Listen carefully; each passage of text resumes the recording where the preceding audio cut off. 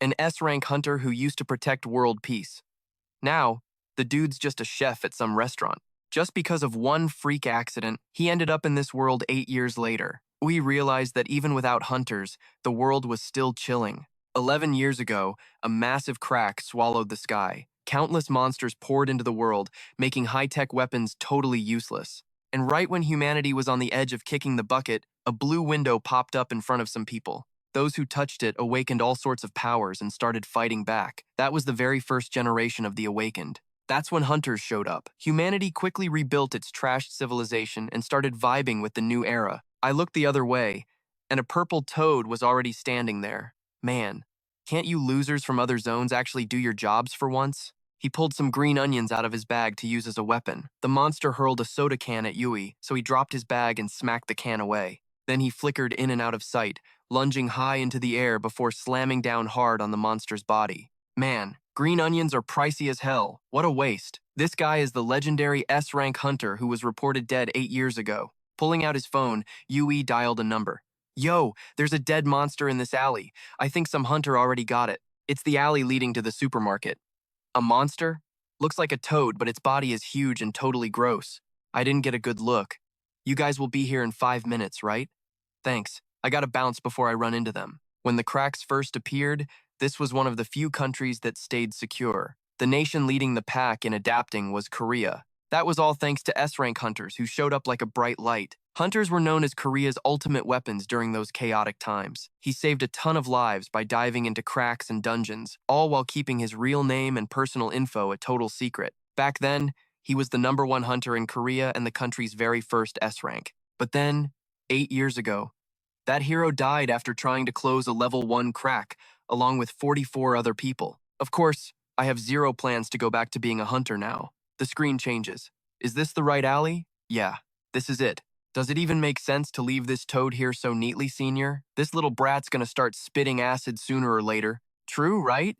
It's so clean we could practically hand it over to the research team, check if there are any other traces. With skill like that, there's no way it's just some random person. The guy added, that. I'm looking into it right now. Even the signal detectors didn't pick up a single trace. Definitely a professional. You can tell just by looking he's a master. Useless comics and novels have totally ruined these kids. Anyway, a level 4 monster showing up isn't that weird. I'd be grateful if they just didn't eat people or wreck buildings. Let's just bag it and get out of here. Got it. Huh. But I smell green onions somewhere. Probably just the trash. But that smell is making me starving.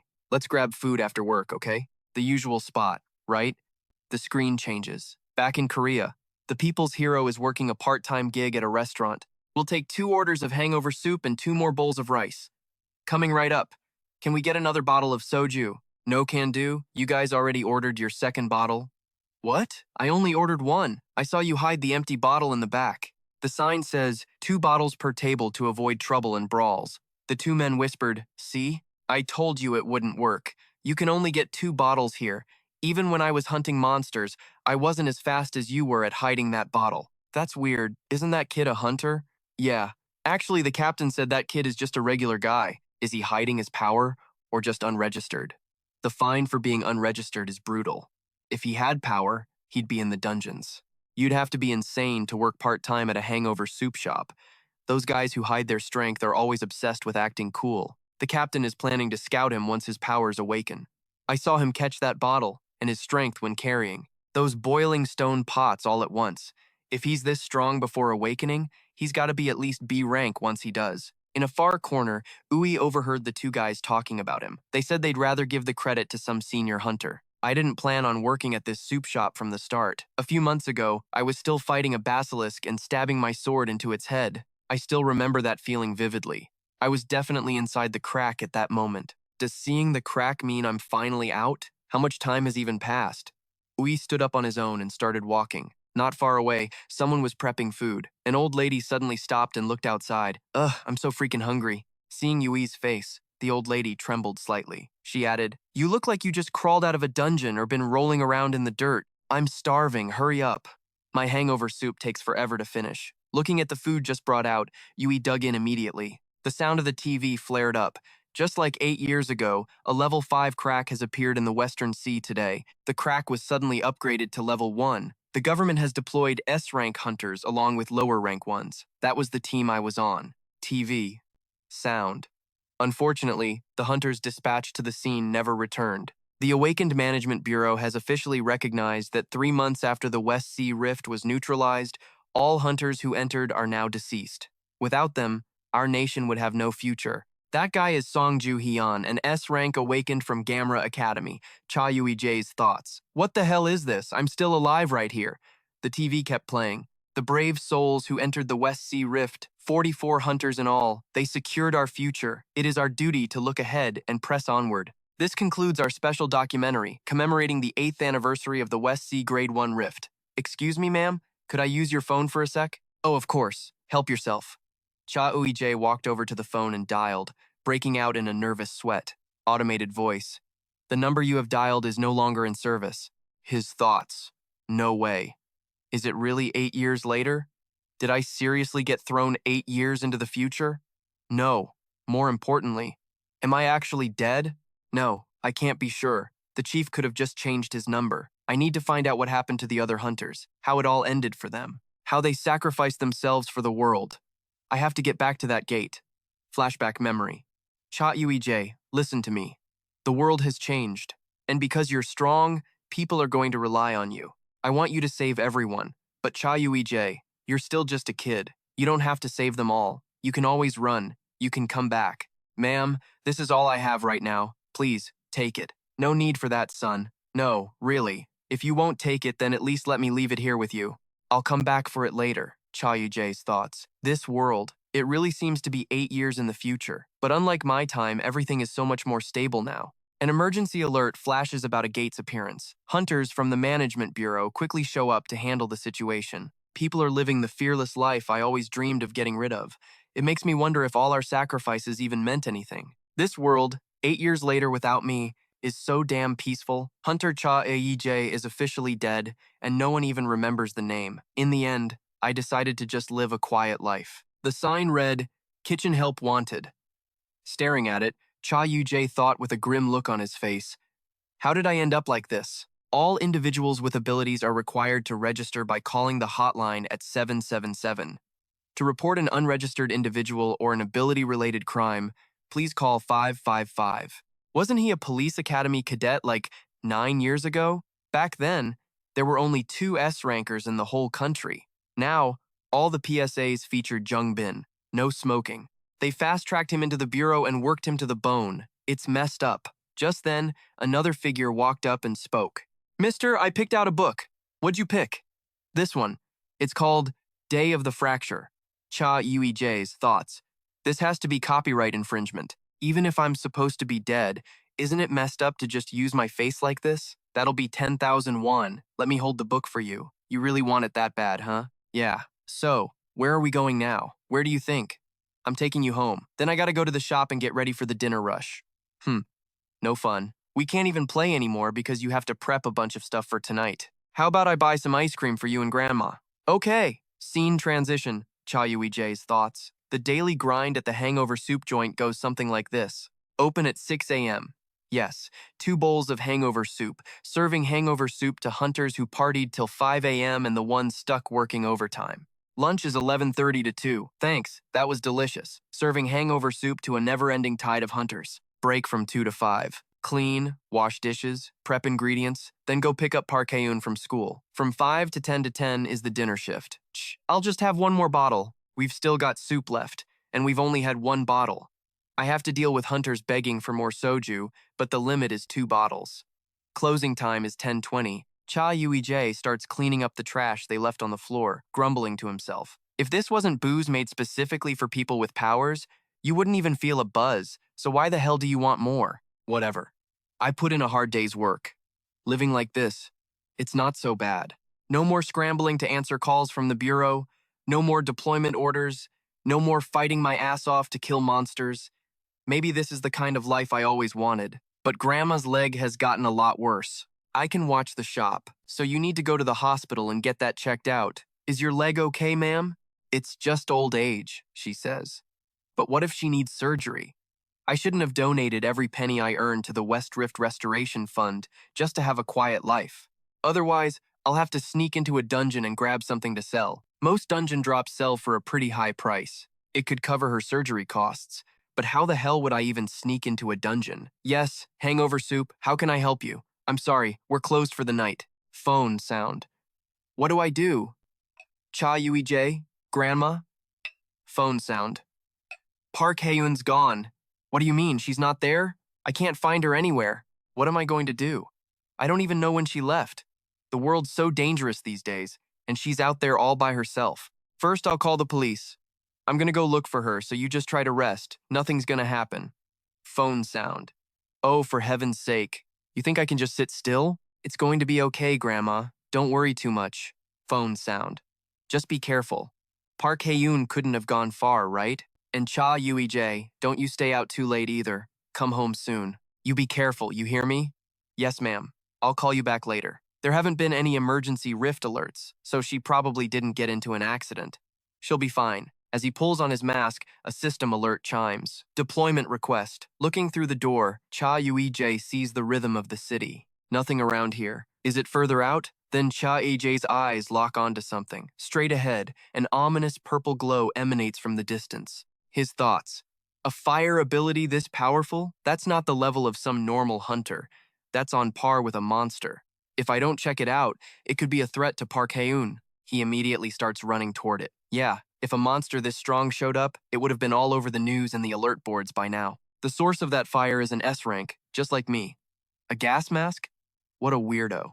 I should go. I need to find Park Hae-eun before I get dragged into some trouble. He only takes a few steps before a voice calls out from behind him. What are you doing out here this late, model? Faced with the stranger's question, Cha Eui-jae walked away without saying a word. I saw everything. Is that guy in the apron just a regular person? Yeah, you're working pretty late, huh?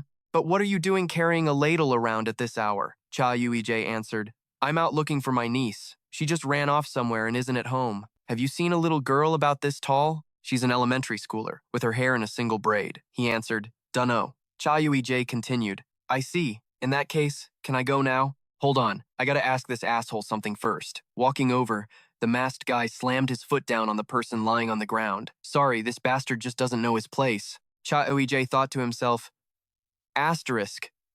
You just wanted to kick him for fun, didn't you? Asterisk, Cha Eui-jae cut in.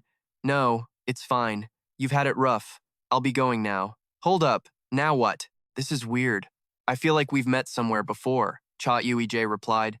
You think so? Cha Eui-jae thought to himself. Asterisk. There's no way I'd forget someone who stands out this much. Asterisk. Fine, just go. But don't you dare tell anyone what happened today. You've been through enough. His gaze shifted to the man lying on the ground. Just then, the man began to transform rapidly, startling him and making him quickly lean to the side. The next second, sharp spikes shot out towards Cha Eui-jae from behind. The moment he glanced back, he used the ladle in his hand to smack them away, causing the masked man's eyes to freeze in shock. Asterisk. Shit. Asterisk, Cha Eui-jae thought. Asterisk. That was pure reflex. I'm so screwed. Asterisk. What kind of psycho just attacks a civilian like that? He hurriedly tried to run away. The masked man asked, Hold on. Cha Eui-jae replied, I'm leaving. I'm in a hurry to find my niece. Asterisk. In a situation like this, asterisk, Cha Eui-jae thought. Asterisk. I'll just play dumb and avoid him. Asterisk. What's your name? He thought. Asterisk. Ah, just pretend you don't know anything. I don't have a name. Asterisk. Aha. So you haven't decided on a hunter name yet? No, I just don't have a name. Then I'll give you one. How about that? What? Are you some kind of professional name giver? I'm just offering to give you a temporary one. I really have to go. Aren't you worried about a kid wandering around alone in the middle of the night? Yeah, right. That lost kid. I'll have my people look for her. Why don't you just wait a minute? I refuse. I'll get help from the police. In that case, I'll call the Awaken Management Bureau. Cha Eui-jae asked. The Bureau? Why would you call the Management Bureau? Because a hunter using their abilities to search is way faster than the cops. You a fan of Young Bin? I can get him here with one call. Should I call him for you? For real? Yup, for real. Asterisk, I screwed up. Asterisk, Cha Eui-jae thought. Asterisk, this isn't going to end if I just keep talking nonsense like this. Asterisk, Cha Eui-jae asked again. What do you want from me? I'm going to ask you 2 questions. First, that ladle is an unlisted S-rank weapon, isn't it? Second, you're an unregistered awakened. aren't you? Cha Eui-jae thought to himself, asterisk, do all hunters these days survive by being complete assholes? No, I can't. I have to think about Ha-eun. Let go of that old school respect bullshit. Asterisk. I've been putting up with you talking down to me this whole time. The masked man asked again. If that's not an S-rank weapon, then you have to be unregistered, right? Asterisk. Calm down. Asterisk, he thought. Cha Eui-jae continued. I'm not unregistered. The man replied. If you're going to bullshit me, at least make it believable. I told you. I'm telling the truth. Unless my records were deleted, like for a missing person. At that moment, the man scratched his head in frustration and then immediately threw a punch at Cha Eui-jae. However, the punch was deflected by Cha Eui-jae's ladle. So it really is just a normal ladle, he thought. Asterisk. This reaction. Is this the basilisk's poison? Asterisk you. An unregistered? Blocked my attack? There's no way I wouldn't know about a guy like you. Hey, how old are you? 24. You really are just some punk, talking down to me the first time we meet. The man continued. You look about the same age as me anyway. Cha Eui-jae retorted. Listen here, kid. I've eaten at least 5,000 more bowls of rice than you have. Even identical twins know who the older and younger brother is. Asterisk. My inner old man is about to go off on a lecture. Asterisk. Why do you keep talking so informally, huh? All right, I get it. Asterisk, bro, asterisk. You mean, bro? If you don't like it, then just tell me your name. Just don't call me that. So it's bro then? Don't call me that. Yes, bro. Shaking with rage. Cha Eui-jae cut in. Stop wasting time talking nonsense. This little probe of yours is over. I'm not doing anything like that. I already asked my 2 questions. The man continued. One was just for fun. And you still haven't answered the other one, have you? Asterisk, bro, asterisk? Cha Eui-jae replied. I already told you I'm not lying.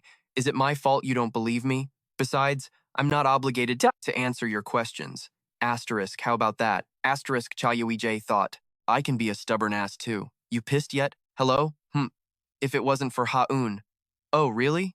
Then come over here. Yeah, I'll bring the guardian there. Make sure you take good care of her, and don't let the kid cry. Your niece has been found. Asterisk, bro, asterisk. Where? At the playground next to the church nearby. And with that, Cha Eui-jae turned to leave, not forgetting to thank him. The name's Lee Sa-young. See you around. Asterisk, bro, asterisk. Watching Cha Eui-jae's figure gradually disappear, Sa-young shifted his gaze and immediately absorbed the corpse lying on the ground. The frequency of their appearances has been increasing lately. Another voice continued. Guildmaster. Reporting. The guardian just arrived at the playground and has met the child. Confirmed that the child was overjoyed, calling him uncle and hugging him. Is there any other specific information? None. Should I tail them just in case? Tail them. Check their destination and report back to me immediately. Understood. Also, this is a message from the Vice Guild Master. He asks if it's possible to hold a meeting at 11 a.m. the day after tomorrow regarding this evening's dungeon bid. Hearing this, Sa-young said nothing and just nodded silently. Yes, I will relay the message to him. Seimin? Yes. What is it? Sa-young continued. Search the database for all male awakened over the age of 25, around 180 centimeters tall, with an awakening level of B rank or higher, except for the guy with the weird face. Yes, sir. You mean the awakened database? The National Top Secret Management Bureaus? What, you can't do it? If you give me some time, I probably can. Then do it, he thought. Asterisk. Life at a hunter company is no joke. Asterisk. Sa-young continued. Also, that elementary school kid you found earlier. You got her name, right? Just play with me some more. This brat. That was Park Ha, a second grader at Sa-bon Elementary. Run another background check on that child's family. Her family background? Why? I've taken a little interest in her uncle. The scene changes. I want to play at the playground some more. Oh my God, are you coming inside or not? Goodness gracious, this child is going to give me a heart attack one of these days. What business do you have leaving the house in the middle of the night? She doesn't even have a clue how scary the world can be. I'll talk to her again when she wakes up tomorrow, so please don't worry anymore, Grandma. Cha Eui-jae. Are you staying the night today? Cha Eui-jae replied, No, ma'am. I have to go to the shop now to get ready for work. The old woman continued, Is business a little slow or something? I have to go out too. Yes, ma'am. It's no problem. You know how strong I am. Maybe. By the way, how's your leg been? My leg? It's almost healed. A lie, he thought. Even now, she's putting all her weight on her good leg. Sleep tight, Grandma. You gonna take care of yourself? I will. But can I use the window for a sec? You're planning to go out the window? I just have something to take care of. I'll call and check on you tomorrow, okay? For some reason, those guys want me to walk right into their trap. I'm being followed.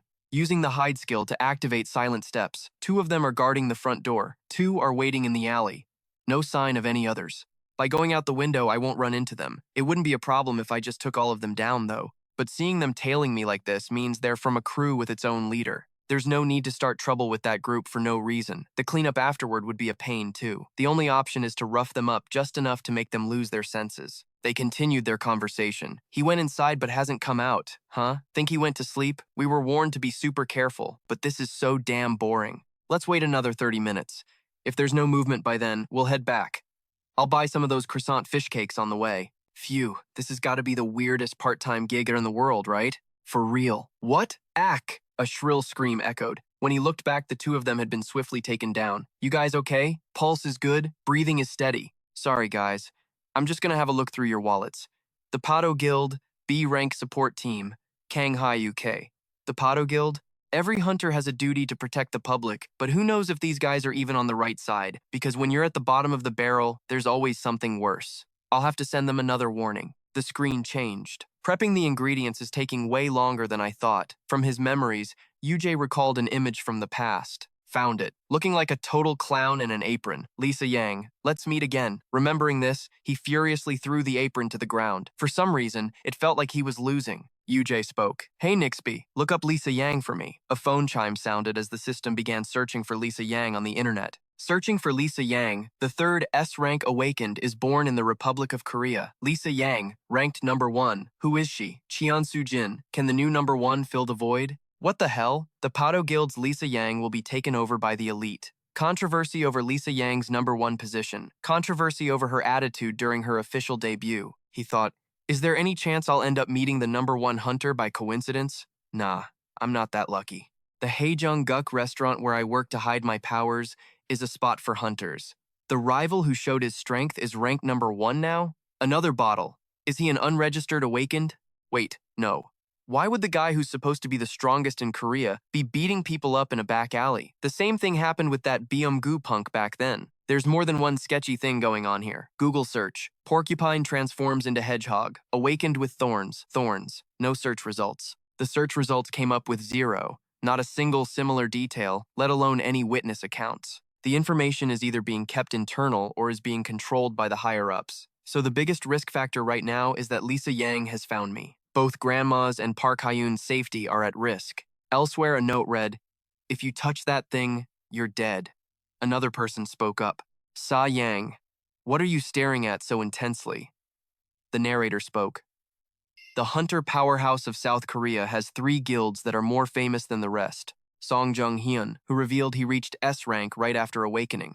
Based on a solid foundation built over a long period, the guild has become a steadfast pillar in the Korean hunter community. Korea's first official guild, Samra, has gathered knowledge since the gates first cracked. Instead of money and fame, this place focuses on researching data. The vessel of knowledge is split into 2 types, a select few elites, and Lisa Yang. What are you writing so seriously? Sa Yang replied, a letter? Who are you sending it to? You're really nosy, you know that? Let's start the meeting. All right. At the same time, 2 others entered and quickly took their seats. Huh? Why are those 4 seats empty? The girl replied. Vice Guildmaster, they're in the treatment room. I think it's been a day. Hey, those guys didn't even participate in the raid. The symptoms are the same, and the onset was the same. I don't know. It looks like they just got their asses kicked somewhere. So what? Some bastard dares to lay a hand on our people and you just let it slide? Hey, obviously we could have beaten them, but the guildmaster told us not to make a move. Hearing that, he turned to Sa Yang with a dumbfounded look. What's this? Our guys get beat up by someone and you order them not to retaliate? This isn't how you show loyalty to Pato. Someone else cut in. Just drop it. The guildmaster's order was to start the meeting, so let's get started. Seriously, Ju. Make sure you relay the main points of the meeting to those guys. Damn it, always ordering me around. All right, let's begin the dungeon bidding meeting for this quarter. A dungeon is a place where you hunt monsters. Everyone, please turn on your tablets and open the file sent by the support office. The dungeon added to this auction is located underground at Jongno 3ga. This is an excellent dungeon for collecting various materials and for ability regeneration. Jisoo chimed in. If it's at Jongno 3-ga, transportation will be super convenient. But why is the government auctioning this dungeon? I'm guessing it's about the money.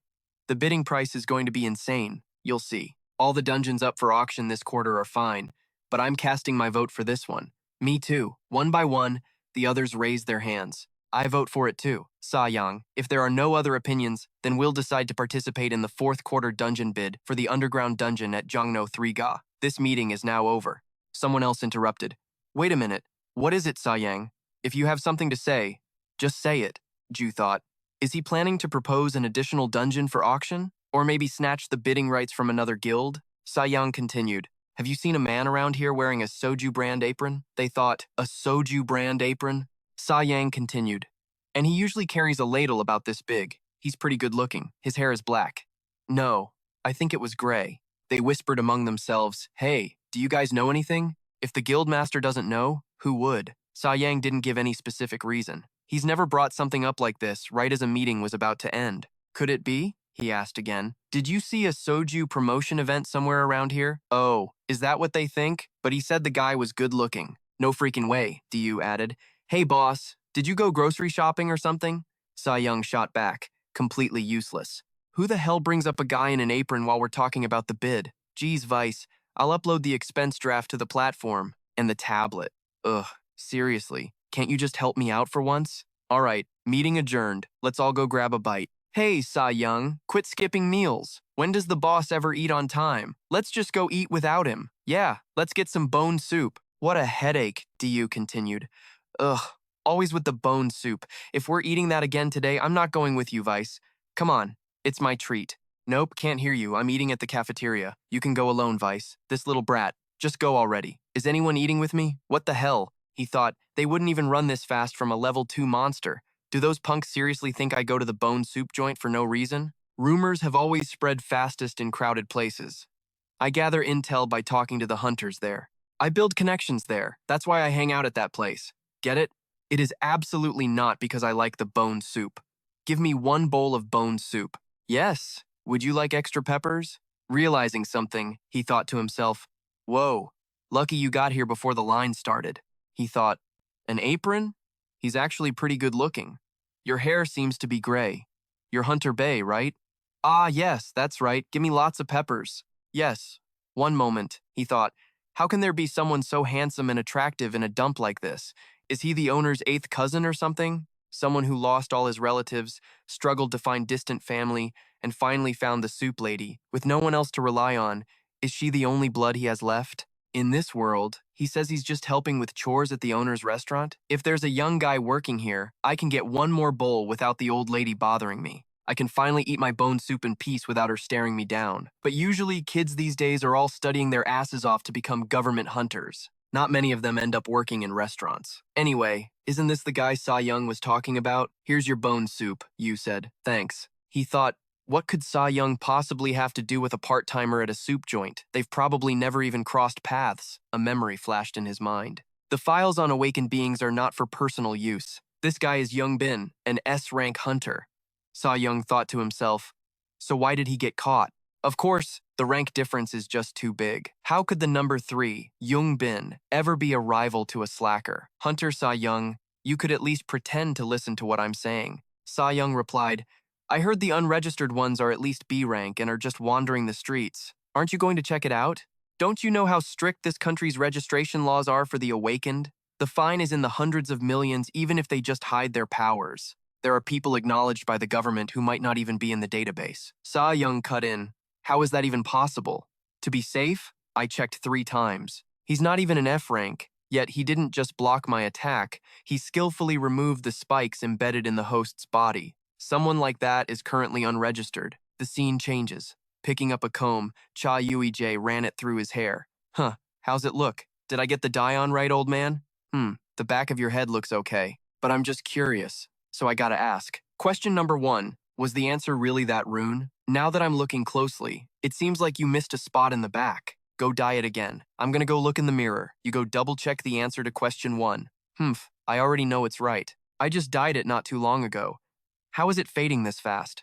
This dye wasn't cheap. Maybe it's because of my healing ability that the color doesn't stick well. If I didn't have these magic hands, I'd be in huge trouble. If I quit the hangover soup joint, maybe I should consider becoming a hairstylist? A text message arrived. Huh? Hey, old man, there's some stranger just standing frozen in front of the door. A stranger? Instantly, Cha Eui-jae used his silent step skill. Stepping outside, Cha Eui-jae saw the person biting his nails outside the door and quickly turned his head back, yelling, Park Haeun, get back. As soon as he finished speaking, the man slammed his head into the glass door. Cha Eui-jae thought, that guy looks like the one I ran into before. Cha Eui-jae added, Bake Park Haeun, you have to lock the door when I go out. He immediately shoved the door open and kicked the guy straight in the face. The guy just gave a twisted smirk. Shut your mouth, the kid can still hear you. He thought, if he's exactly like that guy from before, it would be faster to just snap his neck, right? I have to take this bastard out quietly. Just then, his body twisted,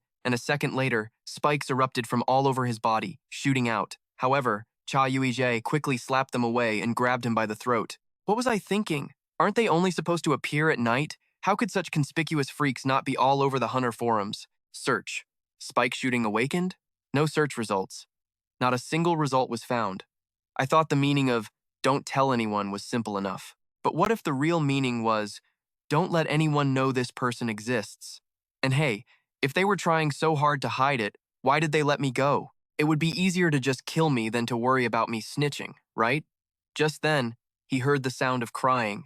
When Cha Eui-jae looked inside, the girl was sobbing uncontrollably. Park Haeun, can you open the door for me? Where did that person go? It's okay. There are no more strangers here. They've all left. Hearing that, the little girl's eyes welled up with tears as she rushed to hug Cha Eui-jae. Cha Eui-jae thought, man, I handled that smoothly. The memory returns to the present. Everything's fine now. You were really scared, weren't you? I'll let the other hunters know about this. That way something like this won't happen again. You have to tell Young Bin and Honeybee too, he thought. That might be a little difficult. Cha Eui-jae continued. But hey, first, I've got to go wash all this dye out of my hair. Yeah, it must be really uncomfortable. We have to make it clear this is the smell of hair dye. If we don't, people will get the wrong idea. Before leaving, Cha Eui-jae didn't forget to shoot a sharp glance back over his shoulder. A few days later, hello, Sa-young and Nam-woon. He's in the operating room. I'll take you there. A moment later, the two of them headed down a different hallway. Sir, Mr. Lee Sa-young is here. I heard you were pretty busy lately, so I figured I'd be waiting at least 3 hours. Didn't expect you to be so quick. Just drop the act. I'm busy, so get to the point, the white-haired Nam-woo-jin retorted. All right, take a look at this guy. He's in pretty bad shape. Nam-woo-jin cut in. The intel says he was already like this when they found him. He was hit with incredible force. His face is completely caved in. Lee Sa-young replied, that alone shouldn't have been enough to kill him. Nam-woo-jin interjected. Right. The direct cause of death was a broken neck. As you know, the bodies of people like this are always altered. They're all enhanced to a point where they can't be easily taken down with normal strength. And yet, someone managed to snap this guy's neck just like that? Was it some hunter who took him out? I already told you. He was in this state when he was discovered. A civilian found him, freaked out, and reported it immediately. Where exactly was he found? Now this is the fun part, sweetie. With that, he snapped his fingers. A kid immediately came out and handed him a tablet. Yes, sir. Nam-woo-jin continued. This place looks awfully familiar, doesn't it? This is the same area, near the alley where we found the last one. And there's one more thing. Check this out. I've never seen curved spikes like these before. It looks like he slammed into something extremely hard and fast. Ever seen this before? I've scoured the entire database and still came up with nothing. This is driving me nuts. We've finally got a damn lead. Sometimes, you just wake up in the morning and know it's going to be a shitty day. What's this? This feeling of being refreshed. It doesn't feel right. Nesby, find my fortune for today. The phone announced it was searching for today's fortune. This is a day where even a falling leaf could cause you harm. Therefore, you must be prudent and cautious in all things. Dangerous elements that threaten you are lurking everywhere. Whatever it is, do not ignore it. Check carefully, and then check again. Nam-woo-jin asked himself, is this my fortune or a death threat? You should probably just lay low today. You may have a pleasant encounter in the afternoon, so you might try going out for a bit. What a long-winded way to tell me my luck sucks today. Looks like it's an unlucky day, huh? I'd better be careful. Hello, I received the letter you sent. Hearing that, Nam-woo-jin looked flustered. You're wearing a different apron today, aren't you? It looks good on you. Hello, why are you here? Nam-woo-jin averted his gaze. The people in the restaurant started whispering. Is Lee Sa-young the type to eat out? I thought he never eats out. It's so loud. He's not the type to show up in crowded places, right? Yeah, and even if he did eat out once in a while, why here of all places? Is his life that boring or something? Why bother coming to a rundown place like this? Nam Woo-jin thought. What the hell does that guy do all day? He's such a mystery. Let's go sit at that table over there. The atmosphere is a little tense, but Lee Sa-young didn't give a damn and walked straight ahead. He wants to sit right in the center? Nam Woo-jin continued. Sir, we haven't finished cleaning that table yet. Would you like to sit somewhere else? No, you can take your time. I like this spot. I can see the TV better here too. Ah, yes. The customer is always right. What do you have here? Only hangover soup. Hey kid, this is a hangover soup joint. Of course they sell hangover soup. I told you that before we came. Lee Sa-young replied, can you even stay in business selling only hangover soup? Sir, if you're going to complain about the menu, please leave. Ah, we'll just have 2 bowls of hangover soup, Nam Woo-jin thought to himself. Don't think you get a free pass just because you're a regular. Staring daggers at me won't do you any good. Whether they hate it or not, customers still pay to eat. Okay, I'm calm. Inner peace. Here is the hangover soup you ordered. Nam Woo-jin thought, what's with that murderous glare? Next customer, please come in. We'll clear a table for you right away. Oh, that's all right. I'm not that hungry. I can wait a little longer. Oh, right. Team leader, the deadline for that thing is today, right? Yes, I'll get it done right away. Should I call 112 and report him for obstruction of business? System notification. Activating Poker Face B. Sir, here are the 2 bowls of hangover soup you ordered. Looking toward Lee Sa-young, Nam Woo-jin pondered. No matter how much of a psycho you are, who the hell wears a gas mask to eat a meal? Let's see. Let's see what that shameless face of his looks like. Taking off the mask, Lee Sa-young smiled faintly and replied, oh my. I guess my face is about to be exposed. After a moment of thought, Nam Woo-jin quickly turned and walked away. So, is it good? This is my favorite restaurant. Nam Woo-jin continued. The soup's hot. It was just made, so of course it's hot. I meant the taste. The taste? Yeah. It's all right. He thought. It's bland as hell. At least he's not complaining. Maybe he won't cause any more trouble after he finishes eating. Hey, waiter, check, please. Yes, just a moment. Your total is 30,000 won. Looking at the bill Lee Sa-young handed him, Nam Woo-jin asked with a confused expression. 2 bowls of hangover soup are 30,000 won. Did you just pay for the dishes too? I already told you my name. Couldn't you find me? I have a pretty toxic mouth, so I rarely eat out. Nam Woo-jin thought, no wonder no one dares to sit near him. You're just trying to enjoy a meal, and then suddenly it feels like a meteor filled with poison gas just landed. Yeah, maybe we should get to know each other a little better. No, you psycho. I'll be back next time. Don't come back.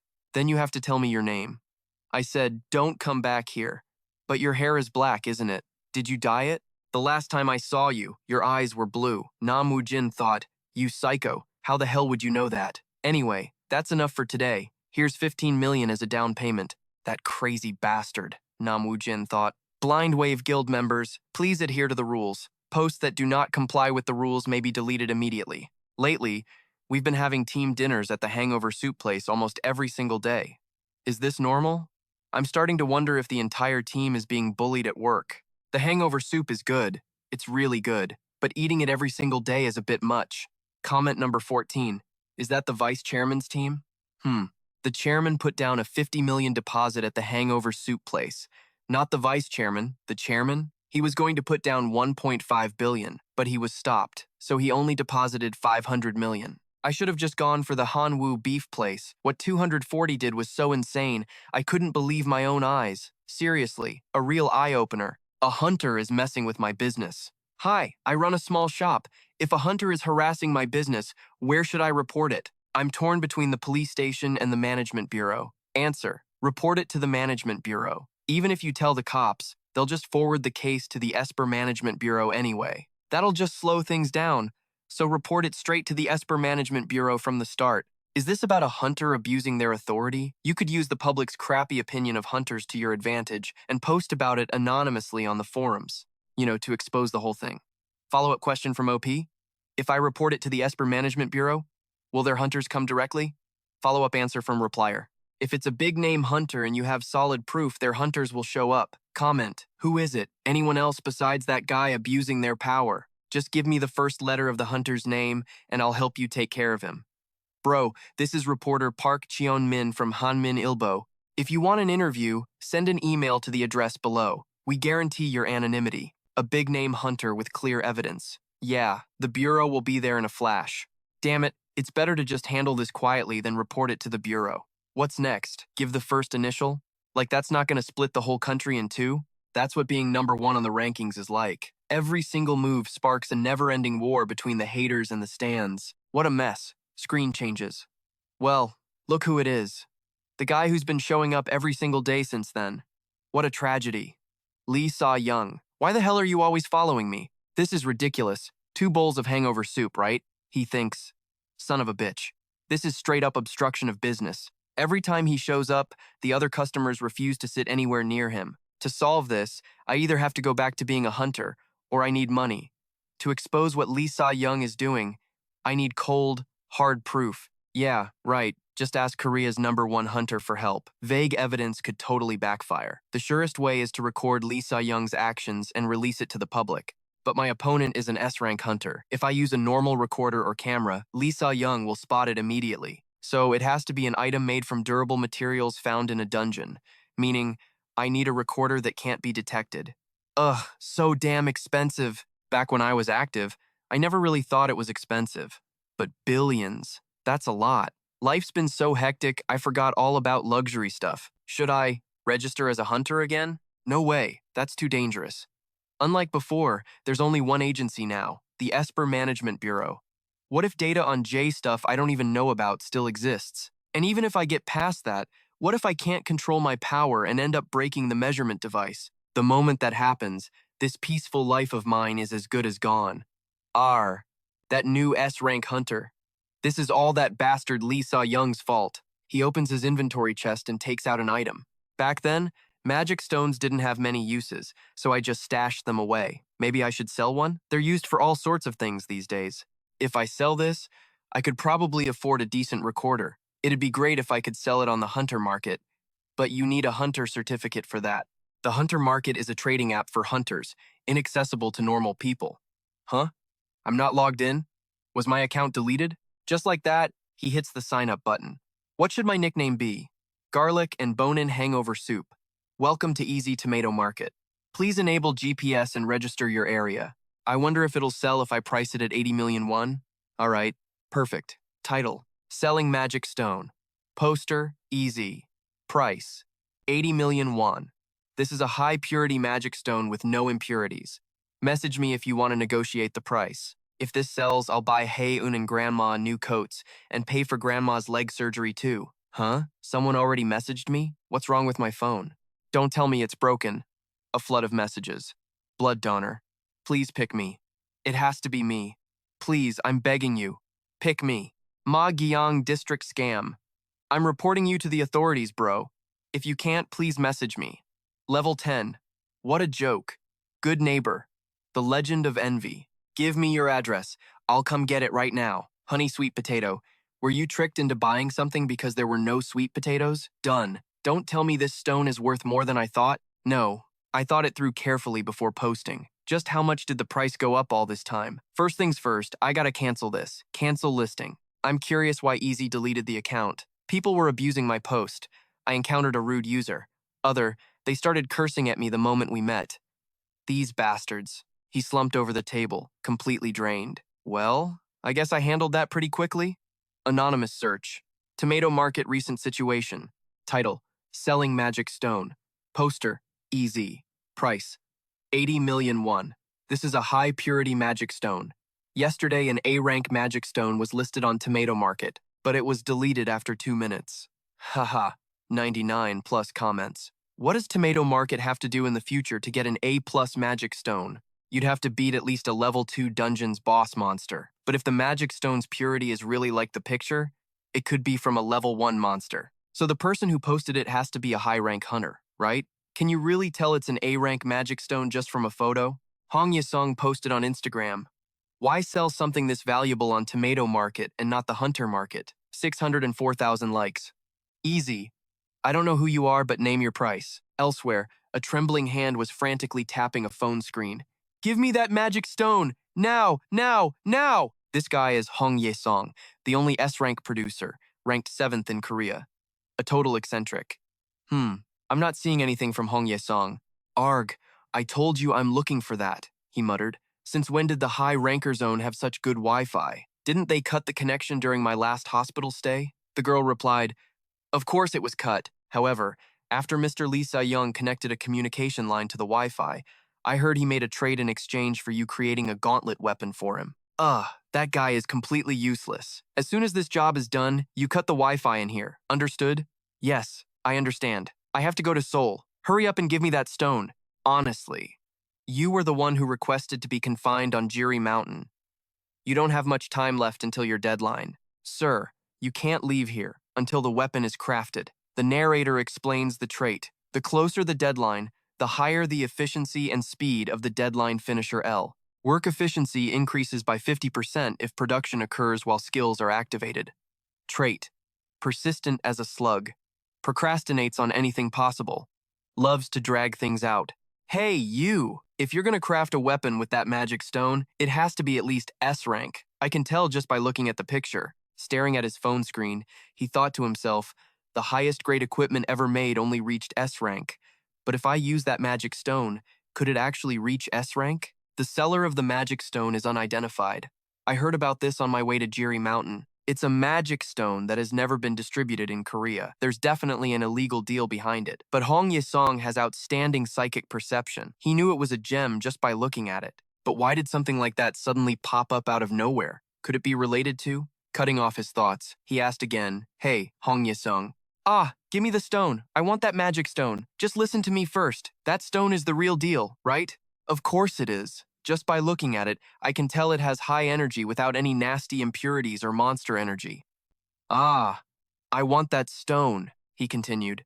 So the number of people who can buy that magic stone is limited, right? Even if it's not possible, they'd at least be in the top 100. The top rankers don't make deals that leave a trail like some newbie would, right? I'm not an idiot. There's a black market in this world, and there's a hunter's market. Then there must be something going on at the tomato market, right?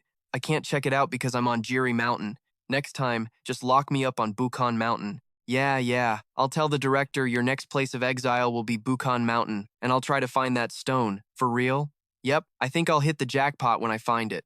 Elsewhere. Man, why are my ears burning? Anyway, what's up today? That punk Lee Sa-young hasn't shown up. Others were whispering. Did you see yesterday's post on the Hunters Guild site? I heard some psycho bought an A-rank magic stone for 8,000 at the tomato market. The Geegweet Guild is in an uproar. You're right. That guy is totally insane. Isn't it just a bait post? You can just grab some pics off the internet and fake it. Hey, Hong Ye-song even put up a bounty for anyone who finds that magic stone. I heard he's even offering to craft a weapon for free. Holy crap, we've got to give it a shot, Cha Eui-jae thought to himself. A bounty? Why? The others whispered. If you buy it for 8,000 and resell it, you'd make a few billion, at least. It'd be awesome if that guy named EZ posted a few more things like that. Looks like he deleted the post and left the group or something. Are you kidding me? Was he just stringing us along or what? Tell that guy to log back in right now. I was planning to go to the market today to ask for a few favors. Do you think you can find him? If I can't find him, I'll just have to tear all of South Korea apart to do it. You think I used to mess around with magic stones because they were totally useless? People say that after 10 years, even mountains and rivers change. In the past, magic stones were items that only people who really wanted them could buy. First, they were for rich people's collections. Second, they were trophies for hunters. But while I was stuck in the rifts, technology developed at a crazy pace. The stones are used to produce energy instead of coal and oil, unlike the current environmentally harmful energy sources. Studies show that the energy can be extracted efficiently. The magic stone, once considered trash, is now seen as gold or something like it. Could the rumor have spread because of some misleading, unverified post? What the hell is this lunatic doing? Things quiet down for a second, and he just has to pour more fuel on the fire. No, this is bad for the magic stone trade then. A memory flashes. How's your leg, Grandma? I still walk with a limp. Will you have to get surgery? I'll have to see the doctor to find that out. I hope I don't need surgery. Back to the present. Hello. Yes, Cha Eui-jae thought. Where did this guy pop out from? The others whispered. This is insane. First Lee Sa-young and now Young Bin? Did someone commit a crime and get busted? Who was it? Just confess already. I'm not here on official business today. I just came to get dinner. I was working nearby. System sound. The trait switches sides instantly has been activated. He probably doesn't recognize me, right? Jungbin only knows the guy named Ja who wears a mask. Come in. How many in your party? Please have a seat right here. Yes, it's just me. The menu is on the wall. Please take a look and let me know what you'd like to order. Yes, I got it. At that moment, another person walked in and spoke. Now that's strange. What's a public servant doing here? This is my territory, or not. Cha Eui-jae thought, Tusk. I really thought he wouldn't show up today, but here he is. Of course, I have to eat dinner too. I never expected to run into you in a place like this, Lee Sa-young. Yeah, I didn't expect it either. One bowl of bone soup. Ah, I'll have a bowl of bone soup too. Anyway, I can't believe we're meeting like this, Lee Sa-young. Come on, sit here. There's something I wanted to talk to you about. This isn't really something I should say in a public place like this, but you should probably start getting used to the news. The director also said that we should pay the price for what we lost last time. Ah, wait a second. He immediately took out an orb from his inventory, and a light instantly enveloped the spot where Lee Sa-young was sitting. You think that's a spatial isolation item. Lee Sa-young, have you found that unregistered person you mentioned before? Or did you already find them? Cha Eui-jae thought to himself. Spatial isolation items are usually used when you want a private space to talk, but they have a fatal flaw. If you run into an awakened person with a higher level than the item, they won't be restricted by it at all. Did you know that an A-rank magic stone is currently for sale on the tomato market? If you don't even know that, you might as well quit being a hunter. Do you know that Hong Yesong is begging for that stone? Did someone with a big mouth spill the beans? Yeah, probably.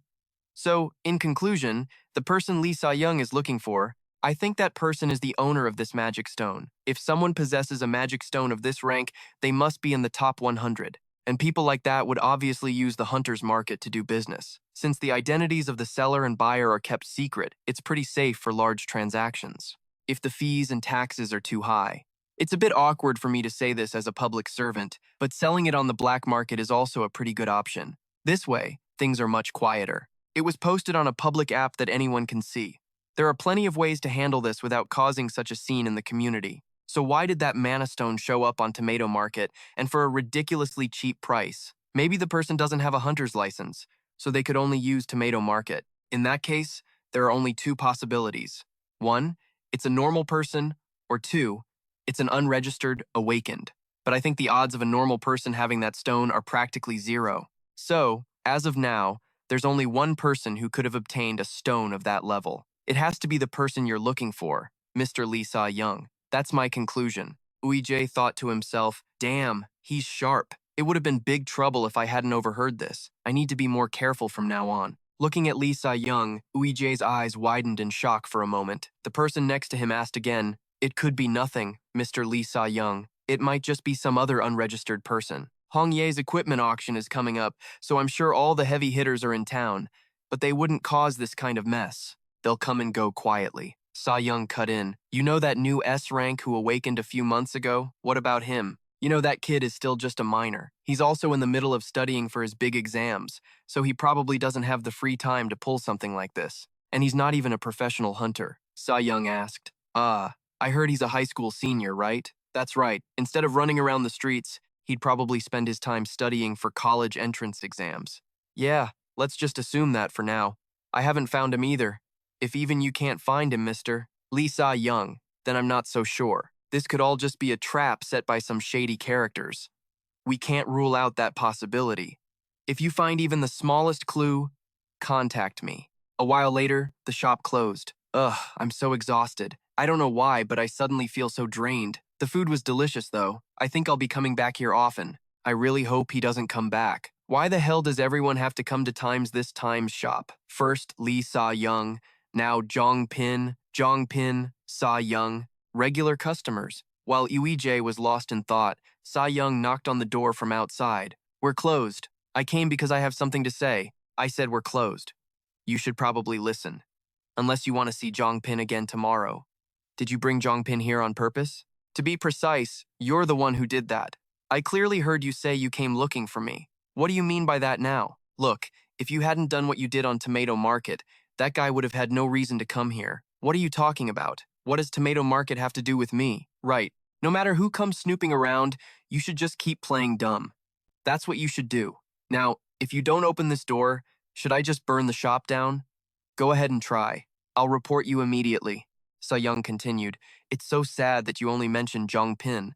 The one right in front of you is me. Hearing this, Eui-jae gave Young a surprisingly gentle look. They're going to keep coming for you. Don't jinx it with talk like that. Just shut up. If you were going to post it, you should have at least used a place like Jung. If screwing everything up is a talent, then you're a freaking genius. Why did you have to post it on Tomato Market, which is divided by district, and cause this whole situation? I didn't know any better. All right, fine. Then besides you, who's the other idiot who listed that mana stone on Tomato Market? Eui-jae replied, Can you be a little nicer? That person didn't know any better, so they just did it. They regret it a lot. Oh, really? Doesn't look like it at all. Hey, Lee Sa-young, you've eaten like 5,000 more bowls of rice than me, so why are you using polite language with me? Hey now, are you trying to give me a hard time? Shut it. Anyway, I have something to discuss with you. My friend made a huge mistake. They didn't know it was a huge mistake. Right. They didn't think things would turn out like this.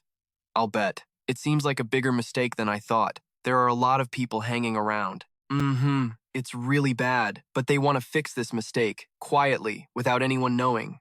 Young asked, Why's that? Eui-jae replied, They just want to live in peace. Aha! They simply want to live in peace? I love that. Let's make a deal. I'll help you take care of all these messy mistakes you're dealing with. What do you want? I want you. What?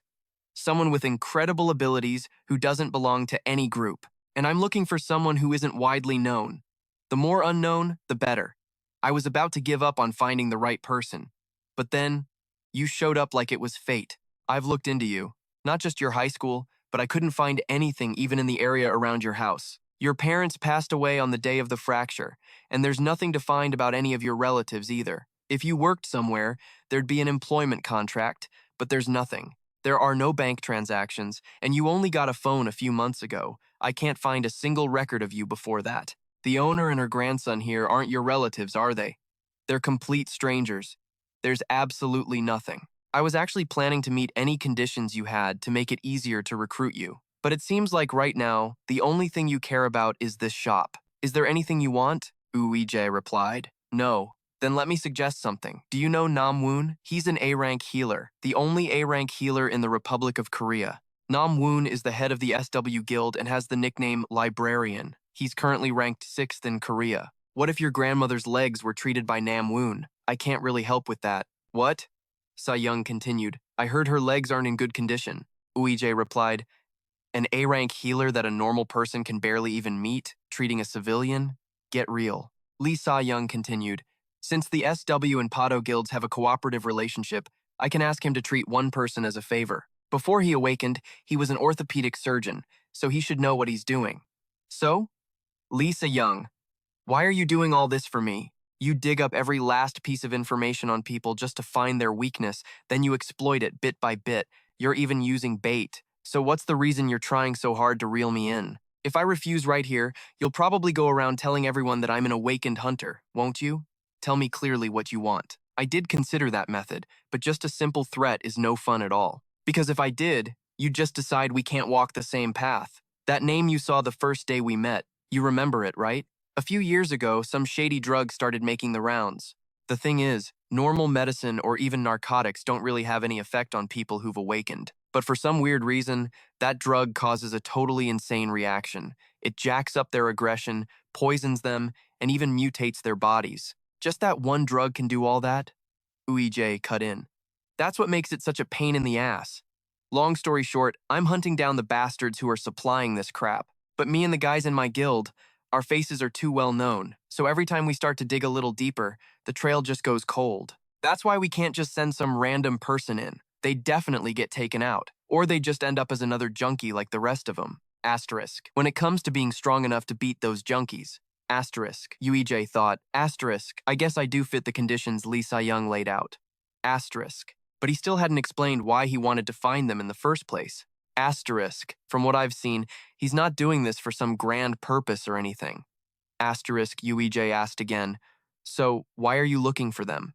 If you take the deal, my man, I'll tell you all the details. For real though, this drug business needs to be kept on the down low, so you gotta keep your mouth shut. Otherwise, Jong Bin will come looking for you.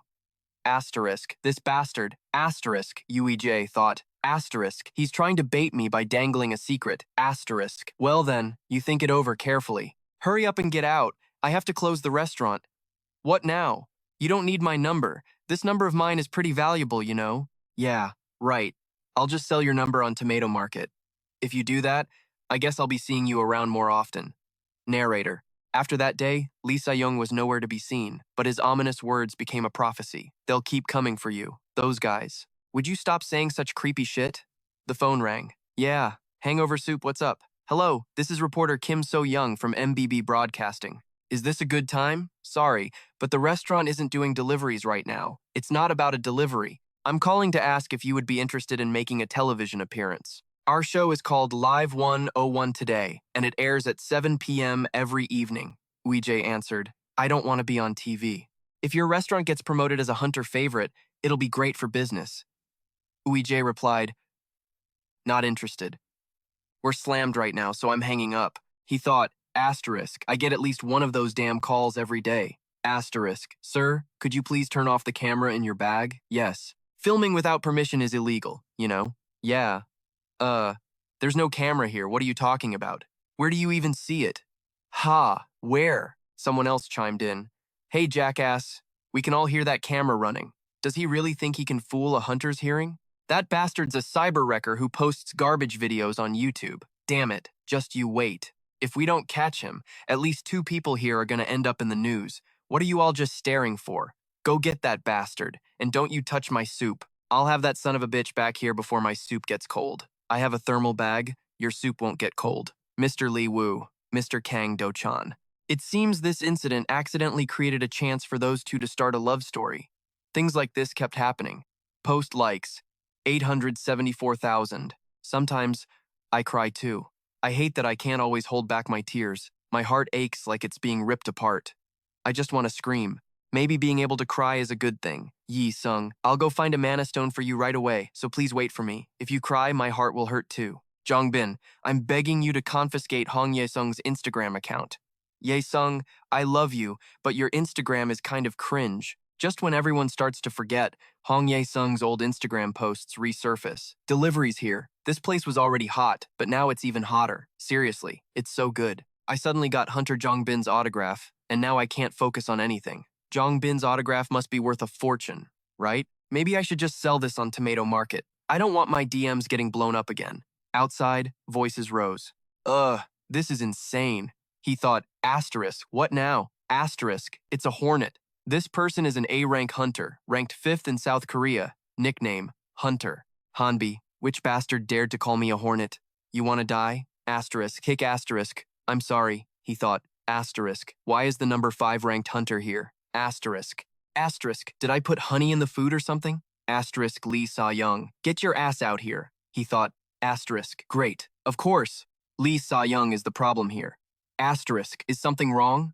Asterisk, she's asking because she genuinely doesn't know. Asterisk Eui-jae thought. Asterisk, at least she knows how to be polite to people. Asterisk, you're Honeybee, right? Whoa, I'm a huge fan. Asterisk, more like a poser. Asterisk, he thought. Asterisk, is she putting on a show for me? Asterisk, Eui-jae thought. Asterisk, well, I'm already in it. Might as well play along. Asterisk, oh my god, Lee Se-young, you're a fan of mine? I'm so sorry. I must have really startled you just showing up like this, right? Eui-jae replied. It's fine. I'm really sorry. I just lost my temper for a second. Just then, a noise from outside drew both of their gazes. Who the hell parks a motorcycle like this? Hey, put my bike down right now. This piece of junk is yours? Then why'd you park it like an asshole? Hey, Hunter, you here alone? And as for Lee Se-young, stop calling me Hunter. Please, use my real name. Where's Lee Se-young? Is he not with you? I'd love to hear your story, but can we order first and talk after? You're right. I should cool my head a bit. What's on the menu here? I'll get the hangover soup. With plenty of spicy green chili peppers, please. Then I'll also have a bowl of hangover soup. Yes. Okay, you can talk now. Why are you looking for Lee Se-young? Did he get into some kind of trouble again? The girl replied. The mana stone he posted on Tomato Market, you know about it, right? I really, really need that mana stone. Is it that important? If I get it, Hong Ye-sung will make me a weapon. I'm dying for an S-rank weapon. Oh, right, that's true. Your current weapon is broken, isn't it? Yui thought. Asterisk. Seriously? Hong Ye-sung is still going on about that? Asterisk. The girl kept talking. Plus, the system's about to drop the new rankings. Once I find that magic stone for Hong Yesung, I'm gonna have him forge a custom S-rank weapon just for me. When the rankings update, I'm gonna crush Google. Such a perfect plan, right? That's why I even blew up the pic of the stone, jacked up the brightness to check for reflections. I even got someone to analyze the photo to figure out the phone model. I even cross-referenced the paper in the background of the magic stone to figure out what kind it was. Seriously, I went over that photo millimeter by millimeter, searched every damn corner. Ui thought, asterisk, she really went that far? Asterisk, just a few days ago, leaks were still being passed around. But for the past couple of days, nothing. What's up with that? A memory flashed. Asterisk. So why'd you call off the search? Did something happen? Asterisk. They continued. Asterisk. The Way Guild's legal team hit us up. They told us to stop tailing EZ.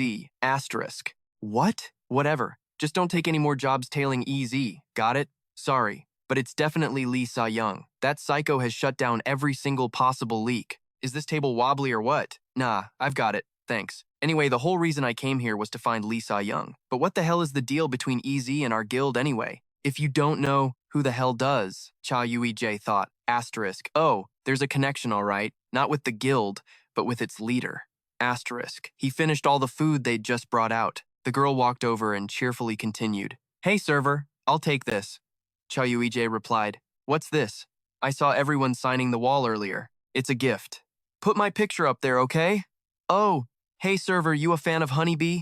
Hearing that, Cha Eui-jae's face went totally blank. Hey, you should totally stop by more often. He said he's your fan. Cha Eui-jae thought, asterisk, just shut up. Asterisk, the girl continued. I'm crazy busy, but maybe I'll drop by your place again. He thought, asterisk, God, please never come back.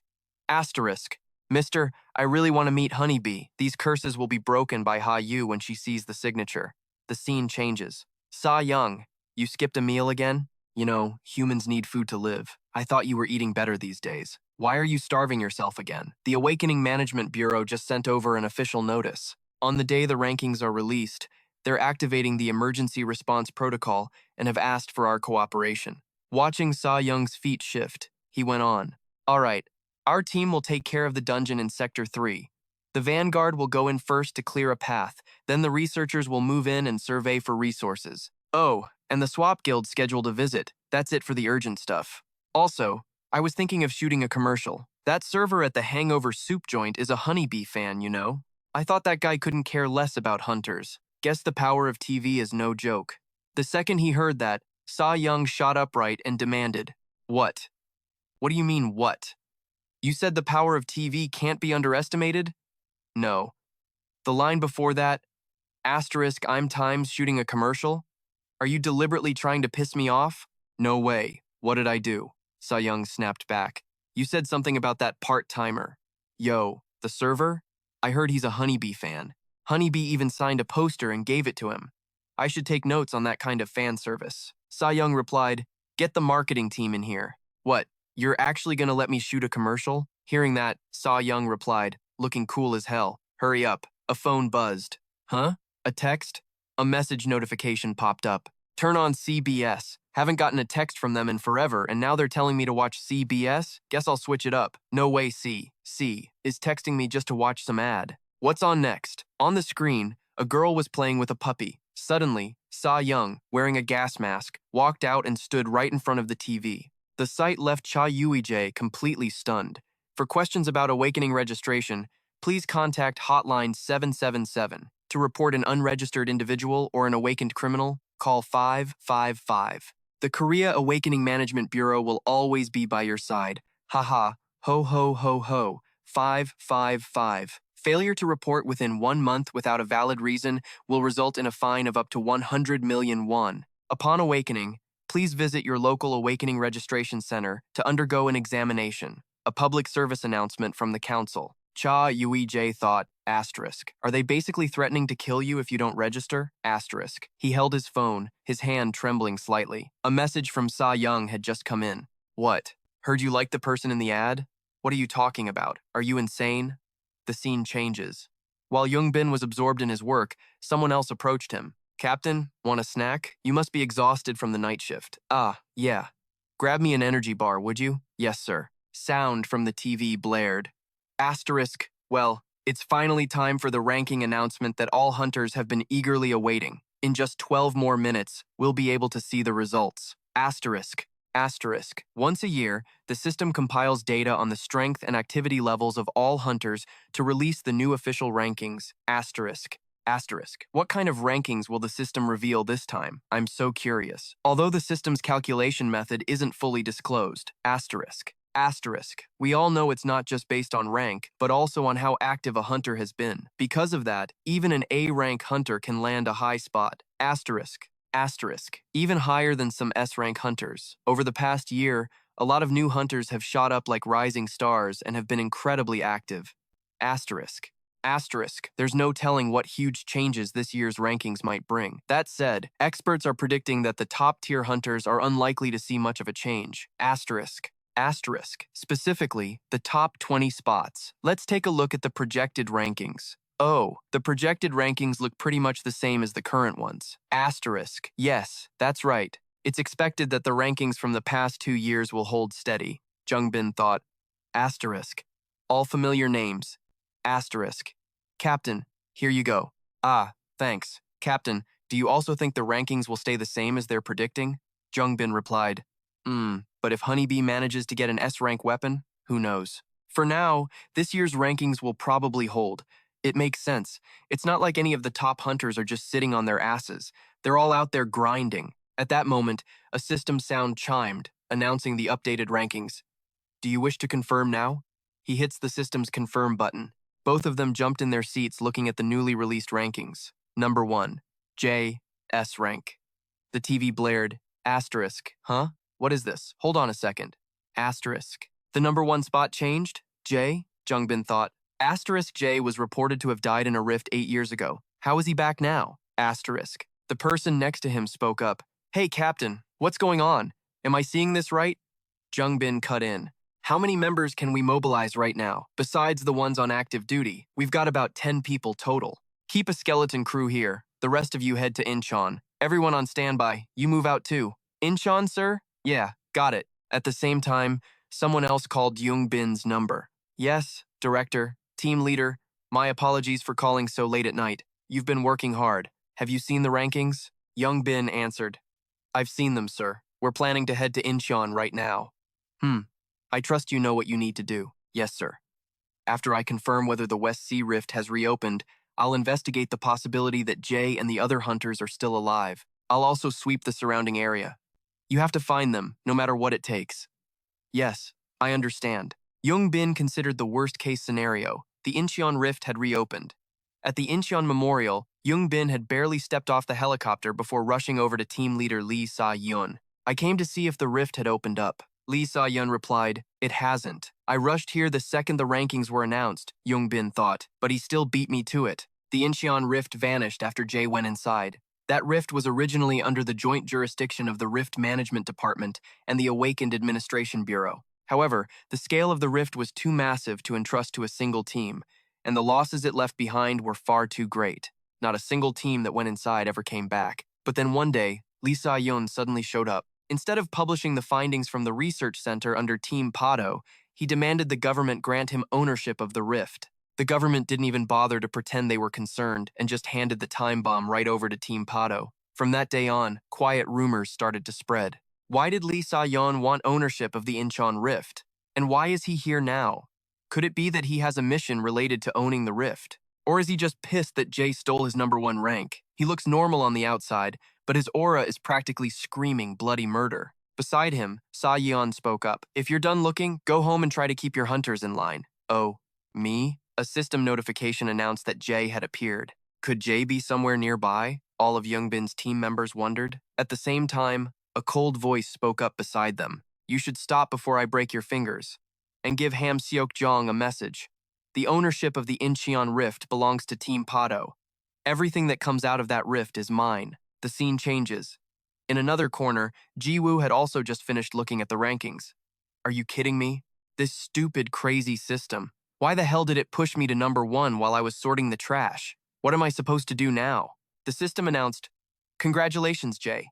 You have become the new number 1 ranker in the Korean region. Hey, what the hell did I do for you to rank me first? Grabbing his phone, Ji-woo checked the latest news updates. Breaking news. Jae takes #1 on the Korean rankings.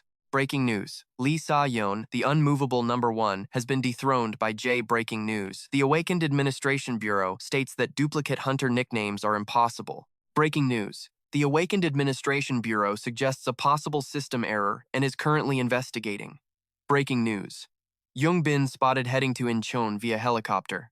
Oh my god, how can a dead guy just come back to life? Besides, since I escaped the rift, all I've done is clean, sort trash, and wash dishes. And make hangover soup, collect discount codes, go grocery shopping, and donate to the victims of the Incheon rift. And, yeah, once in a while I'd take care of some monsters that appeared on the street, then pretend to be a civilian and report it to the Bureau, but that's it. Seriously, if the stuff I did was enough to make me #1, then a puppy or a cow could probably hit #1 too. The system announced, "A special reward for the #1 ranker has been delivered. Choose to accept?" Ji-woo thought. Where's the decline button? You think I'm insane? I hit accept and get dragged back into that life? Hell no. I'm absolutely not touching it. I'm just gonna keep ignoring it. The system chimed again. Previously revoked permissions have been partially restored. Restoring permissions. Successfully restored access to Korea's channel #1. Automatically connecting to channel #1. What the hell? What is this messed up system trying to pull? Change nickname? Exit? Top comments? Is the system bugged? Oh my god. Whoa, for real, this is insane. A true legend. Ha ha ha ha. It's gotta be a prank, right? They're just trying to see how we'll react. The TV station is still broadcasting with the system, isn't it? It's just some kind of reality TV show. Okay, I get it now. You've gone too far, Hong Yi-sung. I'm cutting off the Wi-Fi for the weapon crafting area. Reading through the comments, Ji-woo broke out in a cold sweat. Do you think the guy selling magic stones might just have the same name? But we can't be sure it's not the real Jae. Young-bin said, everyone knows that hunter nicknames can't be duplicated. I know you're all confused right now. I'm still in the process of confirming things, so please try to be patient. You think the rift opened up again? You really think the Incheon rift is back? When I got out of the Incheon rift, it was gone. If the Incheon rift opens again, I'll have to go back to that hell one more time. I have to go back there again. I'll find every single person who left me behind and make them pay for everything they did. Just then, a noise from the side made Ji-woo's eyes dart over curiously. Letting out a long sigh, he looked at the system panel. Hey, maybe you could just type one message for us? You think you can trick me that easily? System, find me a way to leave the Hunter Channel's group chat. A notification popped up, searching for a way to leave the Hunter Channel's group chat. No results found. Damn it. In another place, this new ranking announcement has led to many unforeseen issues that are beyond our control. We are holding this press conference to help all of you understand the current situation. This woman was from the Awakened Administration Bureau. This new ranking was not caused by a system error, nor was it a case of a duplicated hunter nickname. And it is not a case of someone using an account under Jae's name. I know this is hard to believe, but according to our internal investigation, Jae is, as of this moment, still alive. People were murmuring, how could she be so sure? Besides Jae, are there really any other survivors? 8 years ago, the Awakened Management Bureau declared that all hunters who entered the West Sea Fissure had died. So why are they changing their statement now? If Jae is alive, then where is he? We will be expanding our investigation to find the definitive answer. We ask that you please wait a while longer. Thank you. I think the chief of the Awakened Management Bureau. She looks so different from how she was 8 years ago. The Ham Seol, okay, I remember, was someone who would only act when she had an undeniable case and irrefutable evidence. She's an extremely cautious person, unshakable as a mountain. So why would she make such a definitive statement? Jae simply logging into the #1 Hunter channel shouldn't be enough to make her hold a press conference like this. Just then, Cha Eui-jae's gaze shifted. When he saw a black shadow appear before him, Cha Eui-jae asked, "What are you doing?" "So you were at the shop?" Sa Yang asked back. "What are you planning?" Cha Eui-jae thought to himself, could he know something about me? Sa Yang continued, "Ha, what am I times planning? Shouldn't I be the one asking you that? Why didn't you contact me first?" "What? Shit, I've been waiting for 2 damn weeks," Cha Eui-jae thought. He's freaking out just because I didn't contact him? I never intended to ghost someone who was waiting for me to reach out. But if I'm being honest, it wasn't that I didn't want to contact him. I just forgot. Cha Eui-jae spoke up. "I apologize for not getting back to you about your offer, but I've been busy." "Ha, and I've been thinking it over." Sa Yang cut in. Oh, so you times were times thinking it over." Cha Eui-jae thought, why is this kid trying to pick a fight today? Could it be because Jay took his #1 spot? Makes sense. He's been #1 for 6 years. Having it suddenly snatched away must have made his spoiled temper even worse. Sa-yang continued, "What's with that look?" Cha Eui-jae replied, "It's nothing. Good luck with everything. Are you messing with me right now?" "What do you mean messing with you? I'm being completely sincere." "Ah, whatever. Who do you think I shot that commercial for? And then I get ghosted for 2 weeks. Hyung, do you have any idea how shitty that is?" "Oh, right. What was that commercial about anyway? Why did you suddenly shoot a commercial like that? I heard you only like people who do commercials, so what was I supposed to do? What the hell are you even talking about now?" Holding out his fingers, Sa-yang cut in again. "Jungbin, honeybee. Shit. What are you waiting for? Just sell that thing on Tomato Market already." Cha Eui-jae thought, "I want to, believe me. Is this kid throwing another tantrum?" "So, after mulling it over for 2 weeks, you have an answer, right?" "Yeah, let's make the deal. But I have a few conditions." "Wait, both you and I are the types who need solid proof, right? A magic stone voice recorder? You're gonna record this? What if the recording gets leaked? I'll only use it as a reference when drafting the contract. I'll destroy it right after." Cha Eui-jae thought. He uses something that expensive like a disposable recorder? Huh? Well then, let's start. First, I won't work for you during the Hangover Soup Shop's business hours. No matter what favor or request you have, you'll have to wait until the shop is closed. "I'll only work for you from 11 p.m. to 5 a.m., Sa-yang replied. "Fine. What's the second condition?" Cha Eui-jae continued. "Get me registered as a hunter. Didn't I tell you last time that I need a hunter who's as unknown as possible? I know, just hear me out." Cha Eui-jae thought, "I had absolutely no intention of ever going back to being a hunter, but the situation is different now. They found out about Jay's existence. To make things easier for myself from now on, I need a completely new identity, one that has no connection to Jay. You know that a hunter's range of activity depends on their rank. My condition is that you just need to get me the lowest possible rank. E rank or D rank hunters are common, so no one will pay any attention to me. The last condition is to heal my grandmother. That's it. No other conditions." "Okay, now it's my turn," Sa-yang continued. "This thing is called a laurel thorn. It's used to seal a contract. Once blood is dropped on this dagger, the contract becomes absolutely unbreakable. It also has the ability to curse anyone who breaks it. Do you want to stab yourself, or should I do it for you?" "Of course I'll do it myself. Why the hell would I let you stab me?" "Well, you know, some people like to get stabbed in weird places. I told one guy to do it on his hand, and he stabbed himself in the thigh instead. Like I'd be stupid enough to break a contract I worked so hard to agree on. Do I look like an idiot to you? I'm really good at stabbing, you know. It doesn't hurt at all when I do it. It's just like an ant bite. For you, Hyung, I can be even gentler. You won't feel a thing. I guarantee it'll be precise, not even a drop of blood. Cut the crap. No thanks. Just give it here." Watching Cha Eui-jae take the knife, Sa-yang on the other side held out a vial. "Use this," Cha Eui-jae asked. "What's this?" Sa-yang replied. "It's my special antidote." Cha Eui-jae continued. "This looks really suspicious. Your special antidote? What if I kick the bucket right after signing the contract? That's why you should drink it now."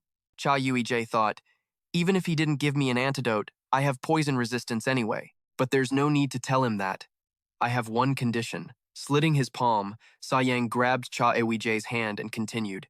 "You are never, ever allowed to betray me." The moment the words were spoken, a light shone from their wounds. Cha Eui-jae felt a pain shoot up his arm and into his body. "Just hang in there." System sound. Special ability. S+ rank basilisk toxin is being activated. Cha Eui-jae thought, wait, this is the detoxification ability I got after catching the basilisk at the West Sea Fissure. It's not supposed to react to mild toxins. This ability has never actually activated before. Why now? Ah, this goddamn kid. Shit, Hyung, what's wrong? Cha Eui-jae thought. Why are you screaming after you're the one who pumped me full of poison? Hyung! Hyung, snap out of it! Cha Eui-jae thought his head felt like it was on fire. Where does this brat get off thinking he can just inject poison into someone else's body? Not to mention that so-called antidote didn't do jack shit. Why is an S+ rank detoxification skill this damn slow? Is it broken or something? System sound. Detoxification in progress. S+ rank basilisk toxin has been activated. S+ rank basilisk toxin has been activated. What the hell were you thinking, Lee Sa-yeon? What if I didn't have a special detoxification ability? For a second, Sa-yeon froze on the spot, then frantically opened his dimensional space and started rummaging through it. Hyung, Open your mouth. Open up. Just like that, Sa-yeon shoved his fingers down Cha Eui-jae's throat and poured in the antidote, making him cough violently. Hyung, are you okay? A system sound chimed. Detoxification complete.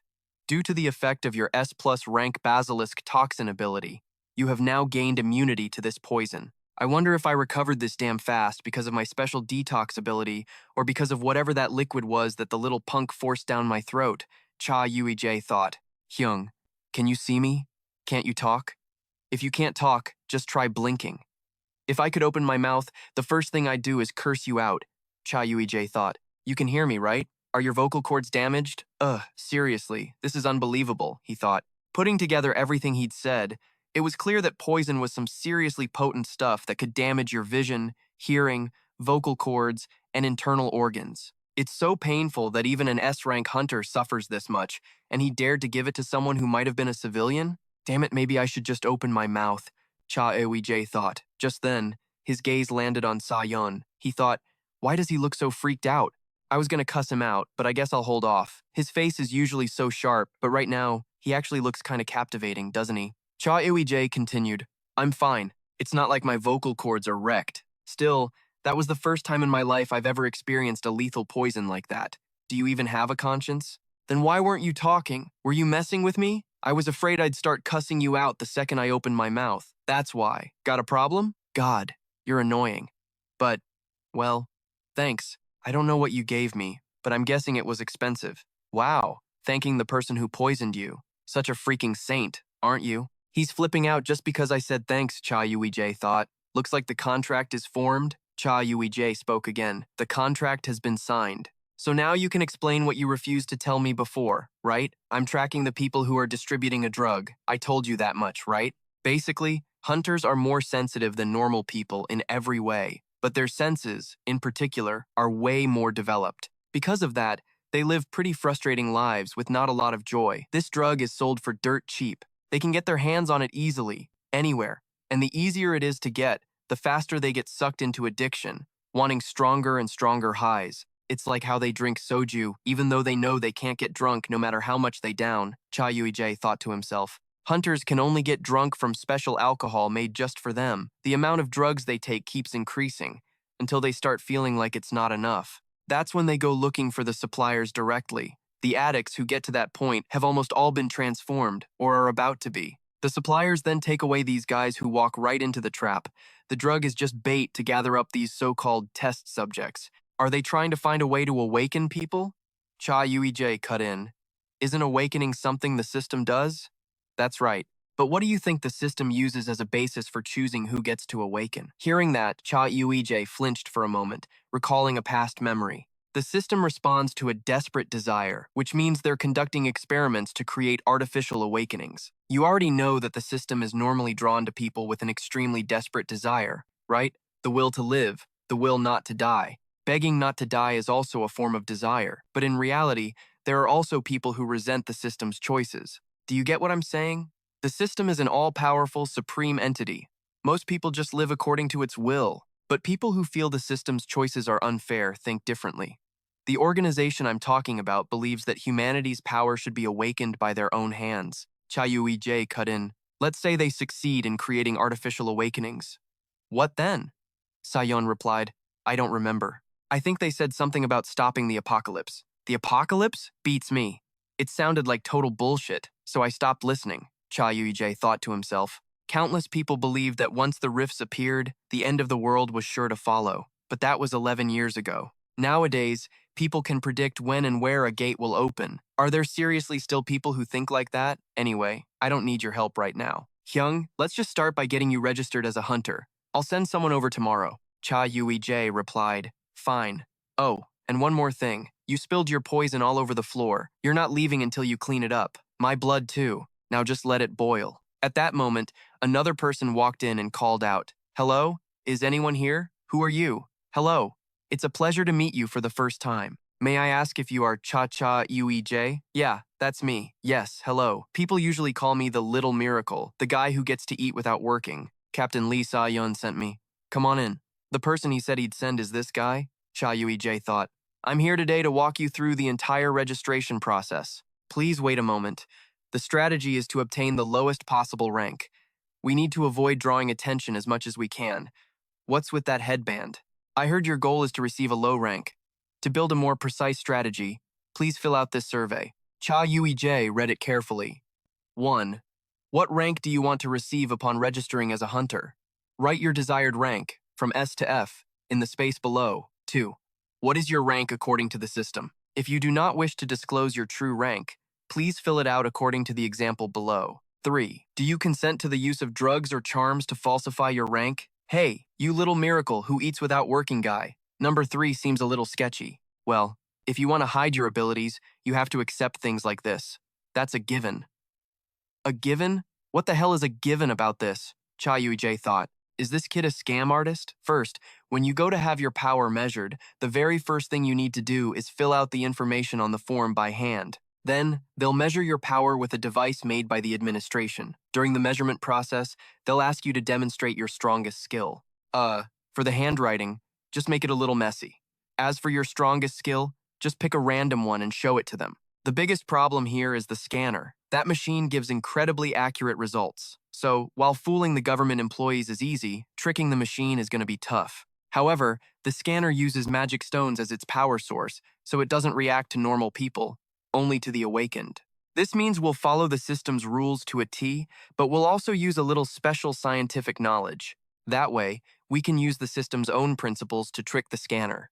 That's why you have to use potions or charms to lower your rank. Asterisk. Sounds reasonable enough, but why the hell does it sound so convincing? Asterisk. Got it. Without hesitating, Eui-jae filled out the application form. Alright, let's go. My car is parked right outside. How long will the registration take? Even if it takes a while, it should only be about an hour, tops. Asterisk. I guess I can just leave the stove on low and come back later. Anyway, bone broth needs to simmer for a long time to get that deep flavor. Asterisk. If we get back on time, there shouldn't be any problems. A little while later, we're not going to the official registration center of the Awakened Administration Bureau. We're going to the temporary registration center in Wangjin District. They're faster over there, fewer people are paying attention, and there are fewer powerful hunters. Is that place new? If so, wouldn't it attract more attention? The Wangjin Center has been around for about 3 months, so they're already getting complacent. Some of the buildings are still in the planning stage and aren't even finished. See that black box up ahead? Ah, yes. There's a pair of bracelets inside. Go ahead and try them on. System sound. Ouroboros's bonds, A rank. Once this pair is worn, you will be cursed with reduced power. So it's a cursed item that lowers my stats? If you want to lower your rank, the fastest and most convenient way is to use a cursed item. Won't they find out I'm faking my rank if I use this? I think if they see me wearing an item, they'll bust me. Don't worry, the item inspection procedure is only for people who are already hunters coming to re-register. They don't check newly awakened individuals coming to have their power measured. Besides, unregistered people can't even use the hunter market. Welcome to Tomato Market. Please enable GPS to register. And besides, who wouldn't want a high rank? Nobody wants to get a low rank, except you, of course. Anyway, that should be enough to lower your rank. If it's still not enough, you'll have to drink a strength-draining poison too.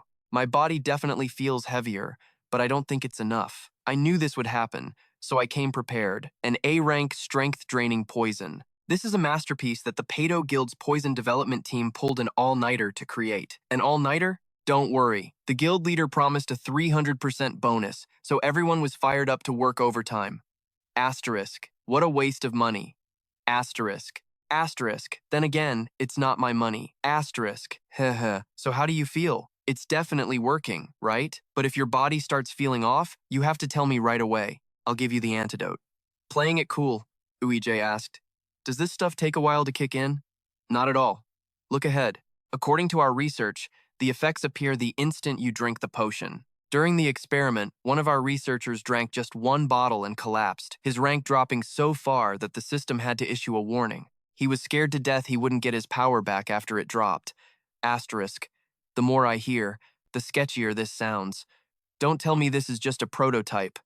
Asterisk. Seriously, I'm just asking for the hell of it. I know it's not, but I'm asking just in case. Is there any effect at all?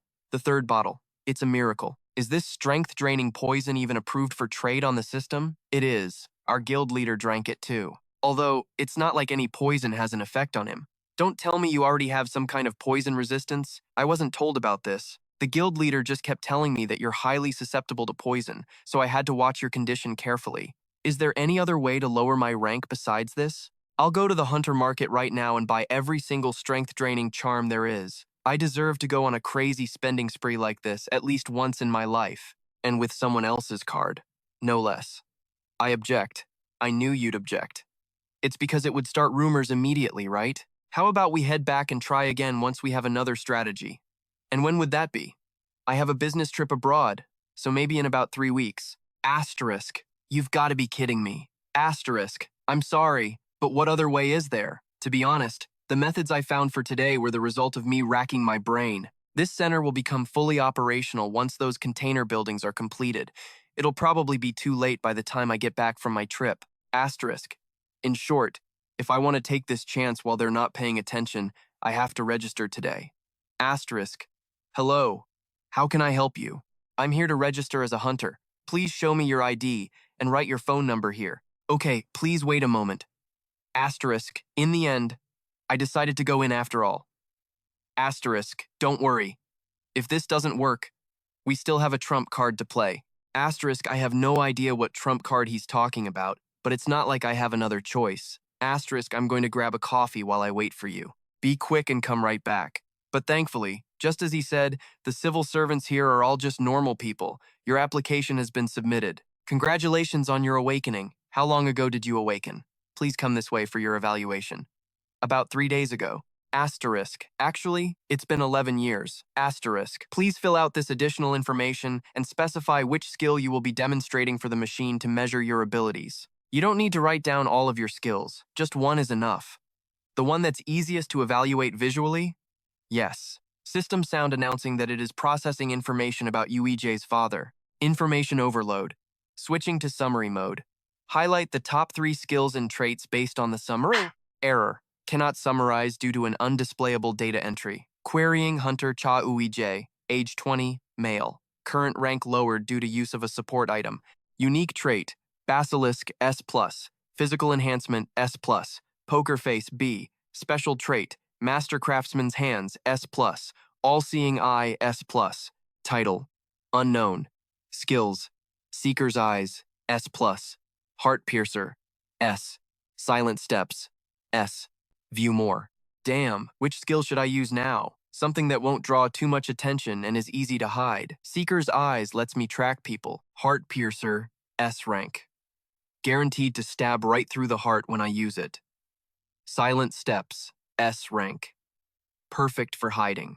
Most of these are skills Cha Eui-jae has already used, so I can't show them. If they find out I have these, I'm busted for sure. So Cha Eui-jae jotted down the info on his device. Alright, first I'll just take the hit. Then I'll register my skill as tough body or something. The note says, my body is super tough. D rank can enhance the body to a certain hardness. A tough body, you say? So, it's a power that basically boosts your defense? Yeah, it's a defensive type skill, right? I think so. I'm not really sure myself.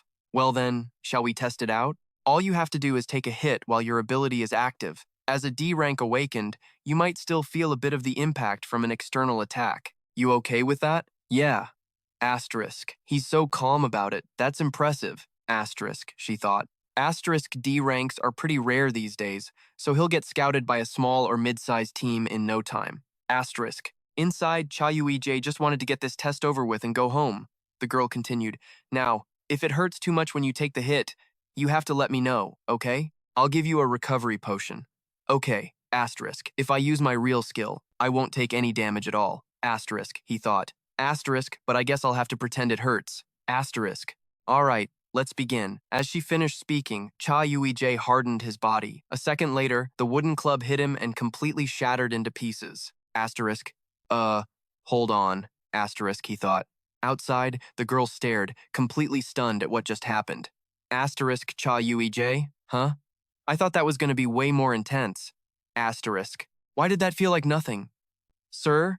Hearing the girl call out, Cha Eui-jae stammered from inside the room. Ah. Ow. Why does it hurt so much? Man, that really hurts.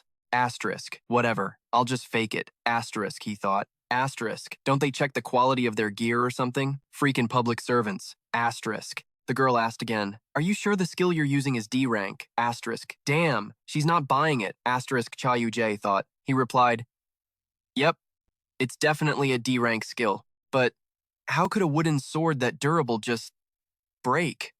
I wrote down body enhancement, but honestly, I'm not really sure how it enhances me. But I'm gonna have to pay for that, right? Huh? No. First tell me, is that thing expensive?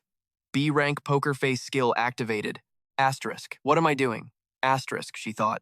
Asterisk, I just slipped up in front of someone who just awakened. He's new to this, so he must be extremely sensitive right now. Asterisk. She recalled something from her training. Asterisk. Newly awakened individuals must adapt to their sudden transformation and are therefore in an extremely sensitive state. Asterisk. Asterisk. Some even stay awake for 72 hours straight. They must be handled with extreme delicacy and care, as if you're dealing with a ticking time bomb. Asterisk. Asterisk. Even the slightest trigger can cause a massive problem, so we must be incredibly gentle. Asterisk. Back in the present, she said. It's all right. These training dummies are old anyway. We were planning on getting new ones when we moved to the main headquarters. So, yeah, please don't worry about it. Well, the skill demonstration part is done. Let's move on to measuring your power. Asterisk. Out of the frying pan and into the fire. I think, here comes the next disaster. Asterisk, he thought. Please take off your shoes and step up here. The machine's screen will show your power level and the rank assigned by the system. All you have to do is stand on it, Cha Eui-jae. Simple, right? Asterisk. The problem is that it's too simple. Asterisk, he thought. Asterisk, I already used the bracelet to lower my rank, and it only brought me down to A rank. That's still way too far from the D or E rank I'm aiming for. Asterisk. First, I'll just get measured. If the result is higher than D rank, I can just smash the machine, right? Asterisk. If I do that, I'll have to distract the staffer or get her out of the room somehow. Asterisk. The girl continued, please step onto the machine. Can I ask you something? My shoulder. It's hurting from where I took that hit earlier. Could I get that recovery potion now? Oh, the potions are in the storage room, so I'll have to go get one. Can you wait here for a moment? Yeah, I'll just get on the machine while I wait. The machine gives the results anyway, right? Sure, go ahead. I'll be right back. When the machine chimes, you can get off and check the results. Okay, see you. He waited until her silhouette disappeared, then stepped onto the machine. System sound. Score. 93. Rank. A. Asterisk. Ch. I knew it. Asterisk, he thought. Asterisk. Damn machine. Since it's come to this, my only option is to destroy the evidence. Asterisk. Asterisk. I'll go easy on it. Just a little tap should do the trick. Asterisk. Just then, a violent tremor shook the building, making him freeze for a second. Hunter, are you all right? Seeing the girl run back in, Cha Eui-jae threw out an arm to stop her. Instantly, a spatial rift opened up right behind her. Elsewhere. Asterisk. All right, just gotta finish this report. I wonder if Cha Eui-jae managed to get his D rank certificate. Not that it matters if he didn't. Asterisk. Because your little miracle worker Min can forge the document so perfectly, no one will ever know. At that moment, a loud boom shook him, making him lose his balance. What the hell was that? Outside, crowds of people were screaming and running in every direction. Move, move, move. A level 5 rift has appeared at the Gwangjin District Registration Center. The Management Bureau has been contacted. Seriously? Message sent. Captain Lee So-yeon, I brought him here. The rank-suppressing potion didn't work, so he's only using the bracelet. He's measuring his power level now. The scene shifts. Asterisk. I jumped into that rift so fast I got dizzy and nauseous. I'm finally getting my bearings. Looks like this rift isn't too dangerous. Asterisk. Asterisk. Can't tell if I'm lucky or not, but everyone who got sucked into this rift was scattered all over the place. I don't see a single soul. Asterisk. Asterisk. I need to keep my identity a secret, so I can't just go around saving people. But I can help them by thinning out the number of monsters in this rift. Asterisk. The fissure won't disappear until you take out its master. The rescue team should be on their way. But crap, what am I going to do about the shop's business tonight? Electronics don't work inside the fissure, so I can't even check the time. I wonder if the shop has burned down yet. The problem is, who knows how long it'll take for the rescue team to even find us. The team will be made up of hunters from the Fissure Management Department and the Bureau of Awakened Affairs. On top of that, there will be hunters from other teams who got the rescue request. A whole squad of pro hunters. Besides, that hangover soup shop is a popular spot for hunters. What if one of the hunters on the rescue team has been to the shop before? That would be so damn awkward. They'd recognize me instantly. Can you picture it? Why is the part-timer from the Hangover Soup shop inside a fissure? And even if I try to hide it, they'll eventually find out that I went to the center to register and just got unlucky and was sucked into the fissure. Shit, is this my unlucky year or something? Since it's come to this, I'll have to use the time while the rescue team is busy helping the other survivors. Activate skill, Seeker's Eyes. I have to kill the fissure's master and get out of here to get back to the shop as fast as I can. Elsewhere, Senior, you're here? When will the other support members arrive? About that. Captain Lee Sa-young of the Pedo team has already arrived to handle the fissure. What? Did you guys come here for a prayer meeting or something? Just crowding around the entrance? You all look so chummy. Do they really think it's Lee Sa-young? He's never responded to a support request before. Shaking off the thought, the girl ran up and asked, "Are you here for the support call?" "Yeah. What else? Why aren't you inside yet?" "The support team from the Bureau of Awakened Affairs is on their way, sir." I was planning to wait for them and go in together. No need. You guys focus on finding the survivors.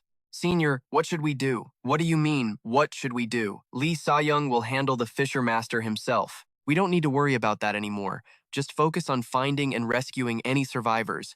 Prepare more gas masks than the number of people on the team. Bring every single antidote and detox item we have. If you don't want to die from Lee Sa-young's poison, you better move it. Elsewhere, Cha Eui-jae was looking around. Cha Eui-jae thought to himself, "This is it. The Fisher's master is in here. It'd be great if I could use fire, but I don't have a lighter on me, so that's a bust. I guess if I just punch it, it'll have to break eventually." The next second, Cha Eui-jae threw a powerful punch, sending a few splinters of wood flying. A system message appeared. "You have entered the Garden of Life, the lair of the Fisher Master." Hearing the sound of Cha Eui-jae's footsteps, the monster's eyes slowly opened, and it let out a deafening roar. Immediately, the surrounding flowers sprung to life and attacked Cha Eui-jae. Seeing this, he just casually swung his arm, and they all shattered into pieces with a crunch. Huh? Why is my power weaker? Is it being suppressed? Oh, that's right. I'm in a weakened state right now. I can't just take this bracelet off. What am I supposed to do?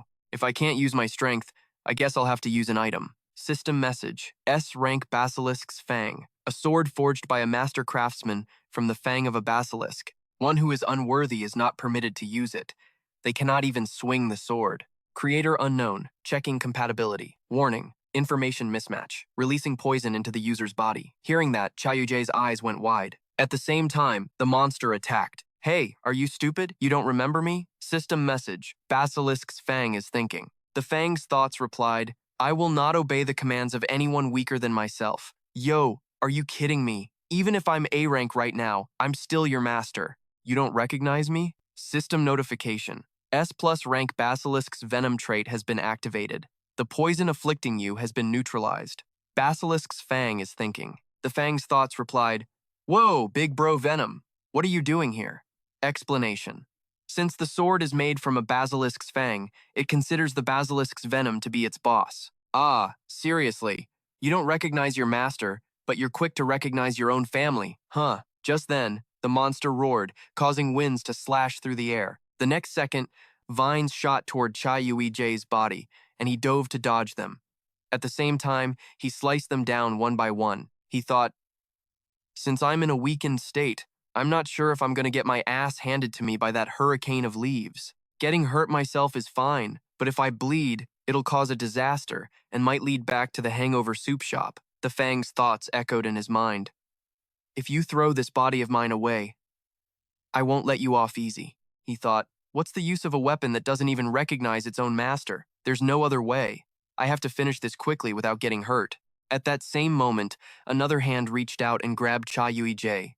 "So, you're not so simple after all, are you?" Hyung, just as Cha Eui-jae was about to charge forward, a hand came from nowhere and covered his mouth and nose. Cha Eui-jae turned to look, and it was Lee Sa-young. Lee Sa-young kept his hand there and said, "So, you're not as simple as you look, are you?" Hyung. Then, with one hand, Lee Sa-young blew away the dark gas around them, quickly grabbed the monster's main tentacle, and severed it. The monster roared in pain before vanishing. Cha Eui-jae and Lee Sa-young stood still. Just then, Lee Sa-young gently squeezed Cha Eui-jae's face, turning his head towards him. He spoke with a tone that was 3 parts helplessness and 7 parts fondness. Where on earth did you get the confidence to take on the Fissure Master? You're still under the effects of a power-reducing charm. Cha Eui-jae's eyes were sparkling, a little stunned from watching Lee Sa-young just now. Suddenly, Lee Sa-young's subordinate walked in, holding a gas mask. See, I told you. He doesn't know the meaning of fear. The subordinate couldn't help but marvel internally. As expected of the captain, he finished off the Fissure Master in a single move. Suddenly, Lee Sa-young spoke to his subordinate, holding out a hand and saying, "Hey, give that here. You have a spare mask, right? Give it here, and put my gloves on for me too." The subordinate was stunned by the request for a moment, not knowing how to reply, but he did as he was told. Lee Sa-young took the gas mask and looked down at Cha Eui-jae, who was staring up at him. His other hand was still on Cha Eui-jae's face as he spoke gently. "This is a gas mask. Put it on as soon as I let go." Cha Eui-jae immediately put on the mask he was given. The hand that was on his face was now on his back, patting him comfortingly. Lee Sa-young said, "You must have been scared, right? Just breathe slowly." Cha Yu then looked up at Lee Sa-young, whose hand was still patting his chest. Cha Yu asked, "What are you doing here?" Meanwhile, his other hand was putting away the sword he had just summoned. Lee Sa-young replied, "What's wrong? Did you think I wouldn't show up?" Lee Sa-young's hand didn't move from its spot. Hearing that, Cha Eui answered coldly, "You have no reason to be here." Then, Cha Eui pushed his hand off his chest. Unhappy with Cha Euy's words and actions, Lee Sa-young shot back, "Hyung, you really have zero faith in people, huh?" Uncomfortable with that reply, Cha Eui said, "Cut the crap. Just tell me why you're here." Lee Sa-young replied, pouting a little, "I came to get you out, Hyung." Meanwhile, Lee Sa-young's subordinate was searching for tracks with a beeping scanner in his hand, completely ignoring the two guys' conversation. Lee Sa-young, getting a bit annoyed, scolded Cha Eui lightly. "But are you insane? I can't believe I came in here and found you fighting the Rift Master." Cha Eui felt a little embarrassed, habitually raising a hand to touch the back of his neck as he thought to himself, "Damn it, if I'd known this would happen, I would have killed that thing even if it tore me to shreds, just to get out of here first." Just then, the subordinate ran over to report to Lee Sa-young. "Captain, it's good that you're concerned about our VIP, but there's something you need to consider." Lee Sa-young replied coldly, "What is it?" The man reported the situation honestly. "Because you used poison to dissolve the Rift Master, it's possible that the Rift's magic stone, which the Master held, was also dissolved." Rumbling sounds kept echoing from within the rift, interrupting their conversation. Seeing Cha Euy's confused look, the subordinate explained further. "Ah, you don't get this part, do you, Eui? Let me explain what the Rift's magic stone is. The Rift Master holds the magic stone at its core. If the stone is destroyed, the rift disappears. And it's not actually a dangerous thing on its own." The rumbling continued. He went on, "But that's not all. If the rift disappears, everyone who was pulled inside, from the living to even the grotesque-looking dead, will all be returned to the exact spot where the entrance of the rift used to be." A frightening image of the rift with its blue inner ring appeared. To minimize the shock caused by those gruesome images, they usually make the rift disappear right after rescuing the survivors. Cha Yu then realized, so he avoided the rescue team and went looking for the Rift Master. At times like this, it's best to avoid running into the rescue squad. Cha Yu propped his chin on his hand, deep in thought. Just then, Lee Sa-young spoke up from behind him. "This situation is beyond what I expected. What do we do now?" Cha Eui replied calmly, "What else can we do? If you get caught for destroying the rift before the rescue team finish searching for survivors, you'll be screwed, right?" He then turned his head and looked up at Lee Sa-young. Lee Sa-young looked down, his eyes full of affection for Cha Yu. Cha Yu ignored him and continued, "In that case, memorize what I'm about to say. I'll get our stories straight." Scene changed to outside the rift, where loud booming sounds echoed continuously. People were scattered all over the ground near the rift's location. A woman who had been thrown out by the rift immediately cursed. Lee Sa-young, "That damn bastard. How dare he destroy the rift when the rescue operation wasn't even finished?" The woman wiped her face as she cursed. Just then, a hand reached out to her. "You've been through a lot, Miss Hee-jin. Are you okay?" It turned out to be Jung Bin. He smiled warmly, his hand still outstretched, offering to help Miss Hee-jin up. She took Jung Bin's hand and asked as she stood, "I'm a little dizzy, but I'm okay. Where is Captain Lee Sa-young right now?" Jung Bin answered honestly, "He's over there, but if you're planning on confronting him." He couldn't finish his sentence before Yang Hee-jin, annoyed, put her hands on her hips and said, "And why would you say that?" Jung Bin replied with some difficulty, I already grilled him for a while, but he actually has a very reasonable excuse for destroying the rift. Then Jung Bin added, trying to explain, Miss Hee Jin, you go to that hangover soup place in the alley, right? Seeing no connection between the question and Lee Sa-young, Yang Hee Jin replied coldly, what does that have to do with Captain Lee Sa-young? Jung Bin shrugged and smiled. The part-timer there just awakened his abilities, so he went to the center to register. That's probably why he got swept up in this incident. Startled by this new information, Yang Hee-jin exclaimed, just prepping at the soup place is already a ton of work, and he got dragged into this too? Jung Bin replied, according to Captain Lee Sa-young, this Riftmaster had the power to lure in newly awakened people. Captain Lee Sa-young originally just planned to hang around near the Riftmaster and stall for time until the rescue operation was complete. But when Captain Lee Sa-young arrived, he saw the hypnotized soup shop employee walking right toward the Riftmaster. A story fabricated by the fake hypnotized victim himself, Cha Eui-jae, was so convincing that everyone had to believe it. Yang Hee-jin suppressed her anger and muttered, I wasn't originally going to let him off the hook so easily, but if he did it to save someone, what can I even say? Jung Bin beamed and replied, ha ha, is that right? But business is business. He'll still have to pay a fine. Not very satisfied with this punishment? Yang Hee-jin asked dejectedly, that sounds simple enough.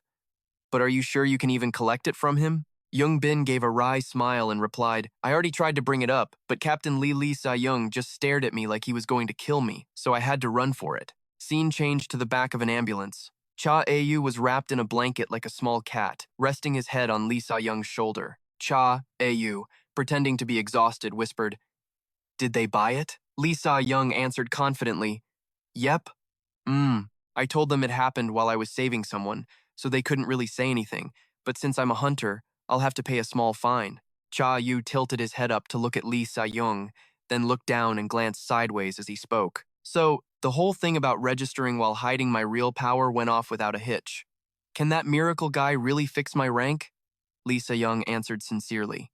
Well, if he can't even handle that, he doesn't deserve his paycheck. He recalled how, before they left, Miracle had tried to raise an index finger, smiling brightly as if to say, put your faith in me. Lee Sa-young continued to reassure him. He'll take care of editing the power measurement data before it gets transferred to the Awakened Management Bureau's data center. No longer worried about the data, Cha Eui then asked about what happened that morning. Hey, looks like Lisa and Gong Jung Pil have no intention of leaving, Cha Eui-jae said, his tone turning sour. Honestly, he'll probably be here until morning, Lee Sa-young replied. This whole thing is way more serious than I thought. But more importantly, are you sick or something?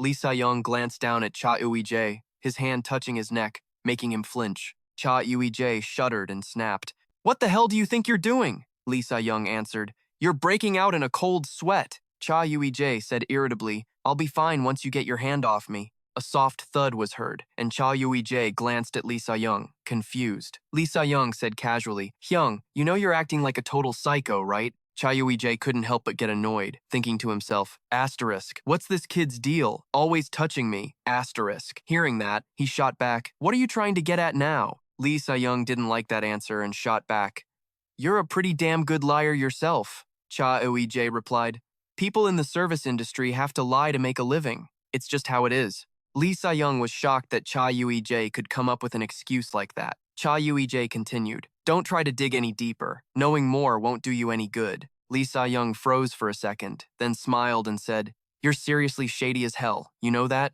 Cha Eui-jae replied coldly, so what if I am? You signed the contract with me anyway. At that moment, the shimmering light of the sunset shone down on them. Lee Sa-young went on, yeah, you've got a point. Why did I sign a contract with you? Someone's so damn suspicious. Hey, the look on Lee Sa-young's face right now is pure mischief. Suddenly, Cha Eui-jae caught a sweet scent wafting over. He let out a soft sigh and closed his eyes. The hand on Cha Yu's shoulder was still there, showing no sign of moving. Suddenly, Cha Yu's eyes snapped open, and he cursed in his head, damn it, the hangover cure soup shop. The scene shifts to the outside of the shop. Cha Yu thought to himself, luckily, everything went smoothly after that, partly because a lot of other stuff was going on. Hong Yesong had given Lee Sa-young a single-use item. It was a piece of paper. Cha Eui remarked to Lee Sa-young, that scrap of paper really came in handy, huh? Lee Sa-young looked totally annoyed. I told you, it just looks like paper. It's not. Cha Yu was silently grateful for the help. Thanks to that, I managed to get back to the shop immediately. Both the soup and the shop itself were untouched. Nothing got burned, so we can still open up. Right now, Cha Yu was working at full speed to get ready for opening. He had less than 20 minutes before he had to open the doors. Beside him, a congratulatory system notification popped up. You have discovered a new power, S-rank ability, environmental combat adaptation. But Cha Yu was completely focused on chopping onions, the steady clack, clack, clack of his knife echoing beside him. A few days later, when Cha Eui had a bit more free time, he thought back on it. I thought all I had to do was wait for that little miracle kid to fake my ability ranking, and that would be the end of it. But Cha Yu sighed as he continued his thought. I've been swamped for days. I wonder when Miracle is going to get back to me. He was opening the door to get some air when a delivery guy walked up and asked, Are you Cha Yu, sir? Cha Yu said he was. After that, congratulatory flower baskets from various hunter teams started arriving. From the HN Hinzun team, from Hanbi of the 6th-ranked HB team, and even a complimentary sack of rice. All of it took Cha Yu completely by surprise. 2 massive flower arrangements just suddenly sent to my shop. Then, a whole crowd of people showed up, men and women alike, holding gifts and flowers. They called out to the part-timer kid, heard the kid awakened his ability. Then they all swarmed Cha Yu, who didn't know what to do other than shield himself. They immediately rushed him, bombarding him with questions. Why didn't you tell us? Whoa, is that a flower basket from Han Bai? Captain Han's had his eye on him for a while now. He's already sending flowers. Damn, he works fast. They started shoving gift boxes into Cha Yu's arms, pushing and questioning him relentlessly. Cha Yu really hadn't expected this, so he was completely unprepared. The people around him kept probing. Wow, congratulations. What rank did you get? This kid was super capable even before he awakened. He's got to be at least a B rank, right? Someone else chimed in. Are you planning on quitting the hangover soup shop? Hey, he just awakened. You guys need to be more careful. Someone agreed, then added, Well, that's true. But to us, he's basically family. It seemed like everyone around here really adored the part-timer, Cha Eui. Of course, they had to celebrate. After the chaos died down, Cha Yu made a sign and posted it on the shop wall with a huge headline. The Hangover Cure Soup Shop is not closing. Below that was a list of things strictly prohibited in the store. First, flower baskets, gifts, and banners are strictly prohibited. Second, inquiries about the part-timer's rank are strictly prohibited.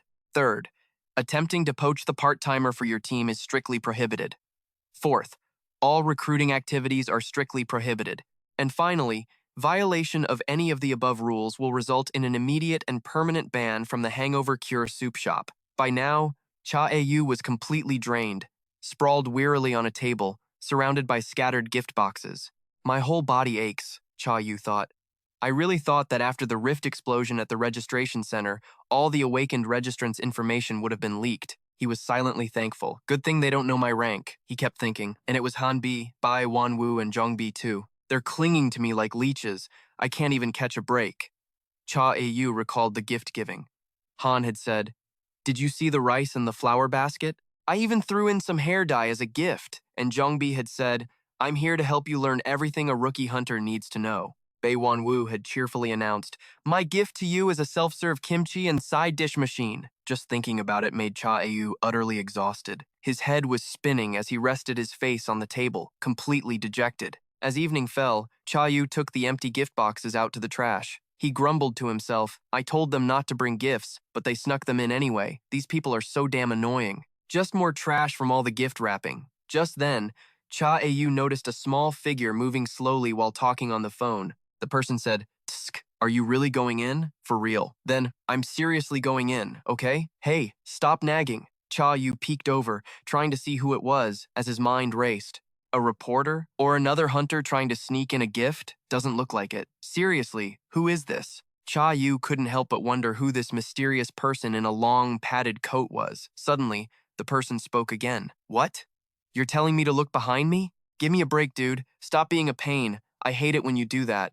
Turns out, it was a girl. She glanced over her shoulder, her cheeks pink from the cold. She jumped and yelped when she saw Cha Yu standing right behind her. Seeing that she looked like a student and wondering why she was here, he asked, Hey student, are you okay?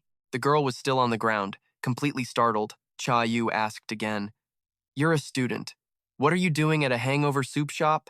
The girl scrambled to her feet, not knowing what to say. Her hood fell back, revealing a pretty face with her hair tied up neatly in a bun, a wireless earbud in one ear. She stammered, about that, sir. Cha Yu just looked at her, unsure what to say. The scene changes to inside the hangover cure soup shop, where Cha Yu brought the girl a cup of hot tea. The girl took the cup, flustered, and started rambling. Thank you. I'm so sorry for showing up so suddenly like this. Cha E waved his hand dismissively. It's fine, don't worry about it. He sat down and asked her, but still, what business do you have at a hangover soup shop? Shouldn't you be at home at this hour? Do you need my help with something? The girl thought for a moment, then squeezed her eyes shut to muster up her courage. The thing is, I know what you are, Cha E. She just came right out and said the truth she knew. Cha E froze. His heart rate spiked, pounding in his chest. He was incredibly tense but forced himself to respond calmly. What was that? What are you suddenly talking about? The girl continued. You don't have to hide it from me, sir. This is a bit late, but please allow me to introduce myself. The girl placed a hand on her chest, her face more confident than ever as she said, The name's Yoon Gaul. I'm a senior at Sabum Girls High School, she continued, explaining her ability. Not long ago, I awakened an S-rank psychic power. At that moment, Cha Eun remembered a conversation between Jung Bin and Lee Sa-young. They had mentioned someone who'd awakened a power. Lee Sa-young had said to Jung Bin, Didn't some kid awaken an S-rank power a few months ago? Jung Bin had replied with his arms crossed, That kid, you know how it is. She's still a minor, and she's got important studies to focus on. She doesn't have time for this. Besides, she's not even a combat-type hunter. Back in the present, the girl, Yoon Gaul, told Cha Eun her power was the ability to see fragments of other worlds. In her hand was a memory fragment, and surrounding her were countless other fragments that looked like shards of glass. She continued, Jay, if I told you that other worlds exist besides this one, would you believe me? The solemn, serious faces of Cha Eun and Yoon Gaul reflected off the memory shards. The girl went on, Whenever I fall asleep, I can glimpse the fragments that fall from other worlds. It depends on my will. At that, she reached out toward another memory fragment. Countless shards now surrounded both Cha Eun and Yoon Gaul. She continued to describe the world she had seen in her sleep, a place that was both similar to and different from the one they were living in now. In that place, there are people with the exact same names and faces as people here, but they're like completely different individuals. At that moment, a memory fragment floated right in front of Yoon Gaul. She continued, If you look closely, you'll see that world is a chaotic mess, just like in this little fragment. Inside the memory fragment was the image of a world in ruins. Buildings collapsed on top of each other, bridges broken in half. The scene was utterly desolate. Yoon Gaul pressed on, Jay, this world will face its own destruction too. Cha Eun sighed and replied, You're telling me a story that's pretty hard to believe. Cha Eun's face was deep in thought, his hands clasped together with his elbows on the table. As if she had expected this reaction, Yoon Gaul replied, Yeah, I know you wouldn't believe it that easily. You probably think I sound like some crazy person. Her face grew somber as she stared at the fragment floating above her hand and said, The little pieces I see in my dreams, they're fragments that have fallen from worlds that have already been destroyed. Suddenly, Yoon Gaul crushed the memory fragment in her hand and continued, When the apocalypse can no longer be held back, that world shatters, and its fragments fly here. I know you're hiding your true identity, Jay. You have your reasons. I wasn't going to seek you out, but let me just get straight to the point. Her expression more determined than ever, she said seriously, I want to stop the apocalypse, Jay. Yoon Gaul then continued to explain, I don't want to just stand by and do nothing when I know the end is coming. If I don't do anything, I'll lose everything I cherish. Please, just look at the fragments I've seen with me. Yoon Gaul pleaded with Cha Eun, politely offering him a memory fragment with both hands. She urged again, Please. At this point, Cha Eun's resolve softened. He closed his eyes, then reached out and placed a hand over the memory fragment she held. He felt himself fall into the scene within the fragment. Looking all around, he wondered, This place, it looks like the rift in the Western Sea. Ah Min searched every inch of this place for 8 damn years. Cha Eun scanned his surroundings. From every corner, he could hear the sound of trickling water, and a queasy feeling grew in his stomach. He thought to himself, Is this what a world looks like after it's been destroyed? Sucked into the Western Sea rift? Suddenly, he heard a rustling and thumping sound.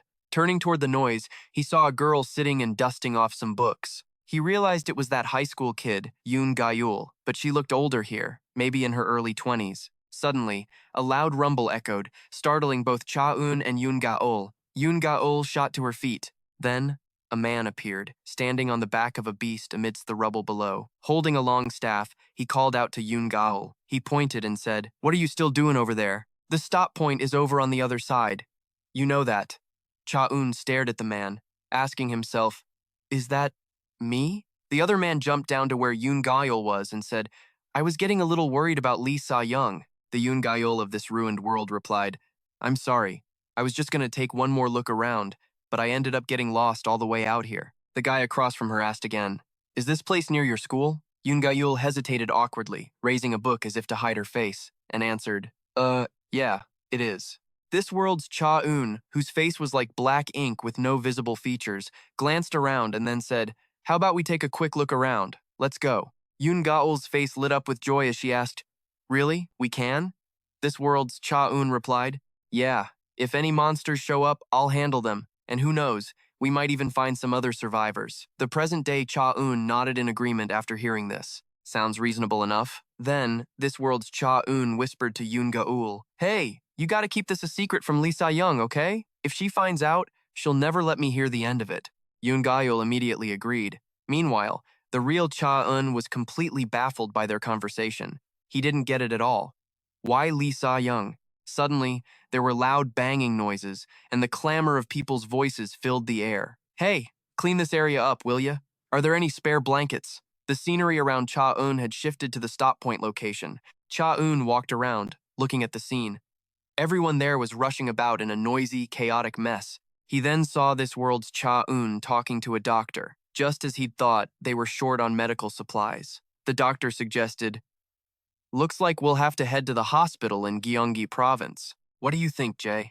Is that okay?" This world's Cha Eun agreed with the idea, saying, "Yeah, we have to go. What other choice is there?" Suddenly, someone brushed past the present-day Cha Eun. He looked over and saw it was Lee Sa-young. He walked straight up and threw his arms around the other Cha Eun, hugging him tightly. This world's Cha Eun was startled, only managing to call out Lee Sa-young's name, while Lee Sa-young, who seemed furious, just kept holding on tight. The doctor across from them started sweating bullets at the scene and said, "How did you get here so early? What about the Daemun Gate?" Lee Sa-young replied coldly, "Send someone else." Before the doctor could even process what was happening, Lee Sa-young glared at him and repeated, "I said, send someone else." He then buried his head in the faceless Cha Eun's shoulder, causing Cha Eun to suddenly have a heap of muscle thrown at him, yelling, "Oof!" That doctor had no choice but to drag himself away from the conversation. Lee Sa-young grumbled about him, complaining that he was just spouting a bunch of crap. Cha Eui-jae's face darkened. He tried to calm Lee Sa-young down, saying, "Don't be like that. For efficiency's sake, it's still best if I go." Lee Sa-young then nuzzled against Cha Eui-jae's shoulder and hugged him tight, saying, "Cha Eui-jae, don't you start talking nonsense like them too." Cha Eui-jae stroked Lee Sa-young's hair with one hand and said, "I told you to be more polite when you speak." This whole cheesy story was starting to piss Cha Eui-jae off. His face darkened as he thought to himself, "Asterisk, this is just some bullshit dream, not a damn world fragment. Asterisk." Then he recalled what Yoon Gaol had said.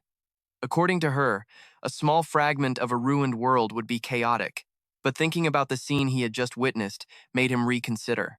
But even so, the way Lee Sa-young acted in that world fragment, it was way too intimate. I was still wondering if I should keep watching them being all lovey-dovey, but the scene had already passed.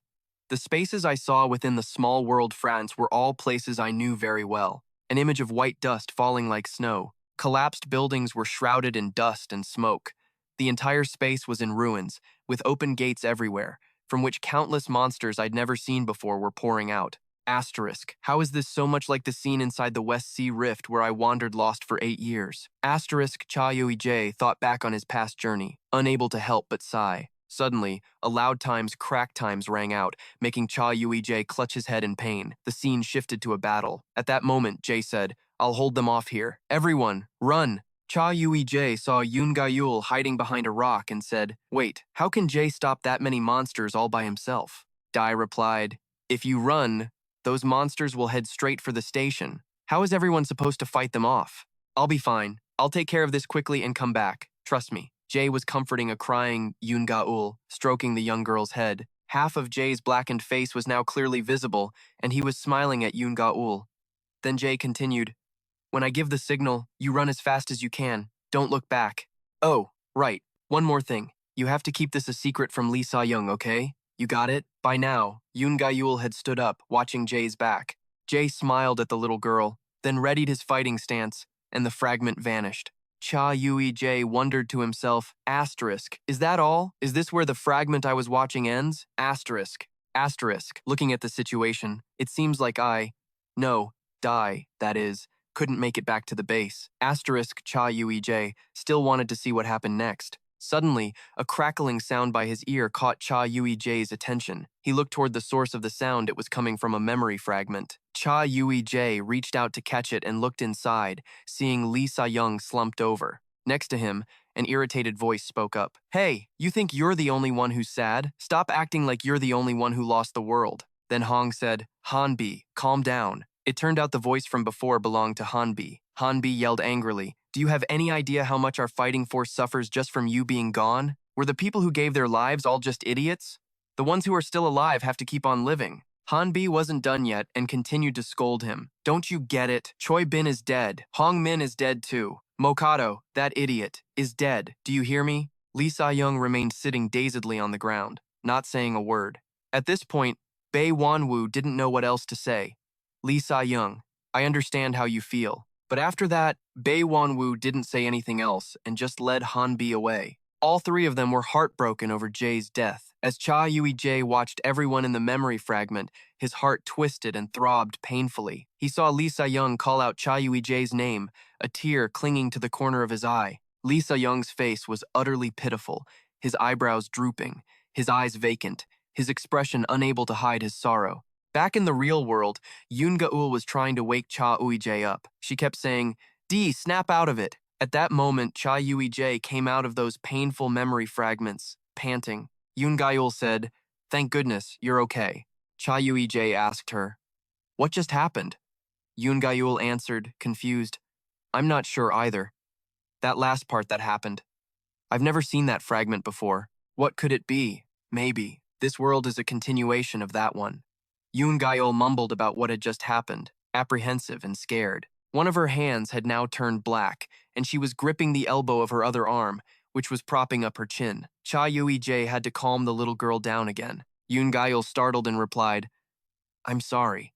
This is the first time I've shown this fragment to someone else, so I didn't know this would happen. I'm really sorry. I thought you'd been dragged off somewhere else entirely." This answer made Cha Eui-jae suspicious, and he asked, "Dragged off somewhere else? What do you mean?" The girl continued to lead Cha Eui-jae into the memory zone, explaining as they walked. "About that, the fragments you saw earlier were all connected by me. I arranged it so that when we finished viewing all the memories, we would return to this exact spot. But suddenly, the connection was severed, and you were taken to a place I know nothing about. Asterisk. Maybe that was when I saw that final fragment." Asterisk Cha Eui-jae voiced his speculation. Or could someone else have interfered? The girl bowed her head thoughtfully and replied, "I'm not sure about that. This is the first time something like this has happened to me." Yoon Ga-eul held up her hand that had turned black as she spoke. Cha Eui-jae now noticed the unusual change in the girl's hand and asked, "What happened to your hand?" Yoon Ga-eul smiled and replied, "Oh, the bureau will treat it for me. It probably ended up like this because of that last fragment. I won't tell anyone that you, Cha Eui-jae, are D. I'll continue to keep it a secret from now on." Yoon Ga-eul said hesitantly, "But I already let it slip that the person who entered the Incheon rift this time was really Jae. Talking one-on-one with the bureau chief is terrifying." Cha Eui-jae comforted her. "It's okay. As long as you don't tell anyone else, I'm already grateful." Yoon Ga-eul continued, "There's something I think I need to tell you. This world, it's going to be destroyed eventually too, and the Bureau of the Awakened will be looking for D to stop the apocalypse. In an office, the Bureau of the Awakened will look for D to stop the apocalypse." "Looking for D, you say?" "Yes, sir. The Bureau of the Awakened is still considering various options to prevent the apocalypse, but then Jae appeared on the rankings. To confront the apocalypse, they've probably already sent out a search party to track down Jae. Your decision to register as a hunter again was a really smart move. Jae's search team is considering the possibility that he lost his memory from the shock of the rift. Because of that, they're expanding their search to include unregistered hunters and even normal people. It'd be nice if I really had lost my memory, but man, if I'd been just a little slower, I would have ended up on their wanted list. The contract I signed with Lee Sa-young really came in handy." Anyway, it's getting late, so I should get going now. Hey, he said, you should really go to the emergency room to get that wound checked out. Your hand doesn't look too good. The young man was worried. Nah, it's okay, really. The bureau will take care of it for me, so don't worry. Hey. Besides, if there aren't any more fragments that need to be delivered to you, I won't be coming here again. It'll only make you anxious. It's not that bad. The girl shook her head as she listened. No, really. Sometimes an awakened hunter from the bureau follows me, so it's best if I don't come here. Can I ask you something? The young man interrupted. Yeah, go ahead. Do you know anything about the people who create artificial awakenings? Artificial awakenings? The girl thought for a moment. Ah, yes, I do. I heard Mr. Jungbin mention it. I think he said that those people are also trying to prevent the apocalypse. But they kidnap people for their experiments. Even if their goal is the same as ours, I don't want anything to do with them, she said, looking rather uninterested. Did you hear anything else besides that? Yeah. He told me there was something at the Incheon port. I only overheard it while he was on the phone, so I don't know the specifics. I'm sorry. It's fine. Thanks for telling me what you know. After their chat, the girl said her goodbyes. Well, I'll be heading out now. Okay, get home safe. Another world? Did another world, almost identical to this one, really exist? If in that world, Jae died, Jungbin died, and Mateo and Math died, then what Yoon Ga-yeol and I saw must have been just a few incredibly brief moments from the past. The young man stood lost in thought in front of the door. There's no way of knowing when or how the apocalypse will arrive. Waiting for an uncertain future is no different from walking forward with your eyes closed. The Bureau will go all out in their search for Jae, because they also want a pioneer, a guide to help them find the best path. What should I do from now on? He sighed. If only the apocalypse came with some kind of warning sign. That black fragment I saw today. A beautiful piece with dazzling, colorful facets. Suddenly, a message notification from Lee Sa-young popped up. The favor you asked for is done, K. Though it was freezing outside, the young man's reply was even colder. Lee Sa-young was annoyed. You have to reply with more than that. Oh, yeah? All right, whatever. Overthinking things won't solve anything right now. Instead of getting a headache from thinking and doing nothing, I might as well just get my hands dirty first. The young man smirked smugly. Lee Sa-young texted back, get to Incheon. The scene changes to early morning, at a place that looks like a cargo shipping point. What's the count for today? A well-dressed, 6-foot-tall young man asked. 3. The supply has been a bit low lately. Are you guys trying to cut us out? What's with the hostile tone? We risked our damn lives to get this stuff here. Bago and Paga are hunting us down like crazy. Here, Bago refers to the Bureau, and Paga refers to the Paga squad. That's right. The guys in Busan are pretty much all caught. At least we still have a way to hide out here. Another guy chimed in. I don't know how the hell those idiots who got caught left a trail, but the higher-ups have given the order. This place won't be safe for much longer. So tomorrow, we're all clearing out of here before our asses get caught. Pack up the big stuff first. We gotta scram before Bago sniffs us out. Split the drugs into smaller batches and carry them. But they didn't know someone was watching them from a distance with binoculars. Yes, we understand. We got a report from Songpa district that one of them is about to enter the transformation phase. They're requesting some more drugs. The young man, who was eavesdropping, wrote in his notebook, thinking, so they're the ones in charge of supplying each facility. It was hard enough to find them, and I've been watching them since dawn. It's only been a week of surveillance. And now they're packing up to run away. I have to report this to Lee Sa-young. As soon as I contact her, Lee Sa-young will send people over. But will they get here in time before these guys are gone? It'd be great if I could just keep tailing these guys. The young man rustled as he put his notebook away. If they escape by car or by boat, it'll be a bit hard for me to follow. Because I'm on foot. It's not like I can fly. He looked disappointed. In that case, I have no other choice. I'll have to charge into the central area and hold them up. With that, the young man confidently sprang up. And, boom! Surprise! He was tied up and sitting right in front of them. The 6-foot-tall guy asked, where the hell did this little punk come from? Are you insane? Daring to run in here and ambush us? Does he have any ties to Bago? The 6-foot guy said as he approached. Doesn't look like it, the bald guy said.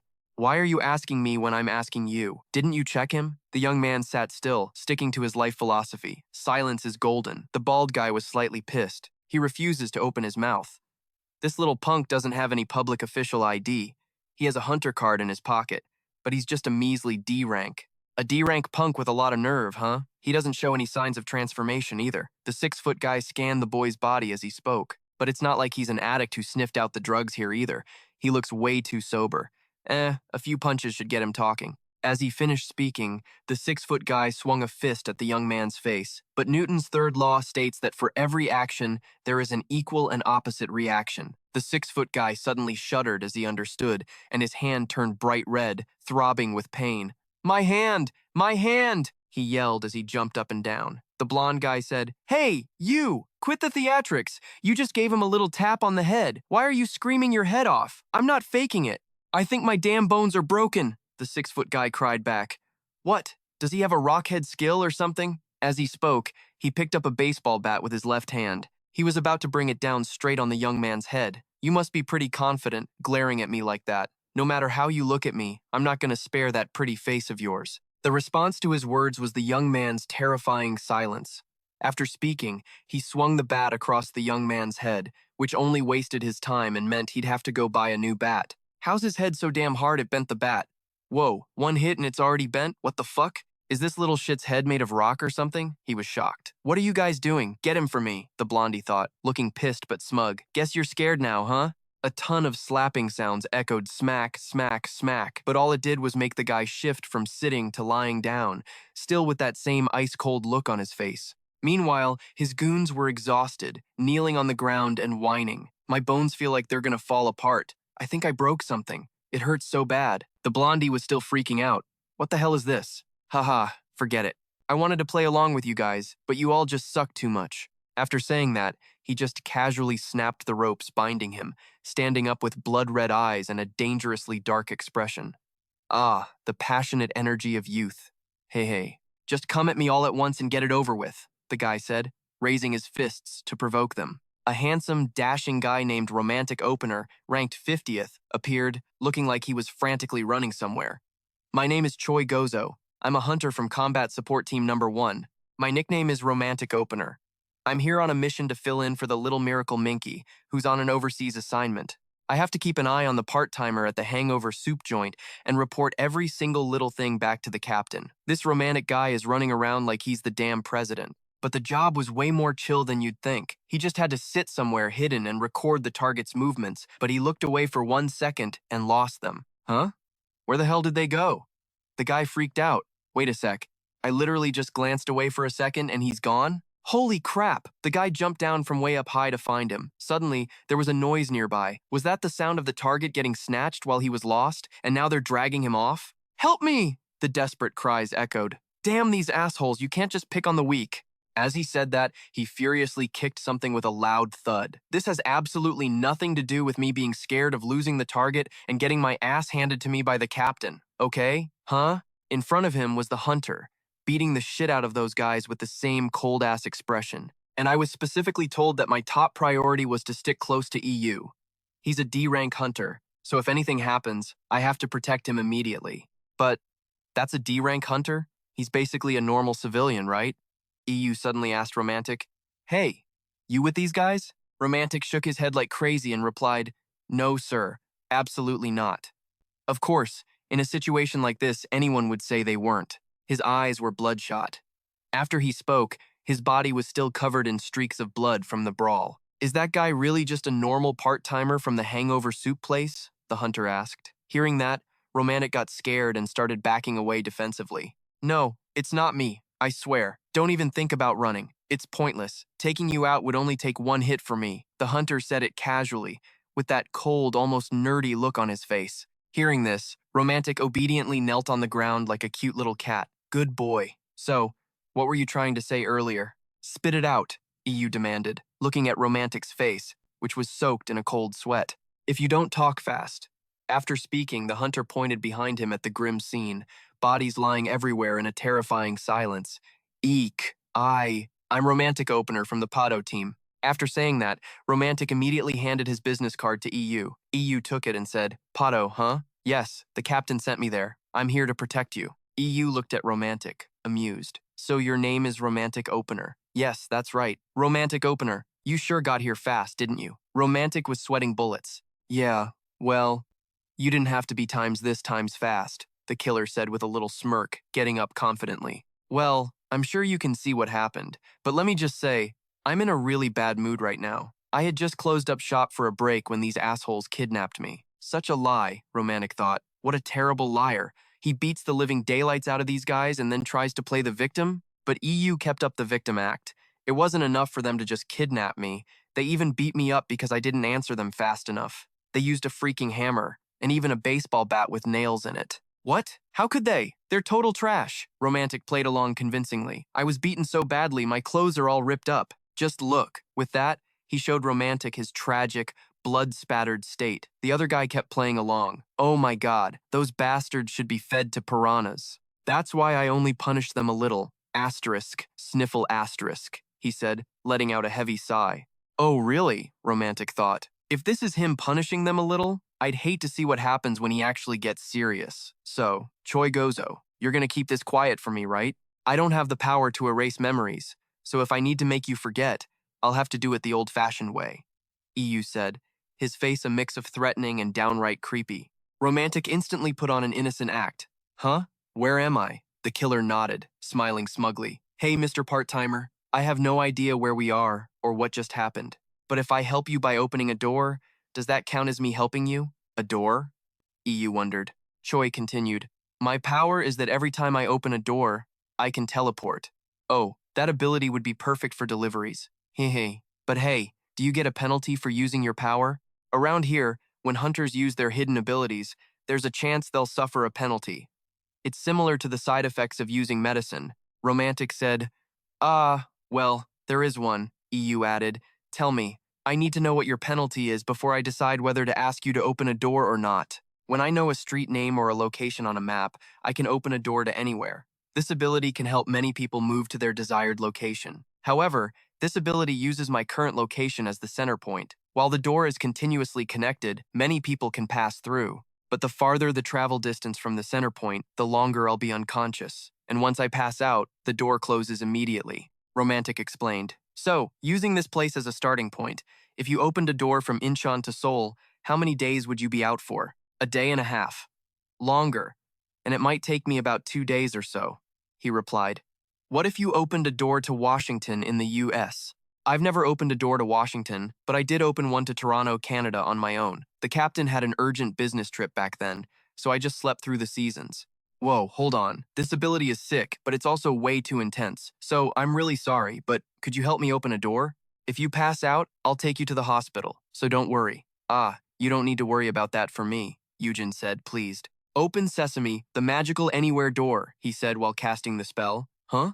What the hell? What kind of power is such a blatant copyright violation right off the bat? Because Open Sesame is from Alibaba and the 40 Thieves, and the magical anywhere door is from Doraemon. A massive, magnificent door appeared right before them, surrounded by a cloud of smoke and a faint, ethereal blue light. What's going on? Why is he suddenly shaking like a leaf? Wait, I haven't even said where I want to go yet, Yujin thought.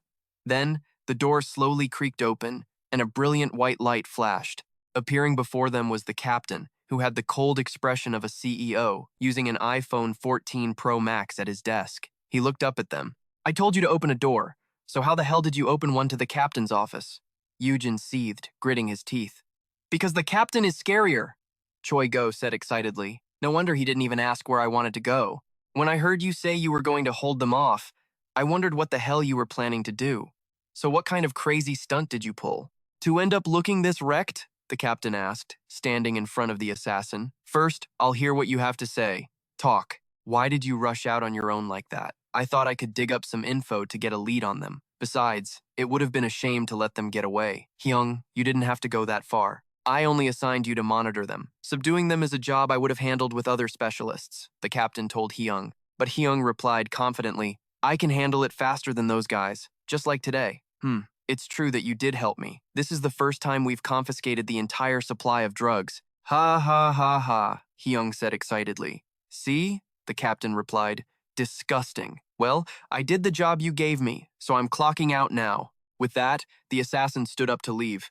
But seeing the captain's silence, Hyung asked, What is it now, you brat? It's nothing. I was just wondering if you were really planning on going home looking like this. The captain stood up, moved close to Hyung, and whispered, Stay still. As he spoke, his hand reached for Hyung's collar. Lee Sa-young followed Ui to his place. He tore the piece of paper in half. Ui heard the sound, turned, and asked, "Isn't that a rare item? You can just use it so carelessly?" He nonchalantly tossed the paper aside and replied, "It's fine.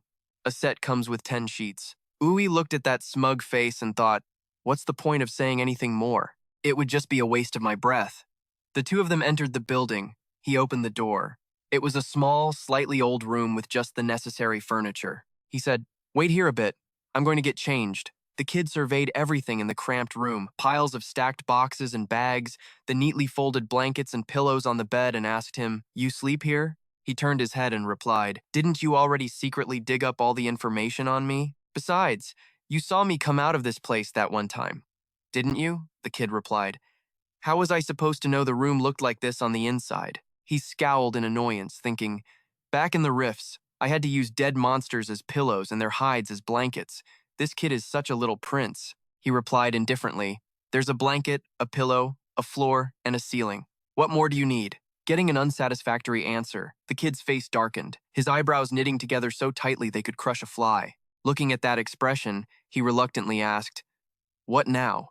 The kid replied, "Do you have some kind of self-torture fetish or something?" He got angry, his hand clenching into a fist, and shot back, "What do you think?" The kid said, "This place is no different from that damn container from earlier," he snapped. "Hey, how can you even compare this place to that? It's obviously way cleaner, and it has a blanket and a pillow." The kid said, "Try cleaning out that container and throwing a blanket and pillow in there. It'd be the exact same thing." He imagined it in his head and realized it really wasn't any different. He asked, "Are you telling me I should move to Kanganon?" The kid grimaced, thinking to himself, I'm speechless with this guy. I was worried he was tired, so I even brought him all the way home, and he just casually brings me to a dump like this? Not to mention the fact that he endured a beating without fighting back, just to help me. Normally, I'd just drop him off here and leave immediately, but I just can't stand this miserable hovel. He looked at the kid's face, which was flashing between pale and red, and said, "Hey, the expression on your face is weird." The kid grabbed his hand and pulled him out of the room. "Come with me. I know a place we can go." He was bewildered. "Huh?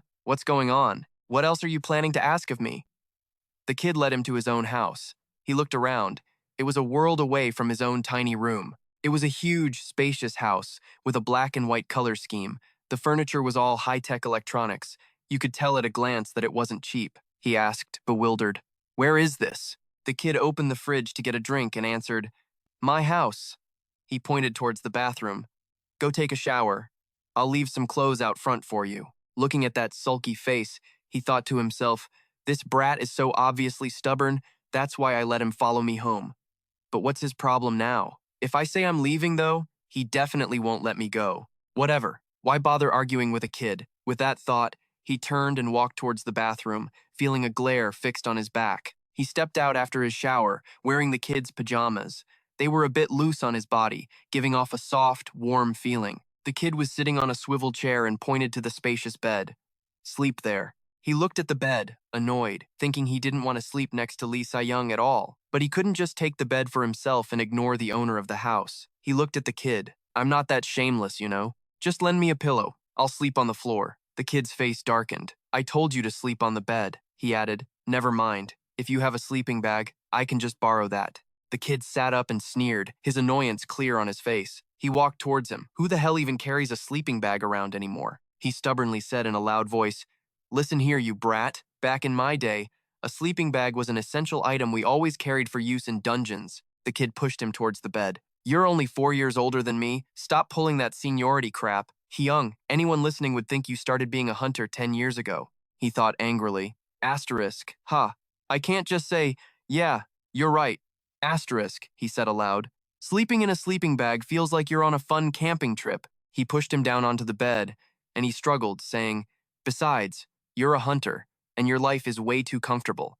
That's why you can put up with this." "Oh, yeah, I'm a hunter living a life of luxury. So starting today, I'll live a much rougher life, how's that?" he suddenly yelled, lying down. He was boiling with rage, veins popping, thinking, asterisk, this guy is acting more and more like he can just order me around. Asterisk, he yelled, "Don't you dare make me out to be the unreasonable one. You come into someone else's house and try to take their bed, are you serious?" He didn't back down and shot back. "Making a guest sleep on the floor is what's really messed up, so you lie down right now for me," he said. "You're already a total jerk, so why do you even care about something like that?" The other boy snapped. Can't you just listen to me for once? Not even once, huh? He shouted. This is an equal contract relationship, you little brat. Am I your subordinate or something? This isn't a superior-subordinate relationship. It's equal. In his fury, he accidentally slammed his hand down on the bed, punching a hole right through the middle of the poor little thing, bringing the argument to an instant halt. He said timidly, I'll pay for it. The other boy said angrily, You don't have any money, so don't even talk about paying for it. He replied awkwardly, I can just patch it up with magic. The boy was stunned and said, Don't you bring up magic again. You just stay put. At the Peto company, there was no one left at this hour, except for one young man. It seemed he had just finished some grueling work and was complaining. Ugh, finally finished this report after working overtime until now. He yawned. I'm too lazy to go home. Guess I'll just crash in the break room and go to work from here in the morning. He threw himself onto the soft bed. Yeah, now this is what I call a perk. A personal break room for everyone, decked out with the best high-end stuff. My place is nothing this nice. Suddenly, he heard a loud noise from outside the break room and got angry. What the hell? Who's making so much noise at 4 in the morning? He got up, opened the door, and said, Hey, have some consideration for others, will you? Keep it down. He froze when he saw a man in a gas mask holding a pile of blankets and pillows, walking away. He was stunned as if he had just seen a ghost, his body trembling uncontrollably as he backed away and slammed the door shut. He took out his phone to make a report. E40 reporting. An individual has been spotted taking blankets and pillows. The report will be sent in 10 minutes. That person was Cha Young. He brought the bedding back, spreading it neatly and carefully on the floor. He watched the boy's series of actions, confused. Hey, what kind of weird stunt is this now? He asked. Did you just steal those from a bedding store? He got angry. Do I look like a thief to you? You take the sofa. He retorted that he was the owner, so he should take the sofa. The other boy growled threateningly. If you say one more word, I'll take it to mean you want to wreck the sofa too, so you can sleep on the floor. Hearing that, he obediently lay down on the sofa thinking, asterisk, whatever. I'm the older one, so I'll give in a little. Asterisk. As he was thinking, a blanket was thrown in his face. He pulled it off and looked at him. I don't need this many. The boy clapped his hands, and the lights in the room went out. He spoke, I'm giving them to you, so just take them. Then he lay down on the floor, and the room fell silent. He tossed and turned, unable to sleep. Suddenly, a voice called out, you. Do you still remember that? I still have the letter. You know? The boy sounded annoyed. How can you not remember the letter you gave me? He was confused. Asterisk. I don't remember giving Lee Sa-young any letter. Asterisk. The boy chuckled and pulled a piece of paper from his pocket, showing it to him. This. On the paper was written, Dare to touch them, and you'll have to answer to me. He remembered that it was a business card he had written on back then. Asterisk. So, it ended up in the right hands after all. Asterisk. Seeing the smug look on his face, he grew irritated, put his arm over his forehead, and sighed. What time is it now? The boy sat up to check. Probably around 4:30. Why? Do you have to go back and get ready to open the shop? He shot up, his face glum. Of course I have to open the shop. Thanks to you, I had a great night's rest. The boy replied, Just make Bae Won-woo do it. You've known him long enough. He should know how to cook by now, shouldn't he? He said, You guess. The two of them got dressed and left the house. In the elevator, Yu huddled in a corner, exhaustion clear on his face. The other boy smiled. Come a little closer. He said, I'm more comfortable over here. The boy threatened. You broke my bed, and you're borrowing my clothes right now, you know? He immediately tensed up and said awkwardly, Don't say things that people could easily misunderstand like that. The boy said nonchalantly, We're in a relationship where we've already done everything there is to do. Why are you suddenly acting like this? His face darkened. Just shut your mouth, he muttered, thinking, asterisk, if this building didn't require a team member's keycard for the elevator, I would have just left on my own already. Asterisk. The elevator doors opened, and they were face to face with a man and a woman from Sa Young's team. The girl stretched and said, What kind of dungeon was that? By the time we finished, it was already morning. I was going to crash in the break room before work. Oh, Captain. She froze seeing the person in front of her, and the guy next to her was just as confused. Huh? Sa Young, you're up disgustingly early today, huh? Huh? The guy looked at the person next to him, his face full of surprise, and fired off questions. Aren't you the part-timer from the soup shop? Why are you here? He forced a smile, thinking to himself, asterisk. Of all the damn luck, why did we have to run into them? Asterisk. The guy stared at the clothes Yu was wearing, noticing something strange. He thought, asterisk, wait a minute, aren't the clothes the part-timer is wearing Sa Young's? Would that brat really let someone else borrow his stuff? Asterisk. Asterisk. A guy who gets visibly pissed off if someone even gets close to him lent his clothes to the part-timer? Why? Asterisk. The guy spoke up. Hey. What exactly is this situation? Sa Young replied with an annoyed look. How about you go for a run along the Han River and then come back? The two argued back and forth, and he stood to the side, thinking, asterisk. At this rate, I won't get back to the shop until after 5. Asterisk. He decided to act, placing a hand on the boy's shoulder with a gentle smile. I ran into a bit of trouble yesterday, but Captain Lee Sa-young was kind enough to help me resolve it. The way the two of them were standing looked incredibly suspicious to others, radiating a certain warmth and affection. Both teammates' jaws dropped, unable to believe their eyes. The guy asked with concern, "What kind of trouble did you run into?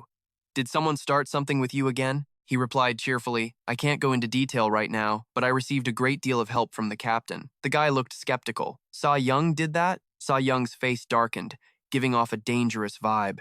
He said, "It's probably because I'm the part-timer at the hangover soup shop that Mr. Bae Won-woo likes. That's why the captain is taking extra care of me." The guy was touched. "Oh, really? Is that so? That little punk Lee Seon?" He slipped out of the elevator, waving goodbye. "I've got to go open up the shop, so I'll see you later."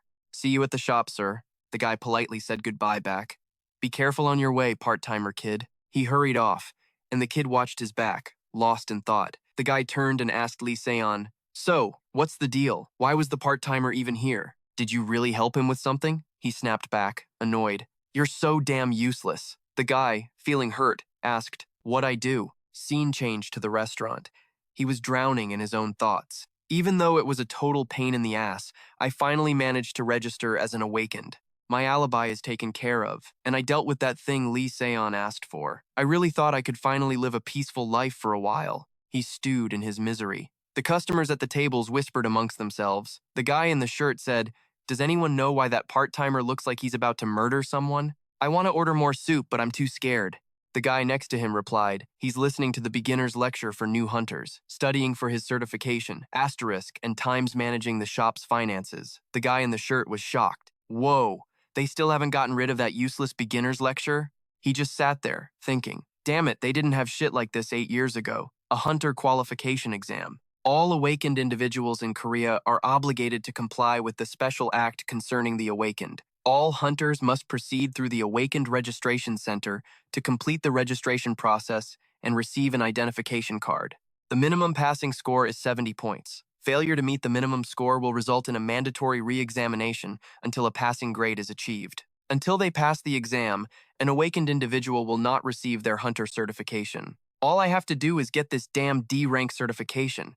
Why the hell did I go through all that trouble just to get a useless blank card? I heard they introduced this system 5 years ago, and it wasn't nearly as much of a pain back then. However, the number of awakened kept growing, and some show-offs started abusing their powers against others, targeting both normal people and other hunters. "If you've got powers, go hunt some damn monsters. Why the hell are you bullying and harassing regular people?" He clutched his head and groaned, completely oblivious to the weird looks he was getting from the other customers. He continued thinking, "I heard that even without taking the exam, hunters can still get recruited by guilds. You just need to submit a form signed by the guild leader to pass and get your license right away. Of the few people I know, only Lee Seon is a guild leader. Man, I used to be rank 1 in Korea. Whatever, I'll just study and see what happens." While he was lost in thought, someone suddenly placed a tablet and a new phone in front of him. He glanced at a sign on the wall that clearly said, "No bribery." He spoke up. "The rules clearly forbid gifts." The guy frantically waved his hands and explained, "This isn't a gift from me, part-timer. This is a gift from our guild leader. You two are close, right?" He thought to himself. Asterisk, he must have misunderstood what happened and thinks Lee Seon and I are best buddies now. Asterisk, but I can't exactly explain it now. Still, did he buy me a phone because he was worried I wouldn't know what to do? And what's with this laptop? The guy gave a forced smile. This gift was bought with an employee discount, so it was a real bargain. Please, just take it. Besides, I'm just the delivery guy. You know, like a courier service. So, according to the rules, the one who should be banned from the shop isn't me, it's Lee Seon. But the employee behind him cheered. "Whoa, that's slick." And here I was, the retail blade, thinking you did all this because you didn't want to give the part-timer a gift. The guy got angry. "Don't call me by my hunter nickname." He sighed and said, "I'm sorry, this is too much. I feel really pressured." I can only accept the thought. The guy said, well, you can just borrow it while you prepare for the exam. After the test, you can sell it on Tomato Market as like new. It was Lee Se-on's idea. Asterisk. That clever little punk. Asterisk, he thought. Asterisk. He's just going to use this to mock me later, isn't he? Asterisk. He sighed, taking the laptop and phone. Even so, I still feel pressured. So after this test is over, I'm giving the laptop back. The day of the exam arrived. He sat in the exam room as an announcement came on. Yes, candidates may now begin the test. He started reading the questions and immediately knew something was wrong. Groans echoed through the room. He thought, asterisk, judging by everyone else's reaction, I guess I'm not the only one. Asterisk. This time, the exam questions were completely different from the study materials. The practice questions were all designed to remind candidates that hunters must obey the law. The practice questions were all focused on memorizing the laws related to managing the awakened. But this test doesn't have any questions about the law. What's going on? I memorized the entire special act concerning the awakened and everything. He reread the questions and was stunned. A wave of joy washed over him. Asterisk. Why is this so easy? Asterisk. After the exam, he returned to the restaurant. It was as crowded and noisy as always. A table was filled with familiar faces. The guy in the suit said, I heard this year's hunter exam was insane, harder than it's ever been. You think he passed? The girl replied, hey, the rookie who just joined my guild came back from the test sobbing. She said not a single question was from the study guide. For some reason, the entire test was filled with questions about what to do when you encounter a monster for the first time. The red-haired guy spoke up indignantly. What? How is anyone supposed to answer those questions if they've never even been in a dungeon? The girl was sniffling. That's what I'm saying. My kid knew the special act for hunters inside and out. Oh, my poor rookie, he asked. Who the hell made the test this time? She angrily spat out his name. The rank 5 hunter, Q. The guy in the suit sighed. What a monster. He's not even in Korea. I have no idea when he could have possibly written those exam questions. The girl looked over at him. Well, can't be helped. I guess we should get ready to console the part-timer. He was peeling garlic when his phone buzzed. Everyone at the table turned to look at him expectantly. Asterisk, could it be? The message saying, I passed? Asterisk. He picked up his phone to read the message and couldn't help but smile. She stood up and asked, what's the message? Oh my God, you passed the test. He excitedly turned his phone around for everyone to see. Yep, I passed. You passed? On your first try? The girl shared in his joy. Our part-timer is a real genius. His talent's being wasted in a hangover soup shop like this, the red-haired guy added. Congratulations, you're the pride of the Hangover Cure channel. Seeing their excited, happy faces, he thought to himself, of course I passed. I've killed countless monsters in the rifts.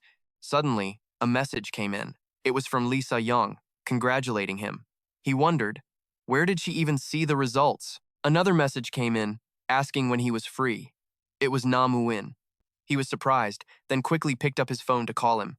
He asked excitedly, does this mean your grandma's leg can finally be treated? He replied, yes. Thanks to you, I've made some progress as well. It'll take about 2 days to prepare the treatment equipment. Does that work for you? He said.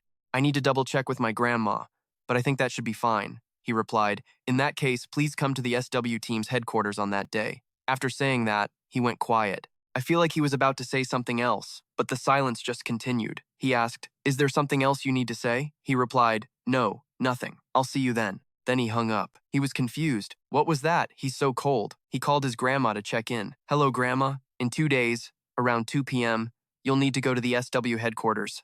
A young man came out to greet them. Please, come in. Captain Lee Se-young and Captain Na Mu-in are waiting for you. He asked where they were. The man replied, he is in the central library. He, his grandma, and the little girl followed. He swiped his card to enter, and the system announced, verifying access permissions. Identity verification complete for Mr. Lee Se-young and 3 others. Welcome to the SW team. They all walked to the library. It was a vast space with enormous towering bookshelves. The white-haired man spoke up.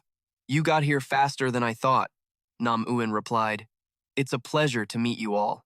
You must be the patient, Miss Choi Pil-sun, here for a checkup, and you are the patient's guardian, Cha Eui-jae. Is that correct? He replied cheerfully. Ah, yes, that's right. He said, then allow me to proceed with the examination first.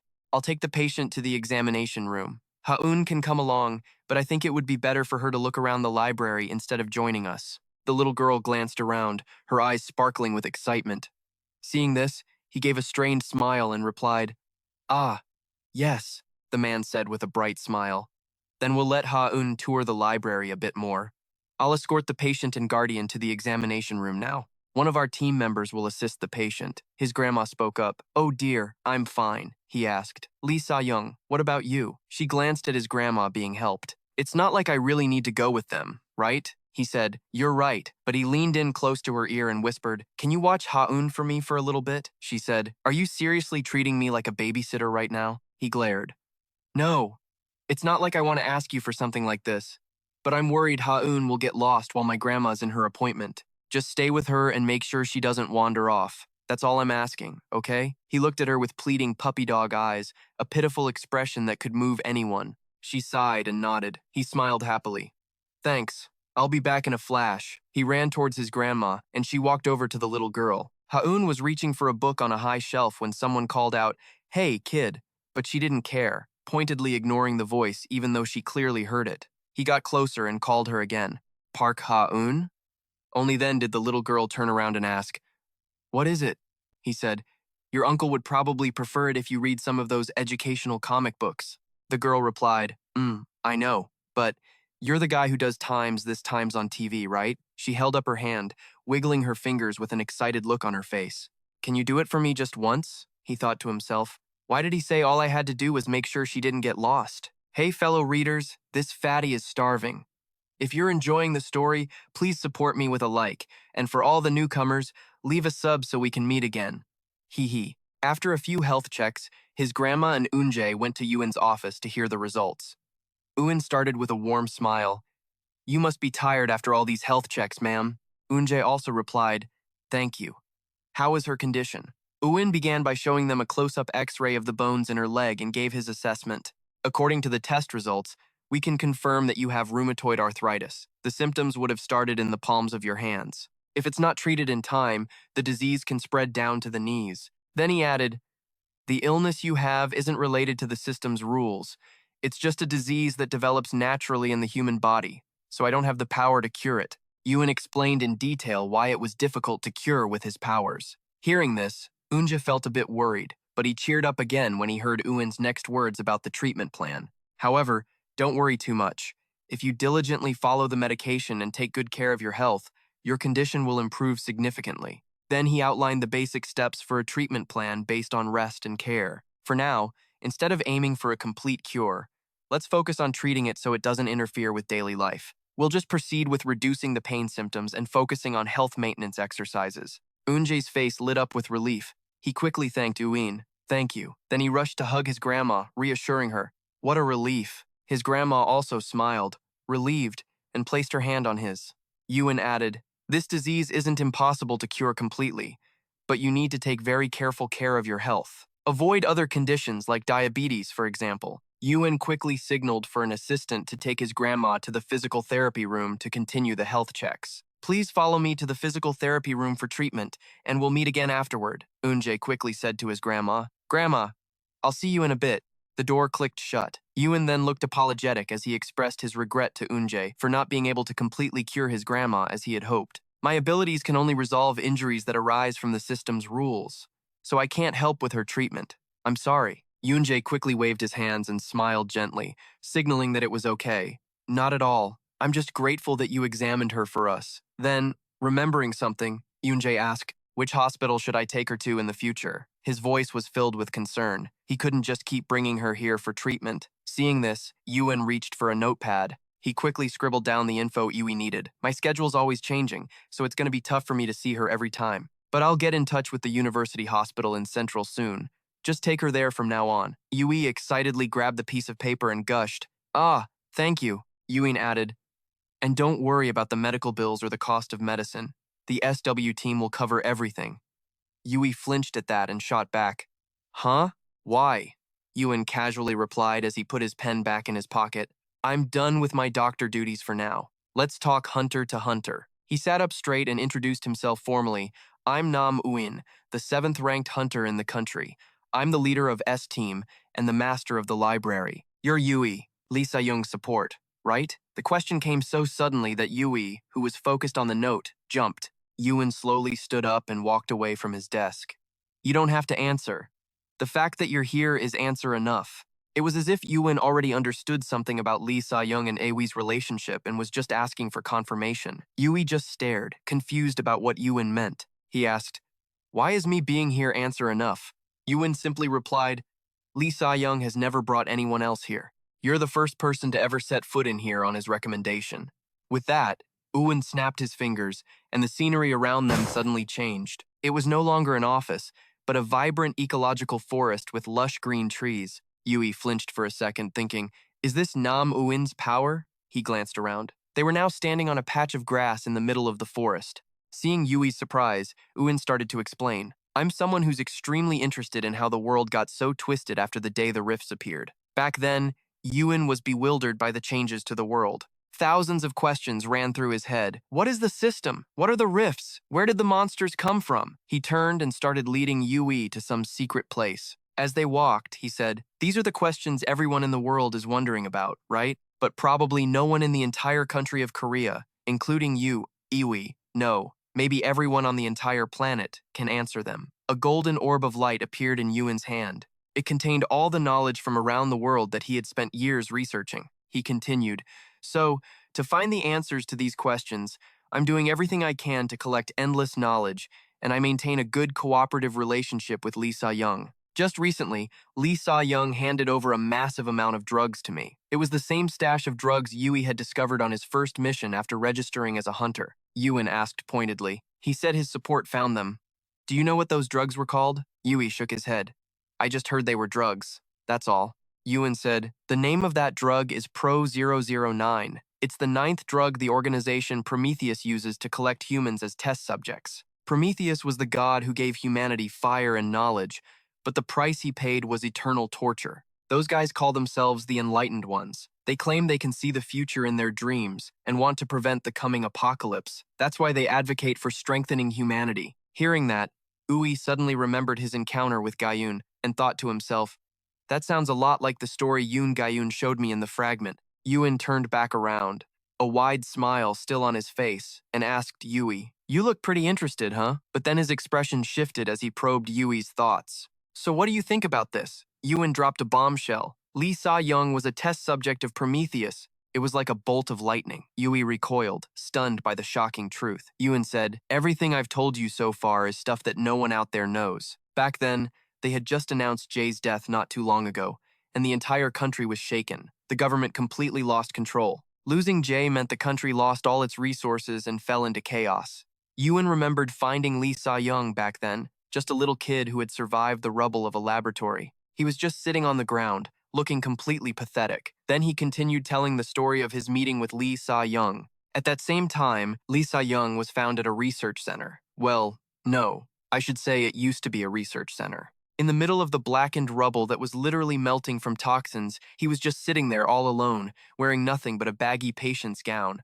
No one dared to get near him, because one guy almost died from the poison. Lee Sa-young was radiating killing intent, his purple eyes a clear sign of the toxin. I was the only one brave enough to go near him, even wearing a hazmat suit. But even with all that gear, I still got poisoned and had to take an antidote. Yui thought to himself. The pieces that didn't seem to fit are finally starting to connect. Prometheus created awakeners through artificial means, and Lee Sa-young was found at a Prometheus Research Institute. Even now, Lee Sa-young is still hunting down members of that organization. Yui spoke up and asked Ewan, "If what you're saying is true, then Lee Sa-young was their first successful experiment, right?" Ewan shook his head. "I don't know about that.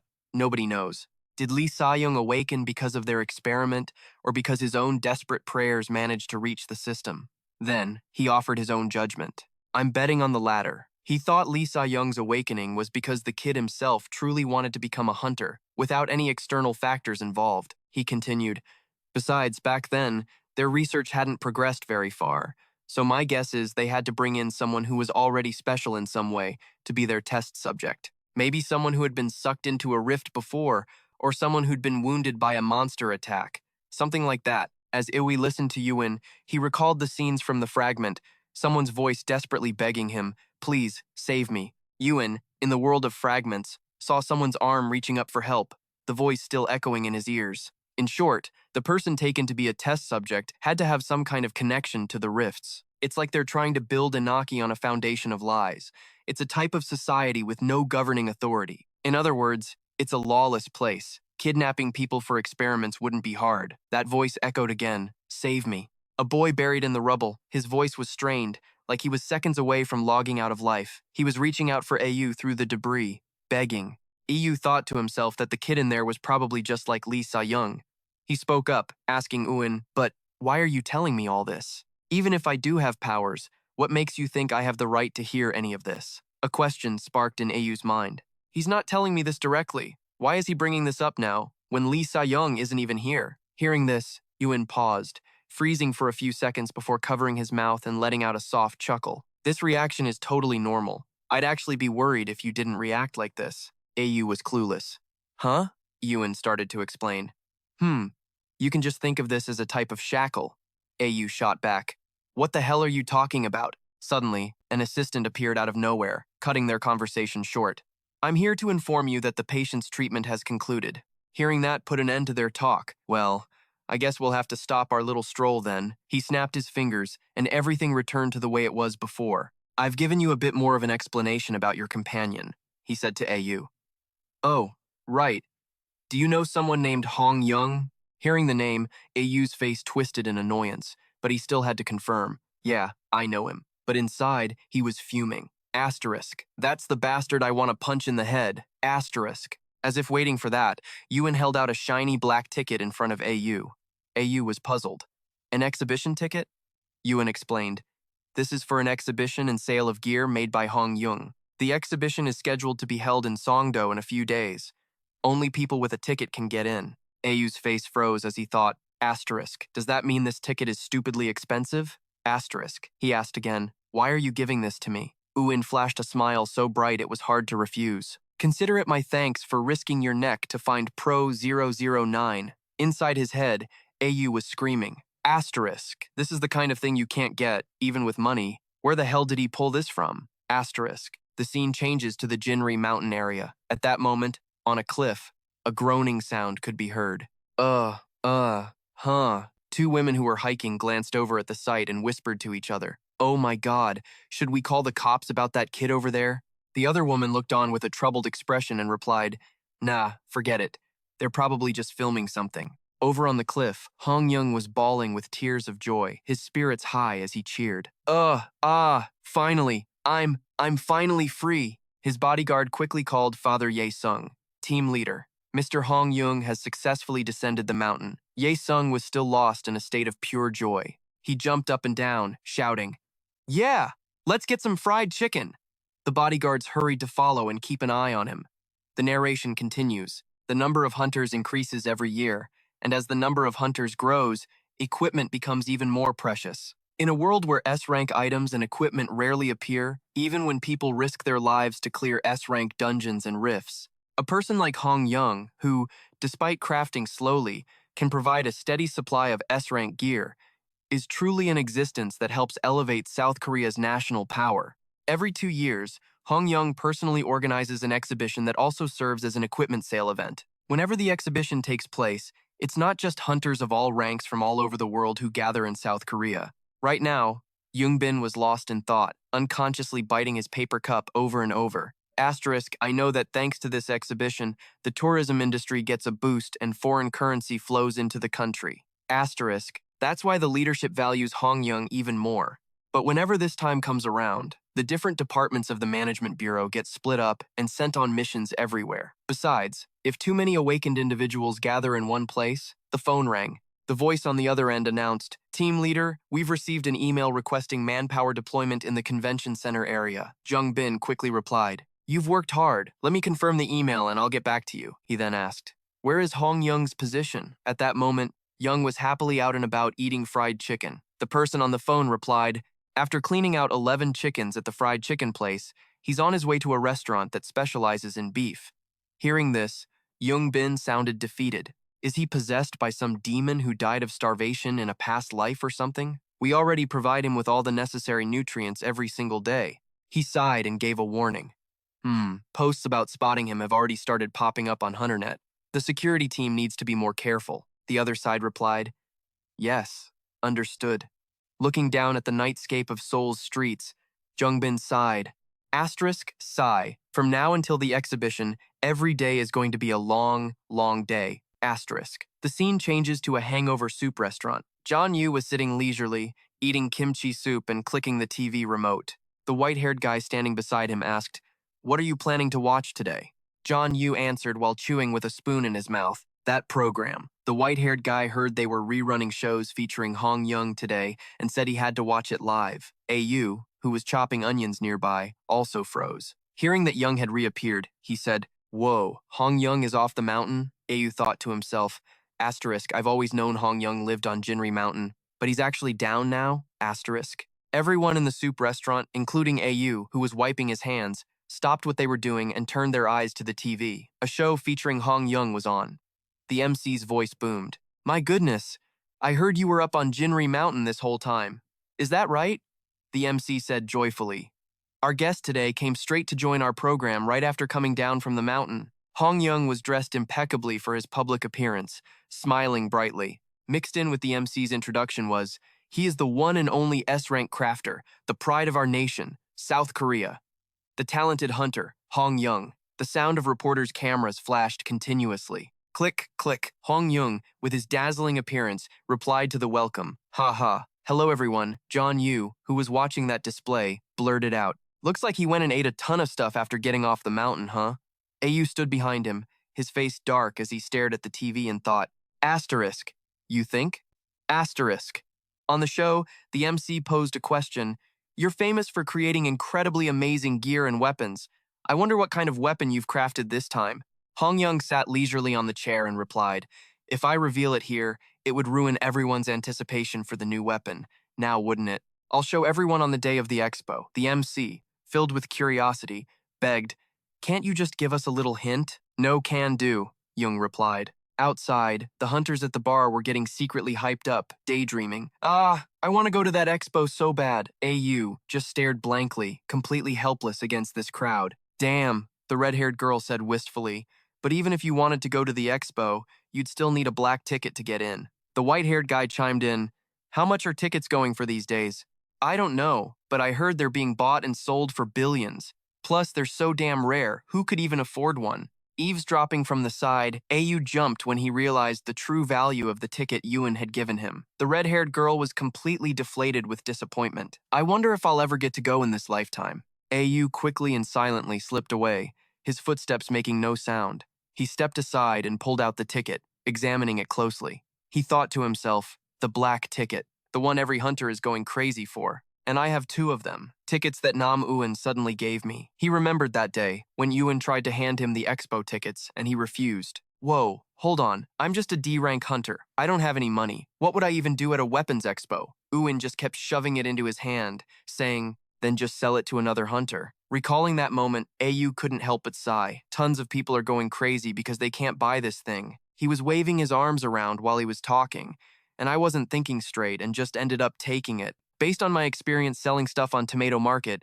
if you fly too close to the sun, you're gonna get burned. You gotta know your own limits to stay out of trouble. Right now, if I want to deal with this ticket, I only have a few options. Ayu mapped out 3 solutions in his head that he thought were reasonable for his current situation. First, go to Songdo and attend that expo. Second, sell the expo ticket. Third, just pretend this ticket doesn't exist. Musing it over, Ayu thought to himself, Option 1 is obviously out because going to Songdo means attending the expo.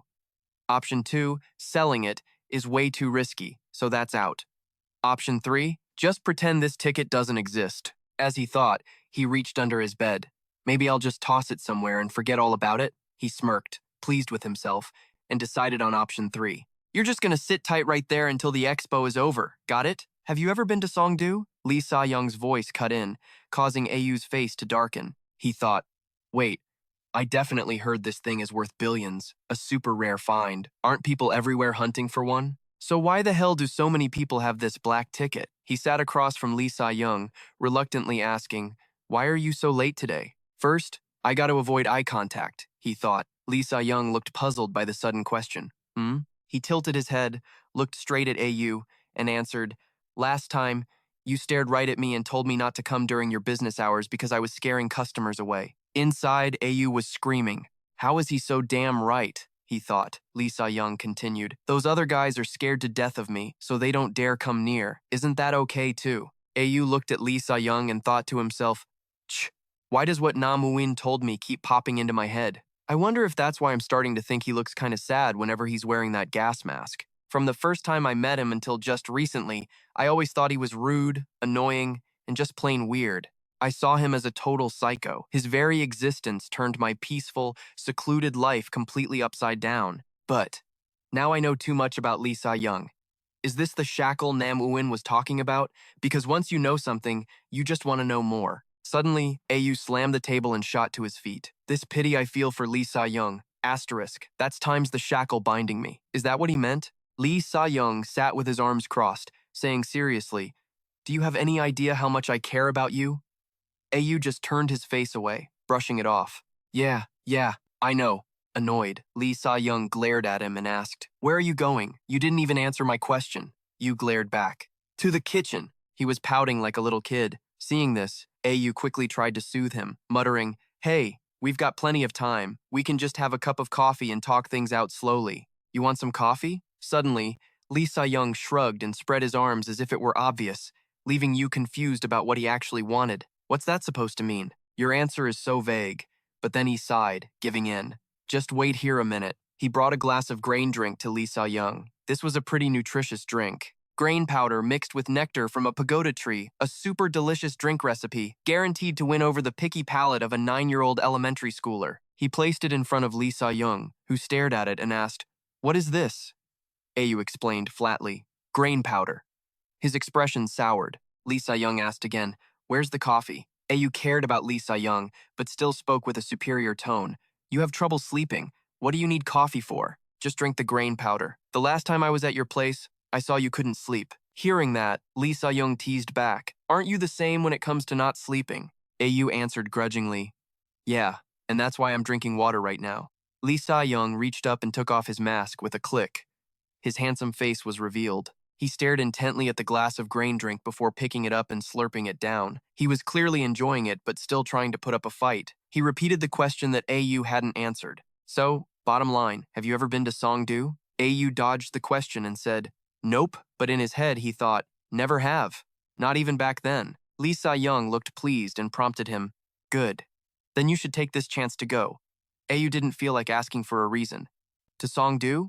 Why? He continued. Lately, I've been hearing a lot of chatter about it from different people. Hearing this, Ayu pretended not to know, taking a sip of water as he asked, That whole expo thing? He was trying to hide the fact that Uin had already told him everything at his office. Lee Sa-young nodded and said, Yeah, that. Ayu asked irritably, But why do I times have to go? Lee Sa-young answered nonchalantly, To go on a date. Hearing that completely ridiculous reason, Ayu gripped his glass tightly.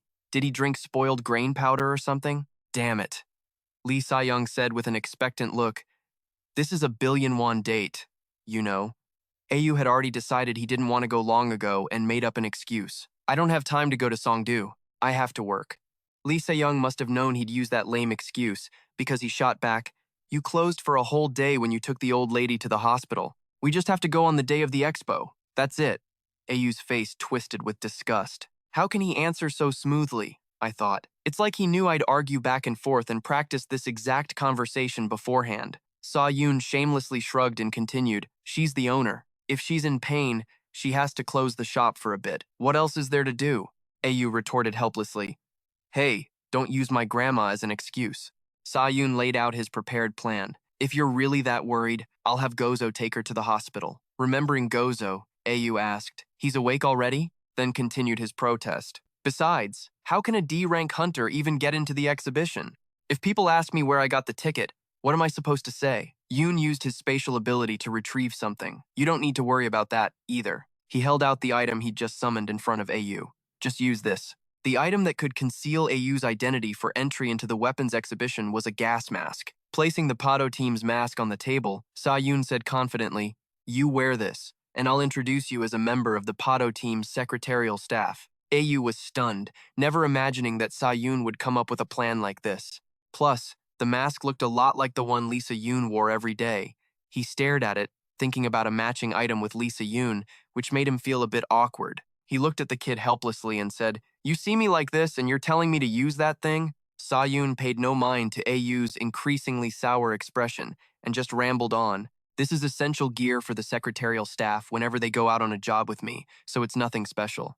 I'm sure that's what everyone else will think too. In stark contrast to Sa-yoon's excitement, Ayu's face was now completely grim. He was speechless, thinking, are you kidding me? If two people are walking around in gas masks, of course people are going to stare. They'll look at me like I'm some kind of freak. Or maybe I should just cuss this little punk out and send him home. With that thought, he glared at the kid. Sa-yoon just grinned smugly, enjoying himself. But hey, Hyung, let me ask you something, Ayu asked irritably. What is it? Sa-yoon smoothly asked his question. What did Namuin say to you when you went to the SW team? Why are you being so nice to me today? He was suspicious. Since when had Hyung become someone who did considerate things like this? Ayu felt a pang of guilt. He thought, that's psycho. He's way too sharp. The system chimed, announcing that the skill Poker Face, rank B, had been activated. This is a skill used to prevent others from knowing what you're thinking or feeling.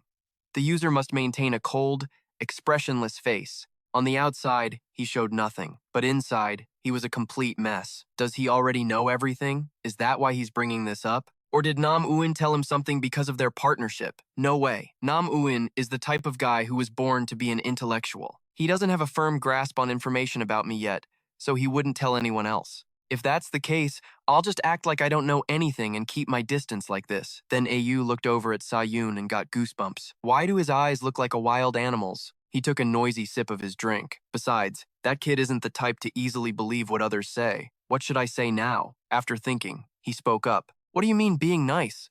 I just made you some grain powder. Sa-yoon grew even more suspicious. He rested his chin on his hand, looking mysterious. Recently, the only thing that could have changed him, besides meeting Namuin, was, well, nothing else. That guy is known for being very persuasive. Ayu frowned, quickly avoiding Sa-yoon's probing gaze. I have to admit, that part's true. Sa-yoon didn't let up and pressed on. Hyung, you're not the type to just listen to what others say. That's why I'm even more suspicious. Ayu was at a loss against this cunning brat. He's suddenly attacking me with words. Sa-yoon's tone turned jealous as he spoke about Nam Eun.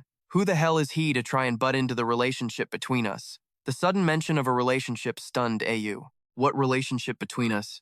A contractual one. Startled as if he'd been caught red-handed, Ayu blurted out, Hey, I'm trying to be nice to you and you still have to pick a fight? Besides, all I did was make you a glass of grain powder. How is that being nice? That's ridiculous. Sa-yoon recalled the time he helped him get his grandmother treated. Oh, really? So you're being nice to thank me for taking your grandma to the hospital and watching Ha-eun for you? The hospital thing was a condition of our contract from the very beginning. That little brat, Ayu quickly explained, and when I got sucked into that fissure, you came in to save me. Technically, according to the contract, you had to do that. But if you hadn't been there then, the hangover soup shop would have burned to the ground, Ayu added gratefully. I might have even become a wanted criminal for stealing an ambulance. He thought back to the time before, back when he was a nobody. Back then, no one ever came looking for me because they wanted to help me. Sa-yoon suddenly spoke up. You were going to steal an ambulance just for the shop? Ayu was also taken aback by his question. Realizing he'd hit the mark, Sa-yoon chuckled. No wonder you asked me about a driver's license before. You're really something else. Getting called out like that, Ayu got pissed and clenched his fists. Shut up. What the hell do you know? The shop almost burned down. I'm being called something else by a complete psycho. Give me a break. Besides, Sa-yoon started to add. Ayu cut him off irritably. What's with the besides? Is there something else? The kid lowered his head and chuckled. Don't you have anything else to thank me for? Ayu, now feeling how annoying Sa-yoon was, snapped. What else is there? I'm out of things to say now. Sa-yoon put on a reproachful look. Seriously, you have no faith in people. You really need to work on that. Then he looked up, grinning brightly as he said, Since you have so many things to thank me for, shouldn't you accept my offer for a date? Ayu was truly at his wit's end with this leech-like persistence. For God's sake, we're back to square one. He shook his head, refusing. I don't want to. Why not? Sa-yoon asked impatiently.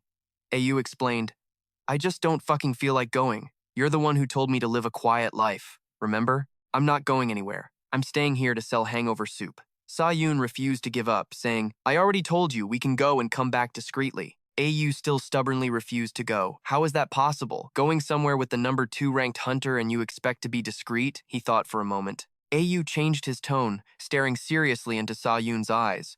What was the real reason you wanted to take me with you from the start? A date. Sa-yoon answered nonchalantly. Ayu dismissed that reason and continued, Stop talking that kind of bullshit and give me a straight answer. This time, Sa-yoon came up with a slightly different excuse. I'd be lonely going by myself. Ayu sighed deeply. That's hilarious. Then why isn't Bayu going? Bayu is your vice captain. Just have him go. Lee Sa-young totally blew off what Yui was saying, getting all pissy because he used the vice captain's full name. You barely ever say my name, you know. But sure, go ahead and say Bae Won Yu all proper like. Yui was fucking speechless. Hey, Lee Sa-young, you're a real piece of work, you know that? He joked, shrugging in response to his question. Bae Yu said he'd just go with another team member. So that's not allowed? He finds it a total pain to have to go with a superior. Yui snapped back irritably. That's enough. Internally, he was fuming. Since when do you give a crap about your subordinates? He kept that same mocking smile on his face. Lee Sa-young continued, If I tell you, you'll find out there's one more thing you need to thank me for. Yui remembered the scene where he'd run into those drug mules, beaten the hell out of them, and taken the drugs. Lee Sa-young went on, Remember those guys you beat to a pulp? Ae looked blank for a second, but then it came back to him. Is he talking about those guys I caught at Incheon Harbor? What about them? Lee Sa-young then continued. You were pretty reckless back then, weren't you? You even left my message on scene. I had a little chat with them before they were loaded onto the truck. They remember every single detail about you. Yui froze solid. Shit, I'm screwed. He realized that whole romantic opener thing wasn't the real problem at all. I should have beaten those guys senseless so they couldn't open their mouths. Lee Sa-young continued thoughtfully. The management bureau has already contacted the transport vehicle. If I just let them take those guys back, it would have turned into a huge mess. At this point, Yui couldn't stay calm anymore. He broke out in a cold sweat, trembling. He thought to himself, Young Bin thinks I'm a D rank awakened, but how could a D rank possibly beat 20 thugs, including a B rank, to a pulp all by himself? If that happens, Young Bin will definitely call me in for a one-on-one interrogation. Lee Sa-young spoke up, his tone reassuring but with an underlying threat. Luckily, those guys are still in my team's custody, and I haven't decided when I'll hand them over to the management bureau yet. Yui pouted, ready to argue back. If those guys snitch on me, you'll get dragged into it too, you know. Lee Sa-young scoffed lightly. Well, I'd face fewer consequences than you. I have my ways of getting out of it. Honestly, I had decided not to force you to go, even if you refused, he said, looking at Yui with a brilliant smile. But I didn't expect you to be so grateful for such a tiny little thing. It just makes me want to do even more for you.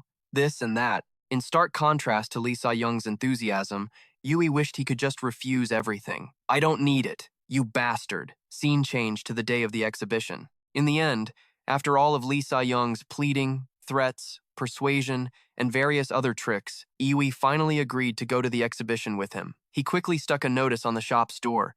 We will be closed on the day of the exhibition. Reason, taking my grandmother for a checkup.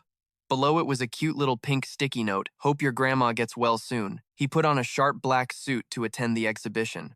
As he adjusted his tie, he wondered, how the hell does he know my clothes size? Lee Sa-young had shown up at the shop to pick him up at some point, suddenly appearing from behind and pouting as he stared at him. Annoyed at being scrutinized, Wee asked, What is it? Lee Sa-young glanced down at his tie.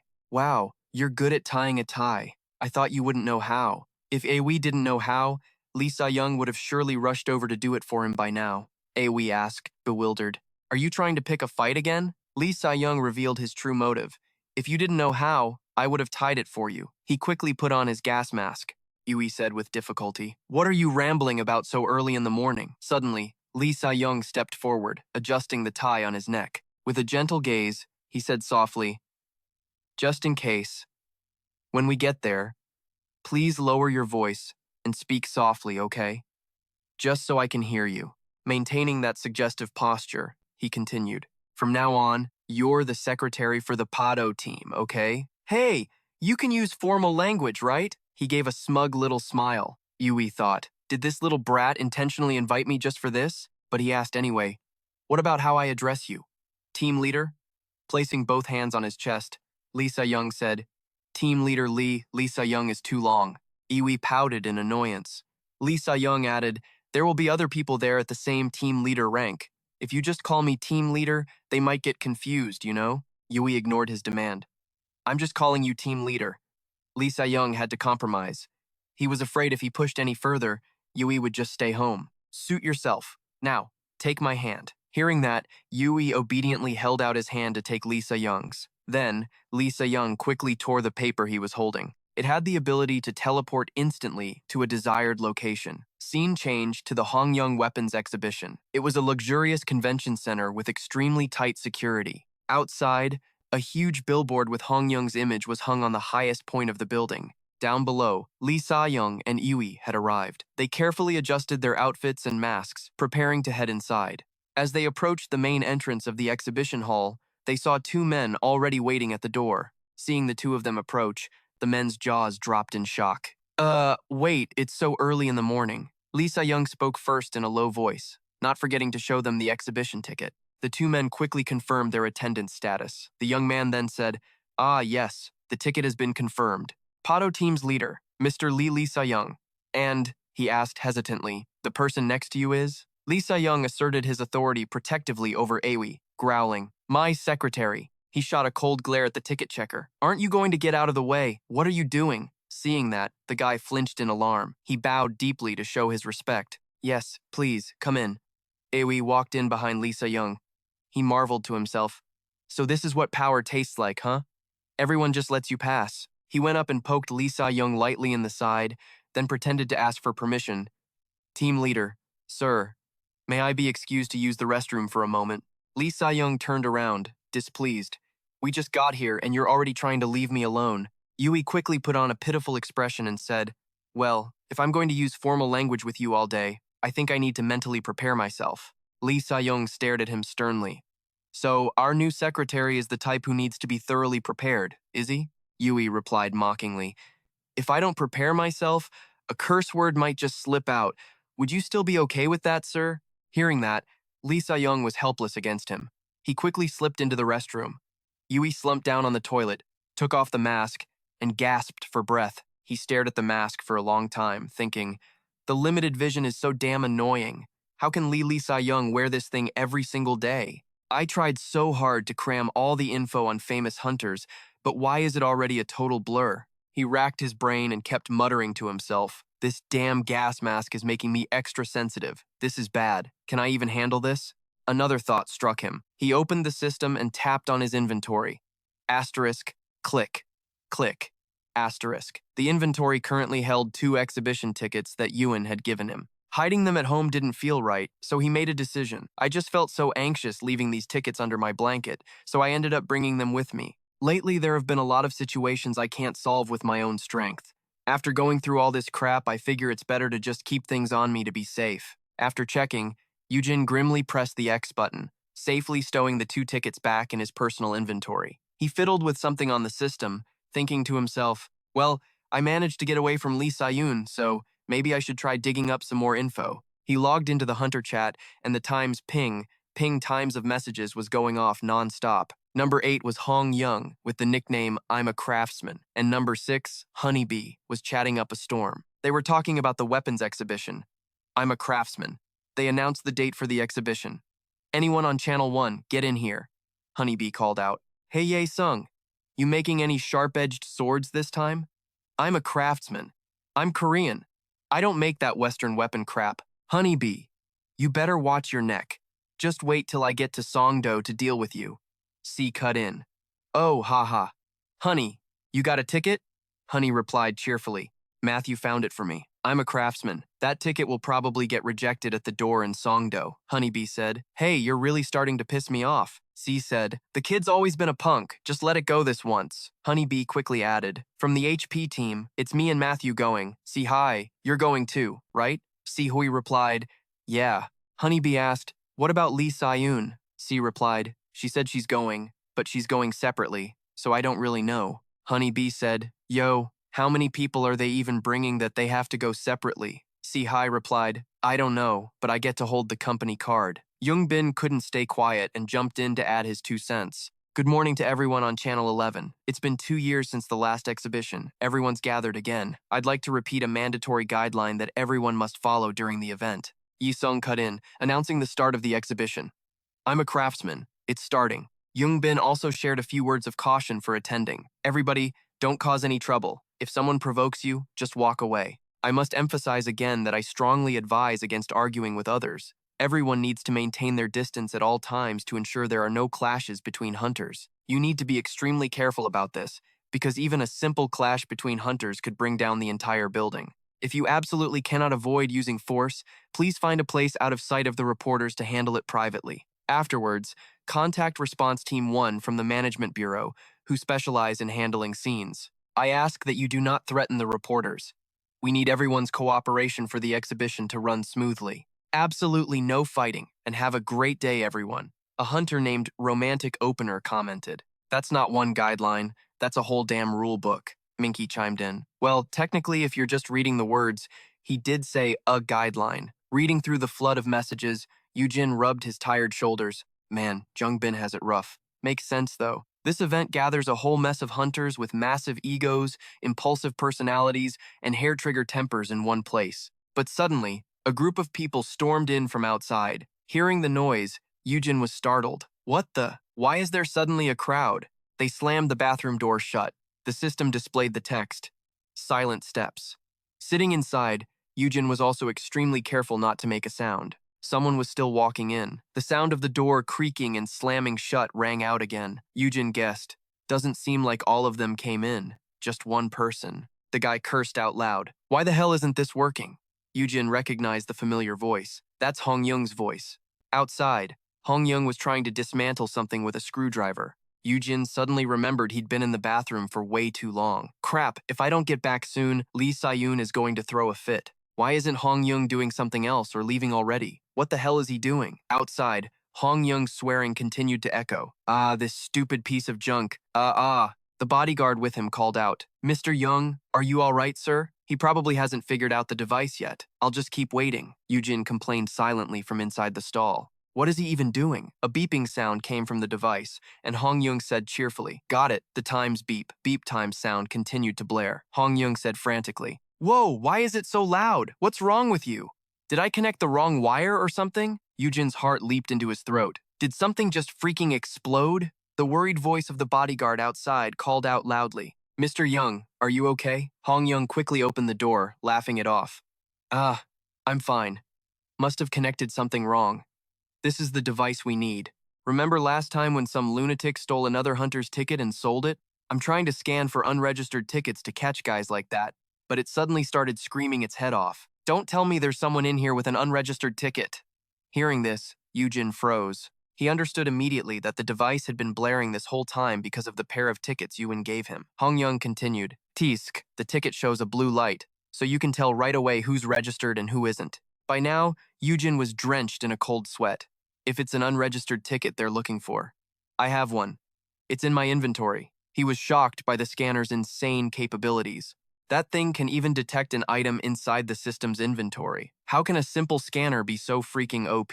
Suddenly, a bodyguard walked up to his stall door and pointed. Wait a minute, I think there's someone in the stall next to Mr. Hong Young. Eugene jumped out of his skin again, his heart pounding in his chest. He tried his best not to make a sound. Hearing that, Hong Young spoke up. Huh? I don't sense anyone. The door's probably just closed because they left the cleaning supplies in there. But isn't the janitor's closet supposed to be locked from the inside? The bodyguard asked, his footsteps getting closer and closer. Asterisk, clump, clump.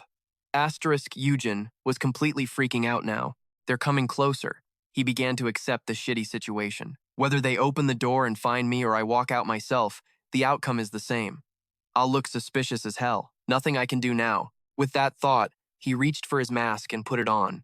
Yoon got up, opened the door, and decided to speak first to break the tension. There's someone inside. I'm sorry. The thing is, I was so nervous that, right now, you have to act like you're a new recruit who just joined the secretarial team. Someone who was desperate to join the Pado team's secretarial staff, but was ordered to go on an off-site assignment with Captain Lisa Yoon, causing him to get so stressed he had to run to the bathroom to puke. Seeing Yoon emerge, weirdly wearing a gas mask, Isung pretty much guessed what was going on. That gas mask belonged to the Pado team. The beeping from the device in his hand screeched again. The guard asked again, Excuse me, which organization are you with? He pretended to be dizzy, stammering so he couldn't get his words out straight. The Pado team's secretarial team. I'm here to support Captain Lisa Yoon at the exhibition.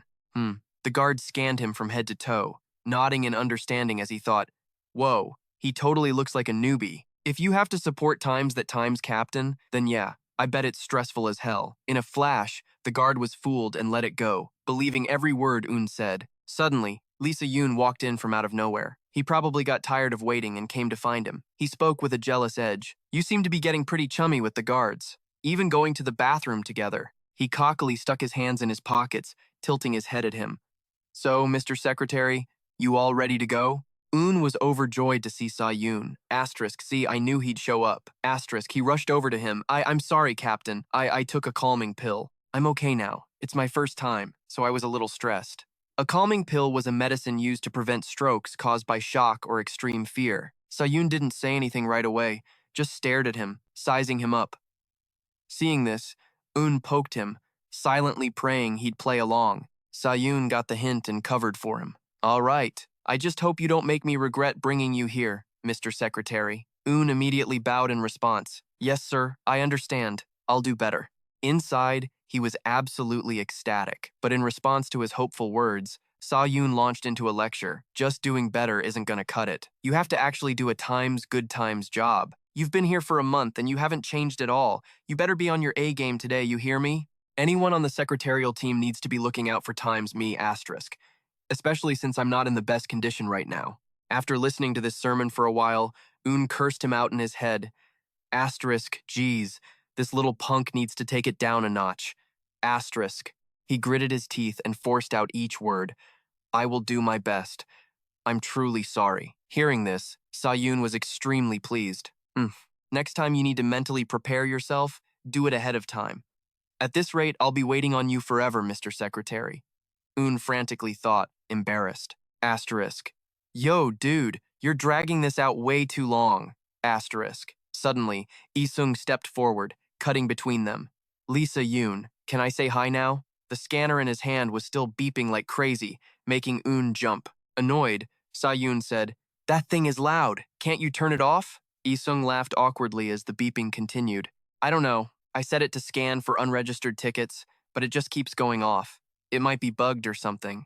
It's probably reacting to the registered ones, too. I've only been using this thing for 3 hours. Sa-yoon suddenly looked interested, his words surprisingly logical. If the application is good enough, it could probably even scan someone else's entire system inventory. Isung played along. Sounds like something a criminal syndicate would come up with, but it's an interesting thought, if I could use it to trace the items I've created. Then he laughed out loud and said, To make it work on everyone in this hall, I'd need to modify it a bit. And I'd need to test it more accurately, too.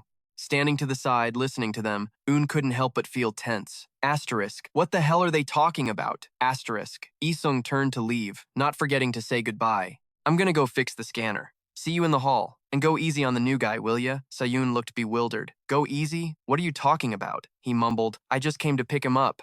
Then he turned to Un and scolded him. Why do you attract so many people around you, huh? All right, let's go. Un stammered. Captain Lisa Yoon. He ran over, grabbed his arm, and pulled him aside, leaving Sa-yoon completely baffled. Can we talk in private for a second? Once they were somewhere deserted, Un ripped off his mask, took a deep breath, and slammed Sa-yoon against the wall. He moved in close, placed both hands on his face, and said in a rush of tension, Captain Lisa Yoon, our relationship. It's one where we don't lie and don't keep secrets, right? Because we're in a contract relationship, after all. Sa-yoon was definitely surprised by the move, but he just reached up to stroke Un's hair, saying slyly, I must have missed the memo about when we became so honest and flawless with each other. Un looked away, flustered. Yeah, well, starting now. Sa-yoon was amused. Aha, starting now. Un nervously laid out the truth. Before this gets any more serious, I need to come clean. I have unregistered tickets, 2 break tickets. Sa-yoon didn't seem very surprised, just letting out a soft oh. Oh. So now it's starting to make sense. I didn't even have to push you. But the fact that you confessed on your own can only mean you screwed something up. Ha! He stepped closer, yanking on Un's tie, pulling his face even closer. He hissed, his voice dripping with jealousy. Which bastard gave them to you? Un flinched. Asterisk? Whoa, his reaction is way more intense than I expected. Asterisk. After finding out Un had 2 break tickets for the exhibition, Sa-yoon went ballistic trying to grill him. This took Un by surprise. Asterisk. His reaction is way more intense than I expected. Asterisk. He was a little confused by Sa-yoon's attitude. Asterisk. Shouldn't he be reacting like he normally does? Asterisk. In his head, he had already pictured a scene where Sa-yoon would just pretend to be sulky about it. Asterisk. You're really something else. You know that? Are you sure you even want to live a quiet life? Asterisk. And Yoon would just stand there, scratching his head and laughing sheepishly. He might get told off a little, but Sa-yoon's current attitude was throwing him for a loop. Asterisk. I thought he'd just joke around like that. Why is he making a federal case out of it? Asterisk. Sa-yoon kept pressing him, seething. Huh? I asked you? Who the hell gave them to you? Seeing this, Yoon activated his special B-rank skill, Poker Face, to hide his current emotions. He acted like it was nothing. What's the big deal? What we're about to face is way more important. If they find out I'm here because of that scanner, wouldn't that make things super awkward? Sa-yoon replied innocently. Awkward for times you asterisk, maybe. Why would it be awkward for me? Yoon said frantically. What are you talking about? We're kindred spirits, partners in crime. Hearing that, Sa-yoon's expression turned even uglier. He repeated the words back dismissively. Kindred spirits, partners in crime. Then he went back to interrogating him. And yet you won't even tell me who gave you tickets behind my back. Yoon just beamed, trying his best to pretend he got the 2 tickets by sheer chance. He imagined how ugly it would get if Lee Sa-young found out the whole story. Ugh, just mentioning Nam Woo-jin's name would probably make the whole room go ice cold. With that thought, he pictured Lee Sa-young as a twisted donut. That little punk, he really is like a goddamn pretzel, isn't he? Lee Sa-young suddenly reached out, grabbed Yui's face, and said seriously, let me tell my dear secretary a little something personal that you ought to know. Yui was a bit surprised and asked, yeah? While rebuttoning Ui's shirt, Lee Sa-young explained, first off, the exhibition tickets are only sold in limited quantities through the Rankers trading channel, not counting the ones sold overseas.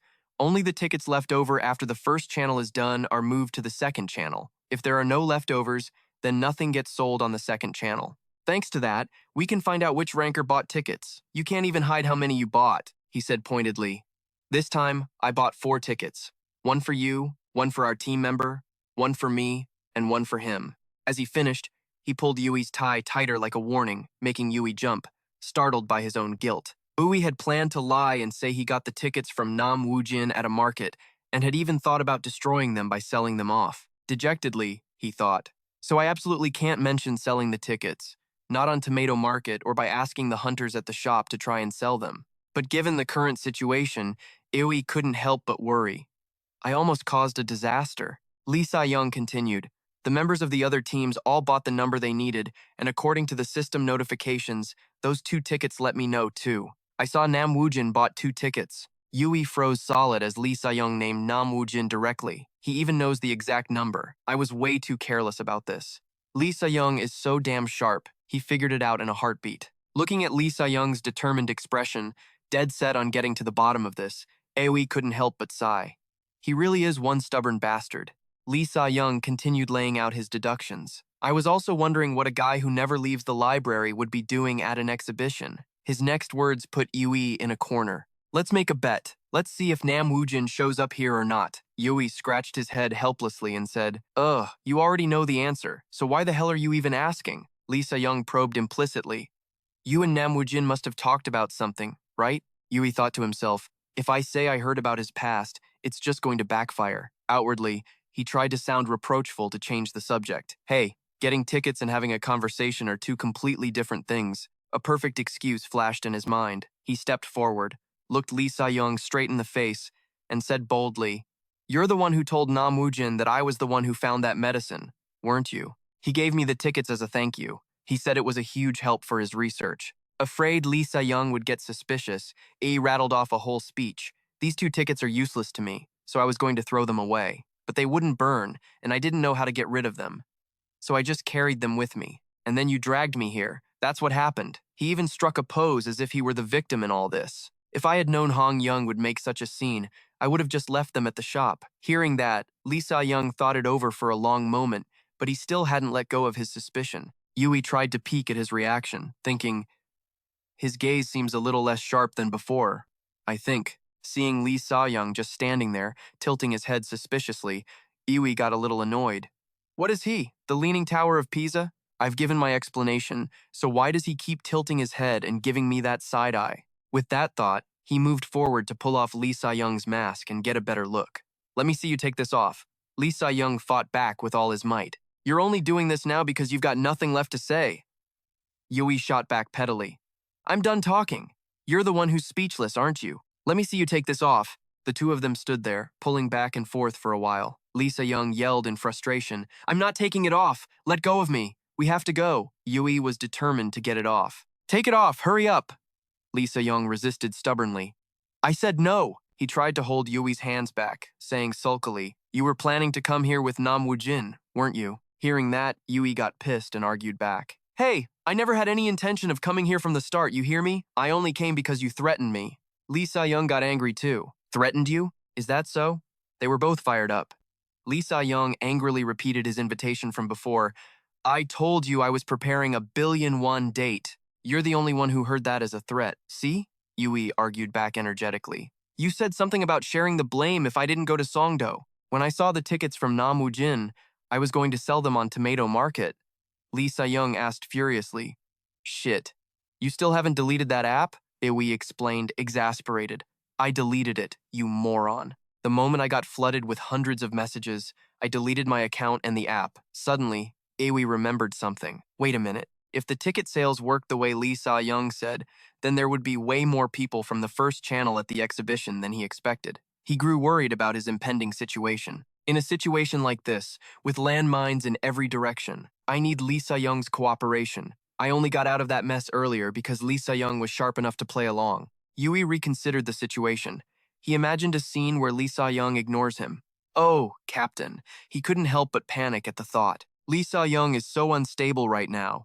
If something unexpected happens, even if I try to talk to him, he'll just ignore me and pretend he can't hear. At this point, he finally realized how important Lee Sa-young was and rushed to find a solution. First, I have to calm him down. No sooner said than done, Wei immediately dropped his confrontational attitude and put on a sweet-talking voice. Lee Sa-young Seeing that Yui had finally learned his place and changed his tone, Lee Sa-young glared back and replied, What now? You got something else to say? Yui insisted on taking off the mask, but this time he was more tactful. Take off the gas mask. Lee Sa-young turned his head away sulkily and replied, Don't want to. Yui immediately started sweet-talking him. I want to see your face when we talk. That's why I'm asking. Please take it off.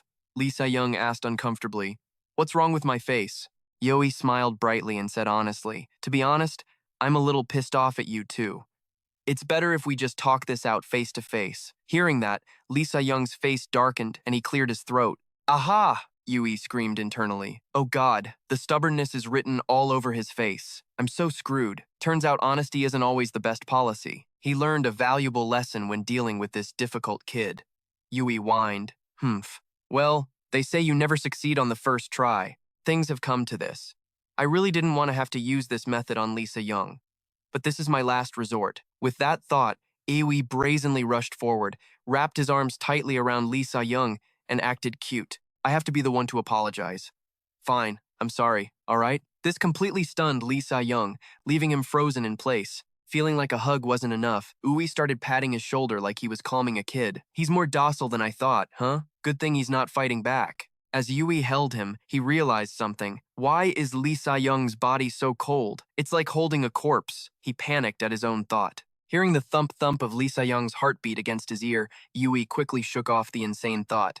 Lee Sa-young was just alive and kicking, wasn't he? I can feel his heart beating a little faster now. Lee Sa-young leaned against Yui's shoulder as if he was enjoying it, so he kept patting his back rhythmically. Every time I pat his back, I can feel his muscles shift. Yui focused on the signs of life from Lee Sa-young, the low, hitched breaths and the sweet scent. All of it proved he was alive. Just as he was sinking into the feeling of being comforted, Lee Sa-young's eyes shot open and a loud smack echoed through the air. He shoved Yui away hard, catching him by surprise. Yui thought with a jolt, Whoa, good thing that was me. Anyone else would have gone flying straight into a wall. A sharp sting shot through both his shoulders from the force of Lee Sa-young's shove. Yui wondered, did I hold on for too long or something? He didn't seem annoyed by it. In fact, Yui sensed something was off with Lee Sa-young. He looked anxious. Instead of getting pissed about being pushed away, Yui softened his voice, about to try and calm him down again. Okay, instead of nagging, I should probably get him to cool his head first. With that thought, he clapped his own shoulder to show he was fine and said, You cooled off yet? The question was so out of the blue that it made Lee Sa-young jump. He blurted out something completely random. Don't you have any ability to learn? Yui asked, surprised. Why the hell are you bringing up ability to learn right now? Lee Sa-young grabbed his head in frustration. You think you throwing up blood was some ancient history or something? Hearing that, he repeated blankly. Blood? After a moment, he finally remembered what Lee Sa-young was talking about. Oh, he's talking about what happened when we signed the contract, isn't he? I have the basilisk's special ability now, so I'm resistant to poison. Lee Sa-young's poison can't hurt me anymore. Seeing his silence, Lee Sa-young explained, if you start puking up blood here, what the hell am I supposed to do? What? Did you just decide to let me handle the learning from your mistakes part for you? So that was it. Lee Sa-young didn't push him away because he hated the contact, but because he was worried about Yui getting too close. The poison on his body would make him cough up blood. Flustered, Lee Sa-young turned away. I don't have the antidote on me. Realizing Lee Sa-young was just worried about him, Eui wanted to tell him that he was already immune to his poison. Hey, Lee Sa-young? But he hesitated.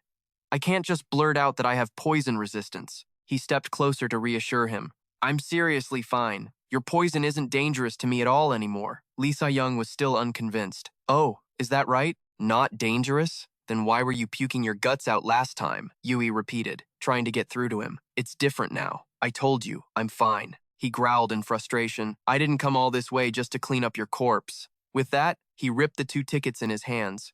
The space around them started to shift. AE looked around, bewildered, trying to figure out what was happening. A system screen popped up with a notification. Private waiting room for exhibition attendees. This waiting room was personally created by Mr. Hong Yung. Entry is restricted to confirmed ticket holders only. The system then relayed the rules for the pre-exhibition period. Please wait in your designated room. Exiting the waiting room and causing disturbances outside may result in punishment under the current laws governing the awakened. If you suspect any illicit activity, please return to your personal waiting room and contact the Awakened Management Bureau. After the announcements, they were both transported to the waiting room space. Yui looked around, taking it all in. What is this place? Lee Sa-young replied coolly. They just made an announcement. This time, Hong Yung created a separate space to completely isolate everyone attending. Doesn't it just look like a giant hamster cage? Hearing it was a custom waiting room, Ui casually asked why. Lee Sa-young started to explain, but first motioned for Ui to sit still. First, sit down. It's because some rude bastard almost wrecked the place at the last exhibition. Yui nodded in understanding. Guess it makes sense. If you stick a bunch of powerful hunters in the same cage, of course they're gonna fight. Suddenly, Lee Sa-young glared at him and ordered, take off your shirt. AU just stared at him. Huh? Noticing him staring at his shoulder, Eui waved a hand dismissively. Oh, my shoulder? You didn't push that hard. I'm fine. Lee Sa-young's voice turned grim. You should take it off before I'm forced to rip it off myself. Hearing that, Yui shot back. Hey, you wouldn't take off your gas mask a minute ago. Lee Sa-young stepped closer, refusing to lose the argument. You really think that's the same thing? Yui retorted, pouting. How is it any different? Why can't you just accept that I'm fine? Lee Sa-young replied coolly. Yeah, right. Like I'd ever believe that. Suddenly, Yui said something that made Lee Sa-young freeze. Are you worried about me? Lee Sa-young looked at Yui with a surprisingly tender gaze, making him wonder, no way. Before Yui could say something he shouldn't, Lee Sa-young shoved him back into the chair. But then a call came in. He stopped whatever he was about to do and said, just lie there and get some sleep. Lee Sa-young turned his back, leaving him with one final, threatening remark. Don't even think about going outside and drawing attention to yourself. Yui quietly watched Lee Sa-young's retreating back, thinking to himself, must be a work call. Then, he let out a sigh of relief. Like a huge weight had just been lifted. I was feeling sick to my stomach just a minute ago, but it's getting better now. Yeah, I think I'm gonna be okay. Yui stared thoughtfully into space, wondering, but why isn't Lee Sa-young curious about me at all? His mind then drifted back to his own, not-so-happy past. Everyone I met before just wanted to use me. They were always asking what my powers could do, what their limits were. They never stopped asking questions, trying to pry every last bit of information about my powers out of me. But then, in the middle of all those dark memories, Lee Sa-young appeared like the sun. But Lee Sa-young, both before and after we made the contract, he never asked me a single thing. He never even hinted at wanting to use me. He must have figured out that my power is on the same level as his, right? He remained alone in the room, lost in his questions. He thought, Don't people usually analyze and evaluate the other person before signing a contract? And yet, he never once asked what kind of skills I had, or what my powers were. No way. Does he know I'm Jay? No, that's impossible. If he knew, he would have demanded something like, I keep it a secret, not just a simple condition like, don't betray me. AU was confused, wondering, then why would he do that? He lay stretched out on the sofa, his hand on his forehead, his eyes filled with indecipherable thoughts. Ever since I escaped that rift, all I've wanted was to live a perfectly normal life. Then, he imagined the life he wanted. The life he wanted was a peaceful one with Park Hae-un. He pictured a quiet, calm life, without having to fight those damn monsters or deal with rifts. A simple life where I could live every single day to the fullest. That life was harder than I thought, so I didn't even have the energy to think about anything else. Then he recalled the time when he and Lee Se-young were living together. But then one day, Lee Se-young showed up. AU looked at his hand, where faint golden leaves were appearing, and kept thinking, from that moment on, that guy took over a corner of my daily life. It's as if he was always meant to be a part of this secluded life. Now, only one name echoed in his mind, Lee Se-young. Meanwhile, in the quiet space, the sound of Lee Se-young's footsteps echoed clearly. His mind, too, was occupied only by the image of AU and what had just happened. But for some reason, thinking about it made Lee Se-young grit his teeth in anger. Suddenly, an arm appeared out of nowhere. He called out, Captain! He stood at attention, bowing respectfully to Lee Se-young, and continued, I was tied up with something, so I'm a little late. My apologies, sir. Lee Se-young didn't want to waste time and said coldly, Report. The man then handed him a report on the whereabouts of the mysterious person known as Jay. Yes, sir. Please take a look at this first. While Lee Se-young reviewed the report, the man began, I will now begin my report. First, I went over all the data collected by the research team that used the rift parameter meter to measure the coastal area where the West Sea Rift previously appeared. The readings showed almost no significant changes on the day the rift opened. At the moment the rift opened, the meter's chart didn't show any spike at all. Then, he said something that caught Lee Se-young's attention. However, about half a year ago, there was one day when the measured parameters suddenly dropped. He asked, dropped? As the man spoke, a chaotic event began to take shape in Lee Se-young's mind. Yes, as you already know, Captain. If the parameters are high, it means there's a high risk of a rift forming there. But this is the first time the parameters have ever dropped to such a low level. I even consulted with the meter's inventors, but I couldn't get a convincing answer. Hearing this, he mused, so this situation really is a first. It's never happened before. The man replied, Yes, that's correct. Lee Se-young then fell silent, reading the report in his hands, and soon found the information on the West Sea Rift. Once he found what he was looking for, he spoke up. I hear the Management Bureau's search team is being led by that QQ guy, right? The person facing him quickly replied, Ah, yes, that's right, sir. He then began to report to Lee Se-young about this person. Director Hamsong supposedly entrusted QQ with a task, so I looked into it. I found out that just 1 week after the new rankings were announced, he secretly returned to Korea. The QQ he mentioned was, in fact, ranked 5th in Korea. QQ Guak, real name Boomin, is an S-rank awakened who isn't affiliated with any organization. He calls himself a freelance hunter and wanders all over the world. Because he's an S-rank awakened, the government tried everything to keep him in Korea, but he was slippery and always found a way to get out. For someone like him to willingly return to Korea, there are only 2 possibilities.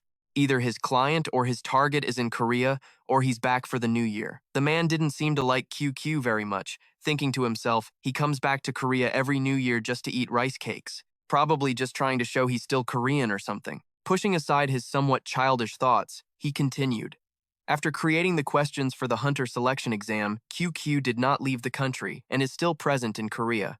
Lee Se-young replied, the one who got a perfect score on this hunter exam. He then looked at a person's photo and continued, unless you're a professional hunter who goes in and out of dungeons and rifts for a living, it'd be almost impossible to get all the answers right. As you know, 2 people got perfect scores this time. One of them was that kid, Cha Eui. Hearing the familiar name, Lee Se-young asked thoughtfully, what about the records on Cha Eui? The man immediately gave him an answer.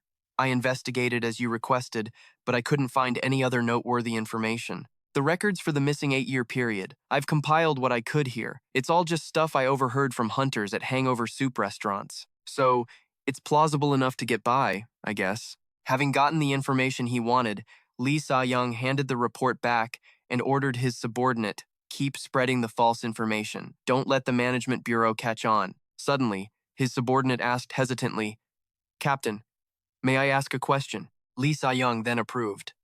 The man took the report from Lee Sa-young and frankly voiced his confusion. Everything you've had me do until now has always had a very clear purpose.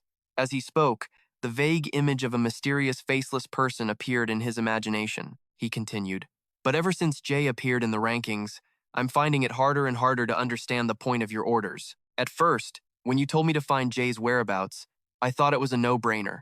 I mean, Jay is the nation's hero. Lee Sa-young listened as his subordinate voiced the very thoughts that were on his own mind. The man then asked, Am I right about what I'm thinking, Captain? He was silent for a moment, then turned and walked away, replying curtly, It's still not enough. This prompted the baffled subordinate to ask again, What are you talking about, sir? Suddenly, the image of AU appeared in his mind as he continued, Decisive evidence. Confirmation. Then, Lee Sa-young abruptly changed the subject. Oh, right.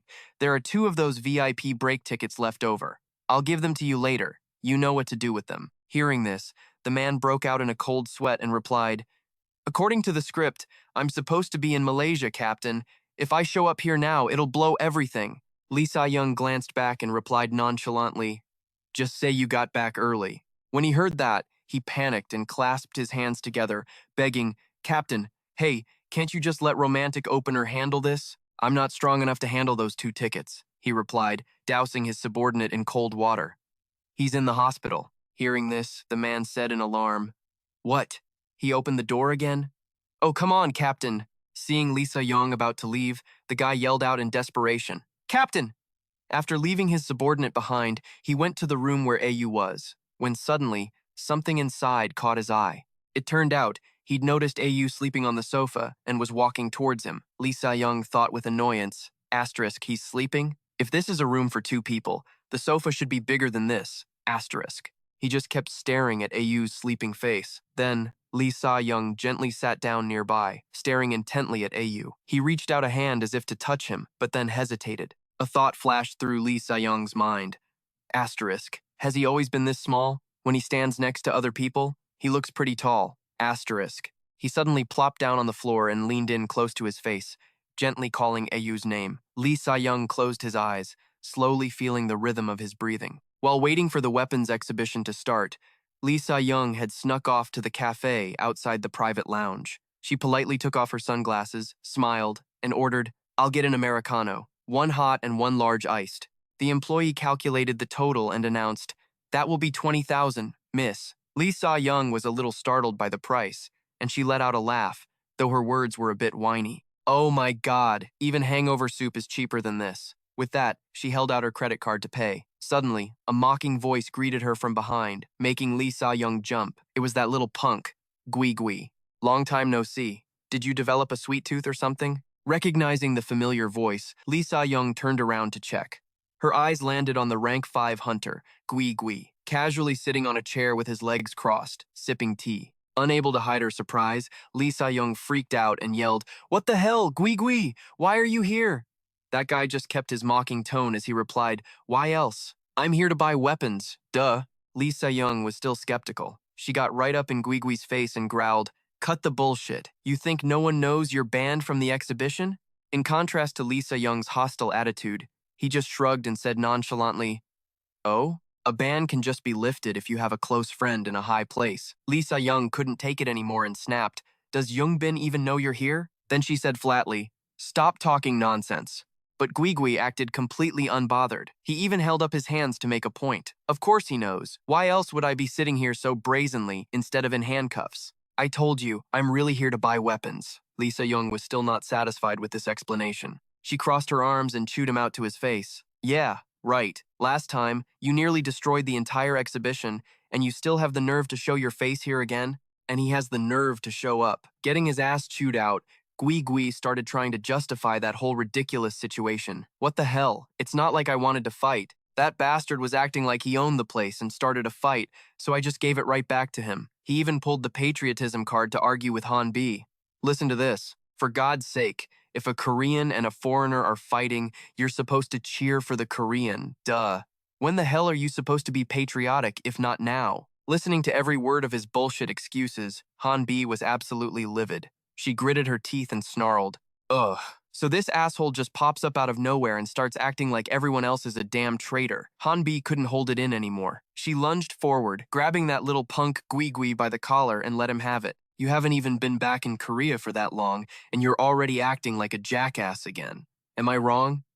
Such a liberal. Even with his collar in her fist, Gui didn't drop the snarky act. He just clicked his tongue. Tsk, tsk, tsk. He then gave a sly grin and said, "Oh? Did you figure me out?" At this point, Hanbi's rage boiled over. She couldn't stop herself from cursing, "Son of a bitch, I'm not letting this go." Seeing red, she began to channel a skill into her hand, moments away from blasting it right in Guigui's face. But the guy didn't even flinch. Suddenly, the sound of clacking footsteps echoed from the cafe's main entrance. It was followed by a familiar voice. My, good morning, everyone." There was no mistaking those long, slender legs and that radiant aura. It was Young Bin. He'd also picked this cafe to chill out in before the exhibition started. The moment he entered, Jung Bin saw the two getting cozy and asked, "And what twist of fate brings you two together?" Startled, Hanbi immediately dropped her hand from Guigui's collar, while he just acted all innocent and unbothered. Jung Bin strode over, clasping his hands behind his back like some old man, and said with a smirk, "Neither of you are using the waiting room that Hong Yoon poured his heart and soul into making. I mean, even Lisa Yeon found that room usable." His pointed words made them both freeze for a second. Hanbi, still fuming, let him go. She quickly threw her hands up in defense. "Ahem, I was in the waiting room. I just popped out to grab a coffee. I was going to head right back after getting my coffee, but this asshole here started trouble with me first." Knowing Jung Bin was basically Guigui's handler, Hanbi even called on a witness to back her up. "You can even ask the part-timer who works here." Young Bin was just trying to lighten the mood with a joke, but seeing Hanbi so serious, he offered a reassuring smile. "Do I really need to? I trust you, Hanbi." That made Hanbi cheer up, but she was completely fed up with Guigui by this point, so she said her goodbyes to Young Bin. "Well, I'll be heading out then. Kong ron nanvat kuthe, for me." She didn't forget to shoot a warning at Guigui. "You're lucky Jung Bin's here to save your ass." Grr. Guigui just shot back coolly. "Ooh, I'm shaking in my boots." The moment Hanbi was gone, Jung Bin flipped his supervisor switch. "Mr. Ban-gu!" Gui flinched, hearing his full name spoken in that less than friendly tone. "Ah, look at that. Something even scarier." Jung Bin cracked a deadly smile and said, "As per the director's orders, your ban from entering the exhibition has been lifted." But Gui cut him off. "Let me guess, you're telling me not to start any shit." Jung Bin picked up where he was interrupted. "Good thing you're self-aware." Gui recalled the reason he'd started a brawl at the last exhibition, and said coolly, "Besides, all the foreign hunters are just attending through their phones this time anyway. I've got no reason to cause trouble." The words had barely left his mouth when an invisible force slammed his head down onto the table. With a loud slam, Gui winced in pain from the unexpected impact, which even sent the drink on the table spilling everywhere. It was a shock, but only for a moment. Gui knew exactly where that invisible force was coming from. It was Jung Bin, using his power as a warning against Guigui's insolence. His face darkened, his brows furrowed, and his gaze turned cold as ice. He didn't have to say a word. His expression said everything. His displeasure was blatantly obvious. Gui, still pressed against the table, managed to speak. "Just a heads up, when it comes to catching D, we're allowed to use any and all means. So, if any, issues happen to arise, I hope you'll understand, Kay, because these are Ham-Sok Jung's orders." Young Bin immediately shot that down. "Your intel must be wrong. There's no way D is coming to this exhibition." As he spoke, he set the glass upright again, but that punk Gui retorted with absolute certainty, "Oh, he'll be here." Young Bin shot a razor-sharp glare at Gui and snarled, "What makes you so damn sure?" But Gui just held up a single finger, a laugh escaping his lips as he spoke slowly, enunciating each word. "Because I prayed my ass off for it. I tend to get my prayers answered. After all, my father's a pastor." Meanwhile, at the Weapons Exhibition Center, the hall had been meticulously set up. Yu stood observing for a long moment before remarking to himself, "They've partitioned off separate booths, so none of the attendees can see each other. It really is like a hamster cage." He might have said that, but secretly, Yu was thankful. He imagined being spotted by Yoon Kyu. "Huh? Who's that?" He had no idea how he would have explained it, so Yu was more than happy with this partitioned setup. "I was worried it would be so awkward if I screwed up, and Bae Yoon Kyu recognized me. But thank God that's not going to happen.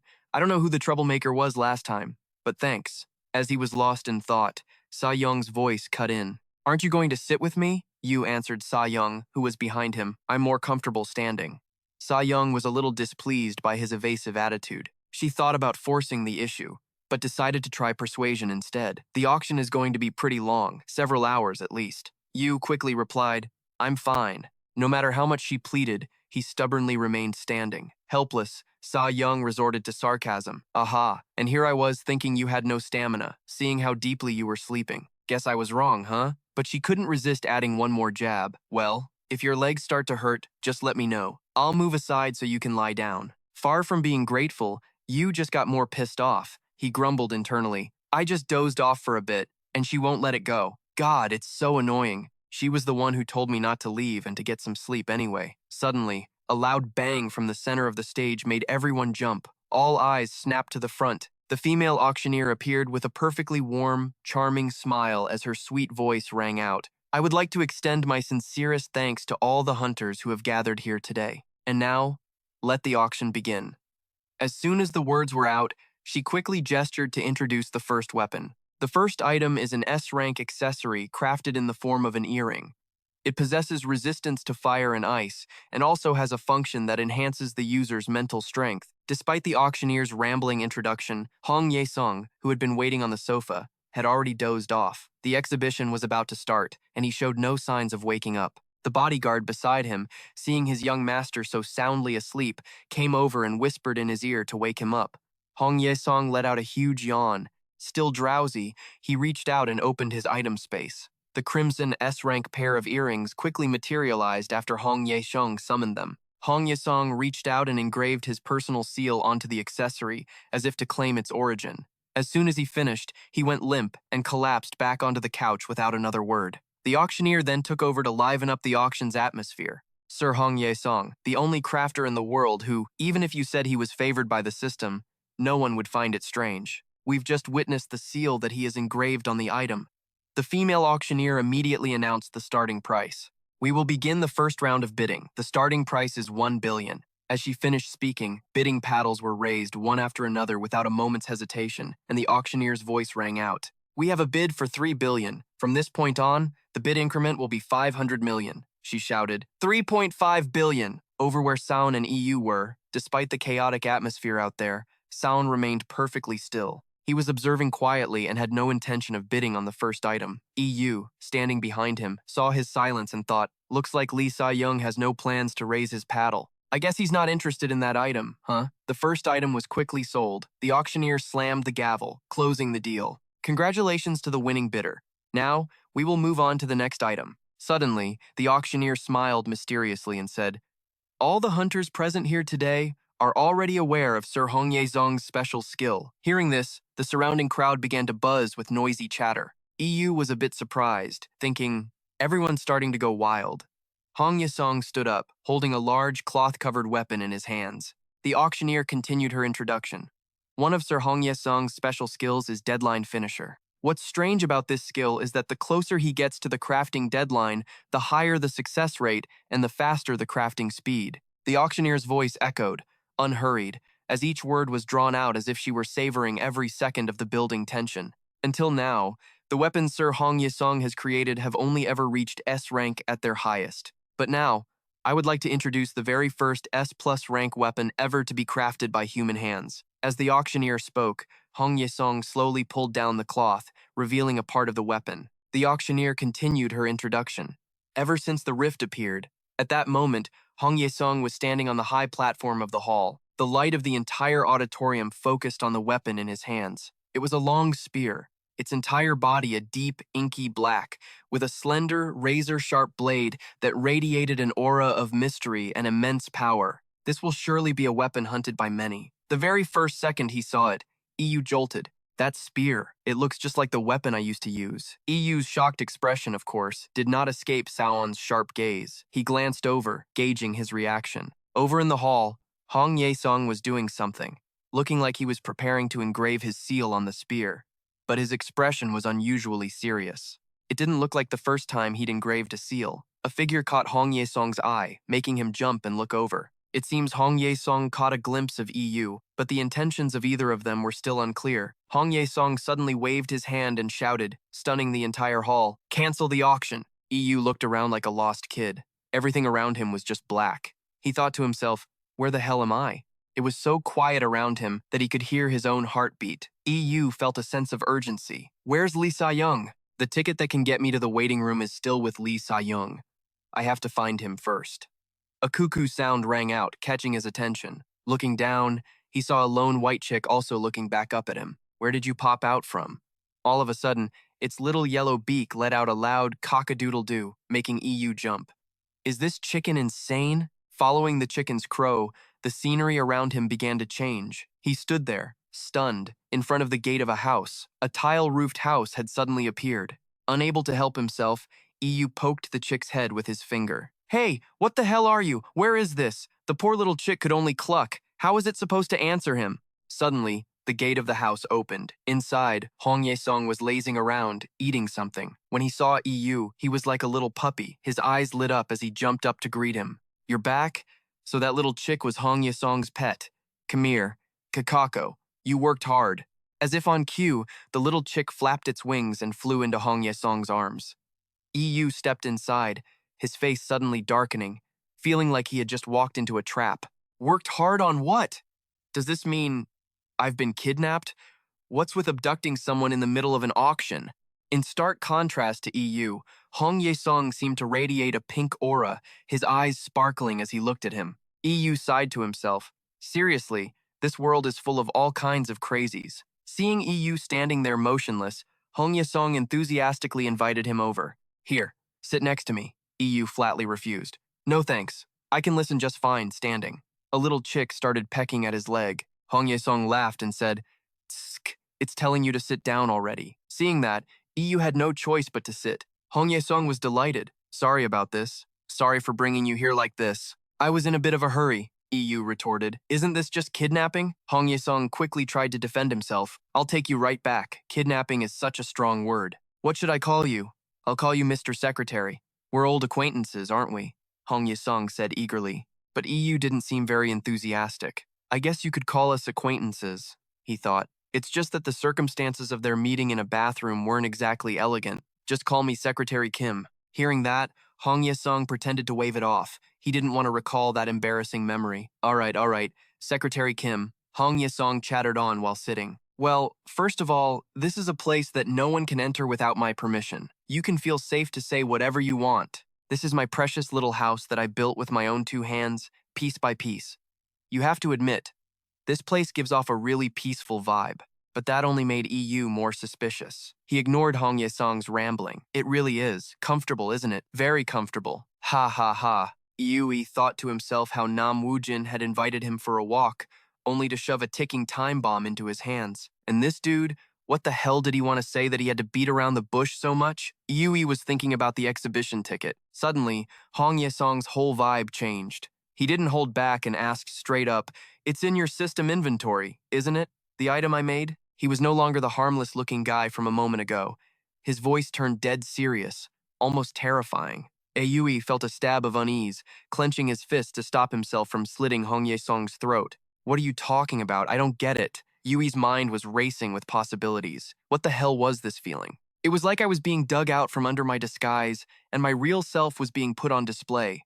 I felt so nauseous, like I was about to puke. It was true that he was holding the exhibition ticket Wai-sung made, but other than that, there was nothing else. Besides, I already gave it to Lisa Yoon before the auction started. I don't have it now, so if it's not that, what else could it be? Yi-sung suddenly switched back to his harmless act. Ah, did I startle you, bringing it up like that? I didn't drag Secretary Kim here to pick a fight or anything. I brought you here because there's something I need to confirm. He put on a terrifying expression, pointing a finger at his own eyes, which were open so wide you could see the blood vessels. These two eyes of mine saw it clearly. You have an item I made in your system inventory. Yui thought to himself, asterisk. Right now, the only things in my system inventory are poison, a magic stone, and a basilisk's fang. Asterisk. If he'd found out about the magic stone, he would have thrown a tantrum, demanding that specific stone. Just thinking about it, Yui imagined the humiliating scene. So, does that mean it's the basilisk fang? But I got that sword in the rift at the Western Sea. Back when I entered that rift, Hong Ye-sung was still just a normal, unawakened person. Yi-sung's voice cut through Yui's chaotic thoughts. He said, "Sorry, but I don't have a lot of time. Stalling like this isn't going to help you, is it? Secretary Kim, Lisa Yoon is probably freaking out looking for you." He did a complete 180 again, his face and voice turning dead serious. "Let's make a deal. We'll both get something out of this. I can get you whatever Secretary Kim wants, so just take the damn item out." Yui was on guard. This guy was pushing so hard. No wonder he just sat there with his eyes closed at every auction. It looked like he'd used a hidden ability and was suffering the penalty of not being able to use his appraisal skill for a long time. Yui's phone vibrated. "It seems Lisa Yoon is looking for me. It takes forever to calm her down. She's probably pissed off again now. I wonder if she'll let it slide this time after I apologize." He picked up his phone to answer, but suddenly Wai-sung yelled, "Peep!" as if it understood the command. The cute little chick instantly became a flash of lightning, zipping over and making Aui drop his phone. Before Aui could even react, he stared at the chick, stunned. "What the fuck? What kind of chick is that damn fast?" Hong Ye-sung was covering his eyes as a roll of bandages materialized in his hand. Blood was trickling from his eyes. "My bad. This is my first time kidnapping someone, so I forgot to confiscate their phone." Seeing this, Yui asked with concern, "Are your eyes okay?" Yi-sung explained as he wrapped the cloth around his eyes. "It's because I used my appraisal skill for too long. Every time this happens, I just use the item I was given and it'll be fine. No big deal." Aui held out his hand. "Then can I have my phone back for a second? I need to leave a message. You know what our team captain's temper is like." Yi-sung refused, not looking much like a kidnapper at all. "No way. Your phone is being held hostage. We'll deal with it once this is over and we're back outside. I'll help you handle the rest. I'll even vouch for you." Yui voiced his confusion. "I'm sorry, but I honestly have no idea what you're talking about. I don't have the ticket on me. There's a weapon in Secretary Kim's system inventory, right?" Wai-sung held out his hands, describing something like a longsword. "About this long. If you only had an exhibition ticket, why would I have kidnapped you?" Yui thought. Asterisk. So he is looking for the basilisk's fang? Asterisk. Did Hong Ye-sung make that sword? He admitted it. "Yeah, there is, but it's not a weapon you made." Hearing Yui's admission, Wai-sung said urgently, "I'll be the judge of that. Show it to me, now." Yui's expression became more serious. He weighed his options carefully. Even though the timeline of when I got the sword doesn't seem to match up, if I show him the basilisk's fang, could I learn something more about that rift? No, I'm sure of it.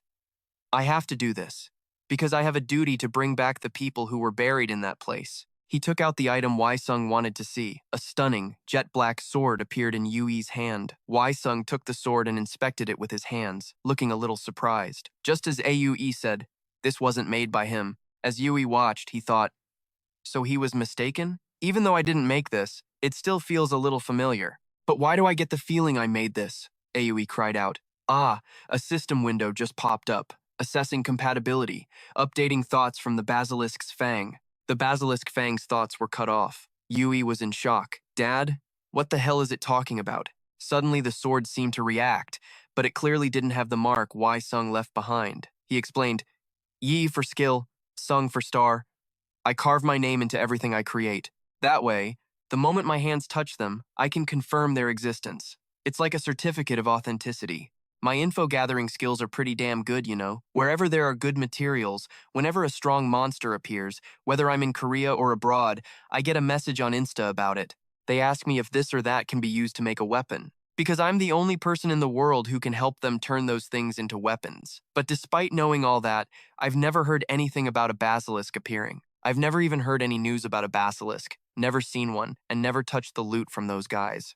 There's no way I could have created this sword. Still, he was completely baffled. There's no way I could have made this sword, but it's telling me that I did. Meanwhile, somewhere else, Nam Woo-jin was being pinned to the ground by someone's foot. He looked like he'd been beaten to a pulp, but he was still running his mouth. Anyone can see you're not going to get anything out of me. So why are you still trying so hard? Turns out, it was Lisa Yoon. She was going crazy because she couldn't find Aui. I'm so damn pissed because my secretary lost track of the captain and wandered off somewhere, Yoon spat challengingly. If you're looking for a fight, then let's go. His hand gripped Lee Sa-yoon's leg, his voice dripping with sarcasm. Seriously, when has Lee Sa-yoon ever given a damn about anyone else? And now you're freaking out just because your secretary is missing? Anyone would think you two are dating. Lee Sa-yoon's eyes grew darker. Oh, is that right? But your voice sounds like you're ready to kill someone. If my secretary doesn't show his face right now, you're dead meat. Hong Ye-song held the sword, examining it closely and stroking it. But this thing, it's telling me that I'm its creator. Where did you find this? At Hong Ye-song's question, Cha Yu glanced over at him. Hong Ye-song scratched his head, forcing a laugh as he explained, "Hey, mister. Secretary, look, I'm pretty embarrassed this is even happening. I'm just worried my weapons might be getting sold on the black market or something," he pleaded, his eyes filled with a desperate mix of worry and fear. "Then I'll make you a promise. I won't ask who you are, and I won't dig any deeper into this. I'll also keep this conversation top secret. If you need a weapon, I can make one for you." But Cha Eui remained silent, which frustrated Hong Ye-song so much that he threw himself on the floor in a tantrum. He was so dramatic that even the chicken in the yard started trembling. But no matter how much Hong Ye-song rolled around and begged, Cha Eui wouldn't say a word. "So, just tell me already, please. I'm begging you. I'm dying of curiosity here. Both the weapon and its maker are just as damn stubborn as each other." Cha Yu mulled over Hong Ye-song's words and suddenly remembered what Yuna had said. Thinking back on what Hong Ye-song said, sometimes a person can have the same name and face but be someone completely different. That's what Yuna had told him. You could even say the basilisk's venom was created from another piece of Hong Ye-song. Cha Yu continued to think, ignoring Hong Ye-song's desperate pleas. But among the things Yoon Ga-eun showed me, there was no Hong Ye-song. "Hey, are you even listening to me? Are you thinking about it? I can wait for you. I guess I'll have to meet with Yoon Ga-eun again." Deep in thought, Cha Eui glanced at the trembling chicken in front of him, and a wave of irritation washed over him. Cha Yu rubbed his head in frustration, imagining Lee Sa-yoon's endless nagging. "Damn it.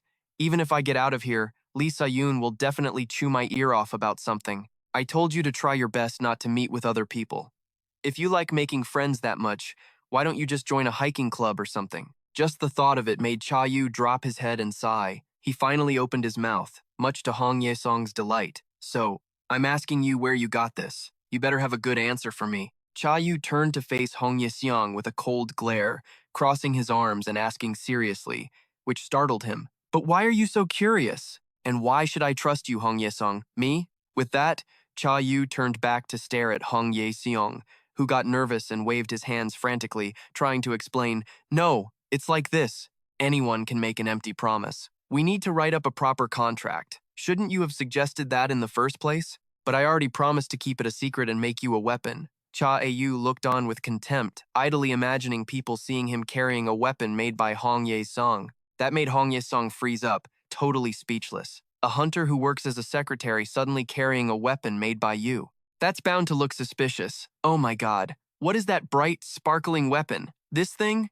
Oh, it's just a weapon that the artisan Hong Ye-song made for me. A weapon made by the artisan Hong Ye-song? For real? Besides, just because you tell me something, does that mean I have to tell you something in return? Isn't that an abuse of power and position? Hearing Cha Euy's words, Hong Ye-song was stunned. He broke out in a sweat and forced a laugh. "This is the first time I've ever heard anything like that since I awakened. How refreshing. I'm times Hong Ye-song asterisk, you know. Besides, what's wrong with a parent asking where their lost child is?" Cha Yu thought to himself, asterisk. "So, I just need to say, I found it in the West Sea Rift. Is that all? Asterisk. I'm telling the truth. It was in the West Sea Rift. I showed it to you because I felt I had to.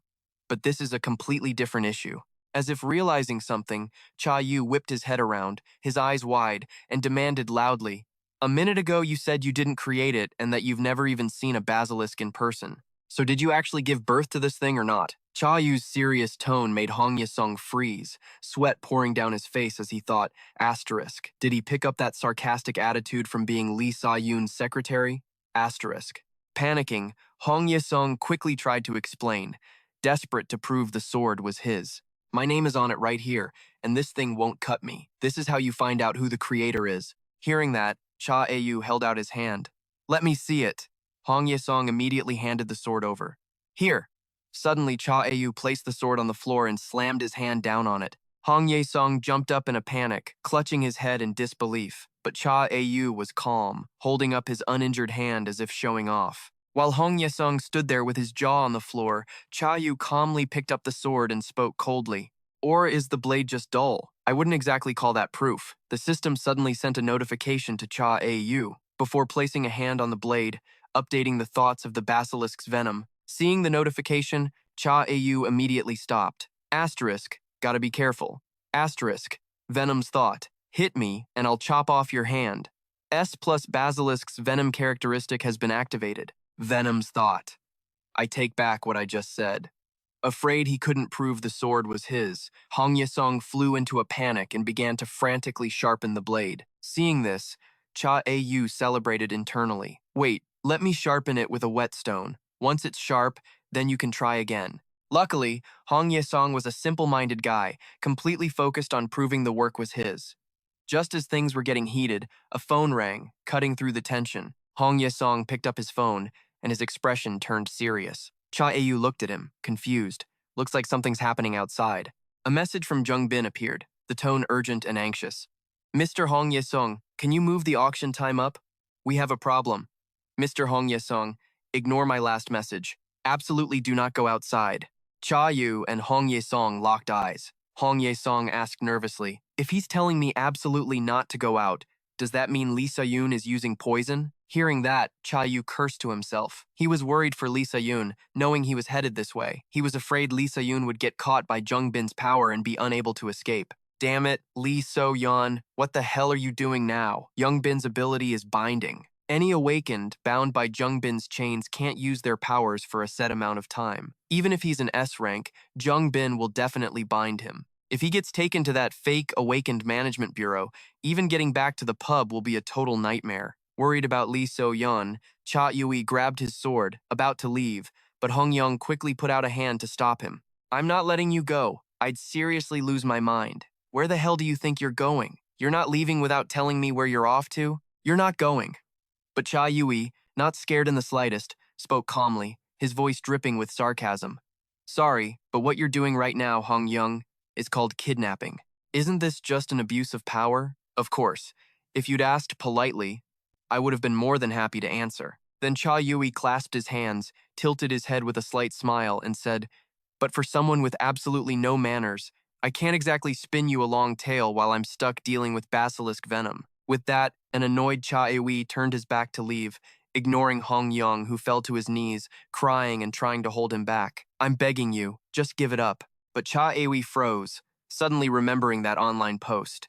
Wait a minute, if I just leave, won't I end up wanted, just like with that whole magic stone thing? Looking back at the crying Hong Young, Cha Eui hesitated for a second, weighing his options. I mean, I'd love to just physically erase his memory, but Hong Young's precious body still has to go up for auction. So, how do I get this guy to shut his mouth? With that, Cha Eui used magic to draw a blue spatial circle and spoke to the whimpering Hong Young. Hong Young. In exchange, Cha Eui held out a sparkling golden stone to him. When he saw the stone, Hong Young's mouth fell open, his teary eyes widening in a sparkle as he screamed, "Stone!" Seeing him so agitated, Cha Eui quickly motioned for him to shut up. Seeing the signal, Hong Young immediately slapped a hand over his mouth and nodded furiously. Looks like you've been looking for this for a while. You want it that bad, huh? Hong Young clapped his hands over and over in delight, excitedly making an offer. How much? I'll write you a blank check. Oh, no, even better. I'll pay you in cash to dodge the taxes. Hearing this, Cha Eui agreed but added another condition. Hong Young immediately ran inside, and he also called for his chick to help. The money's good, but do you have a system-guaranteed contract? The kind that gives you a penalty if you break it. Chick, you look for it too. It's gotta be around here somewhere. Instantly, Hong Young pulled out a piece of paper, laid it on the floor, and waited obediently for Cha Eui to dictate the terms for the contract. Okay, write this down. Yes. Cha Eui stated the first condition, and Hong Young bowed his head and quickly scribbled it down. First, the mutant Hong Young shall not be curious about or investigate anything regarding Secretary Kim, whom he met today. He shall not attempt to investigate himself, nor shall he ask others to do so. Cha Eui continued reading the terms while holding the chick. Hong Young scratched his head at the next one. Second, the mutant Hong Young must cooperate wholeheartedly with Secretary Kim's work. What work? We need to create an alibi for Jung Bin. Come on, Secretary, you're making this tough for me. When he heard the third condition, Hong Young immediately pushed back, refusing to agree. Third, the mutant Hong Young shall not dig into the origin of the basilisk venom. Are you kidding me? How can you even ask for that? But the moment Cha Eui held out the magic stone, Hong Young shut up, his eyes locked onto it. Cha Eui then lifted the stone higher, his voice cold as he made a threat. I'm not giving you the magic stone right now. You'll get it after all the terms of this contract have been met. Once the contract was done, Cha Eui and Hong Yong hurried to check on the situation, only for Cha Eui to find Lee So-yeon already captured and sitting in a chair. How did you get caught so fast? Seeing Cha Eui, Lee So-yeon glared, radiating a cold, murderous intent. Hyung, I'm seriously thinking I need to tie you up somewhere. Lee So-yeon kept nagging him irritably, while Cha Eui just sighed in exhaustion. Trouble always starts the second I look away. Despite being tied up himself, Lee So-yeon continued to interrogate Cha Eui, his anger flaring when he saw Hong Yong's arm slung over his shoulder. Are you going to explain why you suddenly vanished and then reappeared with that bastard? Get your damn hand off his shoulder. Are you calling me a bastard? I was just about to tell you everything. Just then, Bae-yu, Jung-bin, and Yoo-hyun hurried over. Jung-bin asked Hong Young with a worried expression, while Yoo-hyun pointed an annoyed finger. Hey, Hong Young, did you just waltz out of the waiting room? If you wanted to postpone the auction, you should have just said so. What was the point of disappearing and pulling this crazy crap? Then Yoo-hyun strode forward, hands on his hips, and said angrily, Thanks to you, we've got another problem.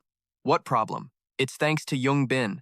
Jung-bin calmly explained the situation with a smile, while Bae-yu stood behind him, bowing apologetically over and over.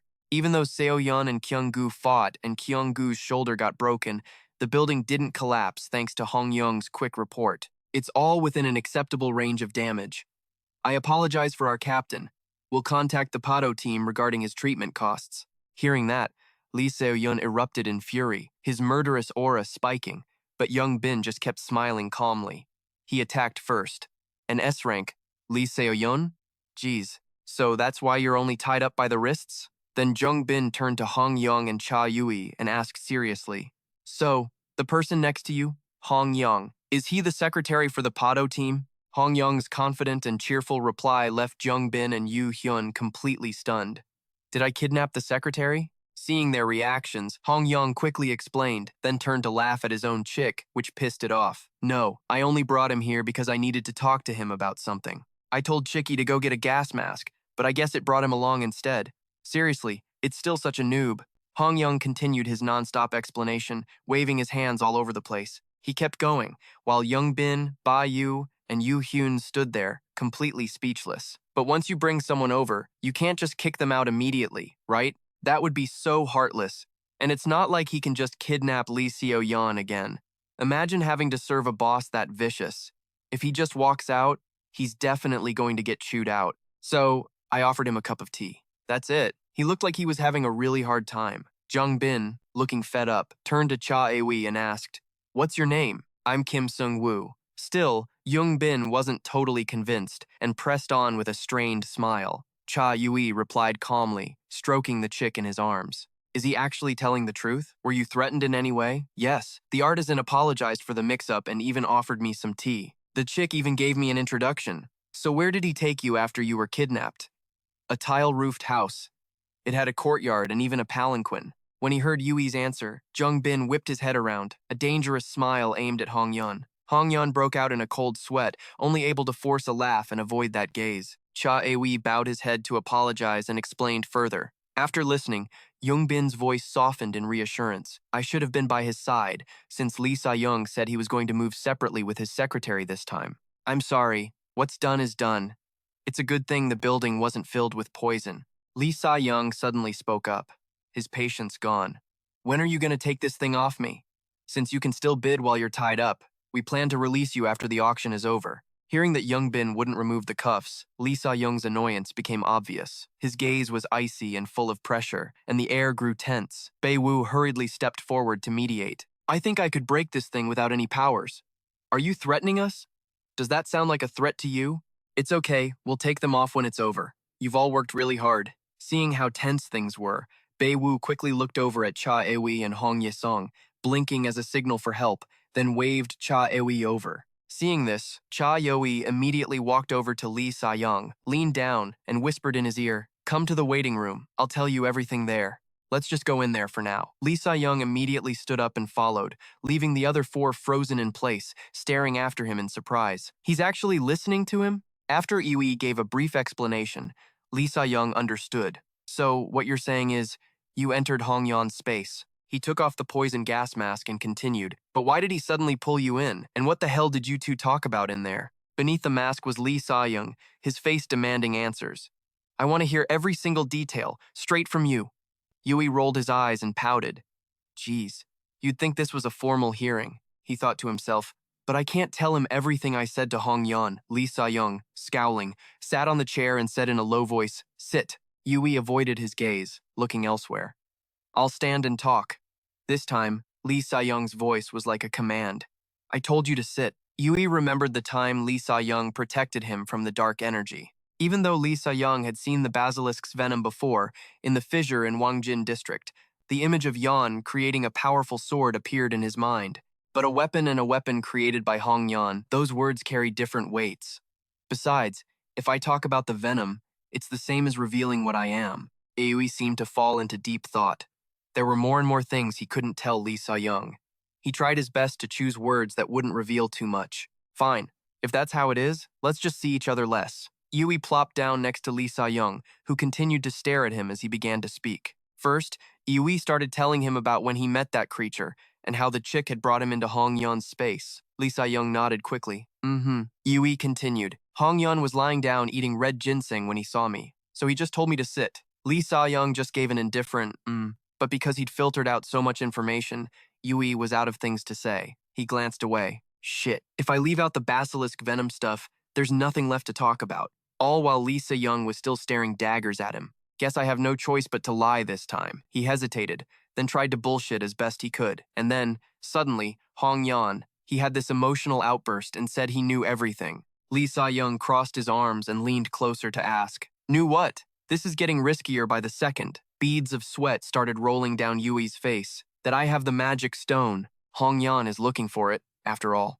Lee Sa-young deliberately lowered his voice, as if stating an obvious fact. How the hell would that psycho know about it? Yui felt like blurting out what he was thinking. Ahem, sorry about that. I was the one who told him.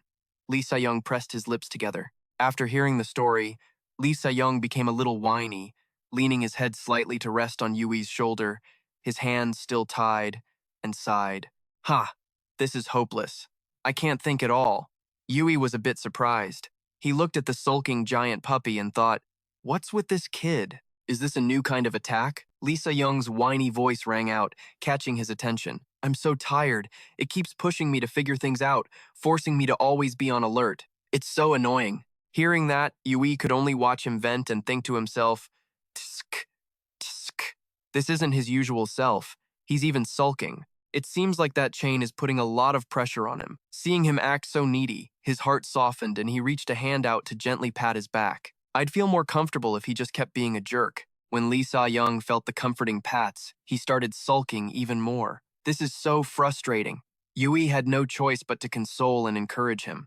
Okay, I get it. Just get some rest. If you want to perform well, you need to sleep first. Lee Sa-young's large frame suddenly shifted, and he buried his head on Yui's shoulder, whining. He looked over at the young man beside him with an affectionate gaze. It felt like he was soothing a child. A peaceful scene filled the room as Lee Sa-young leaned against Yui and closed his eyes, resting peacefully. An announcement came over the speaker. The arts and crafts auction will resume in 30 minutes.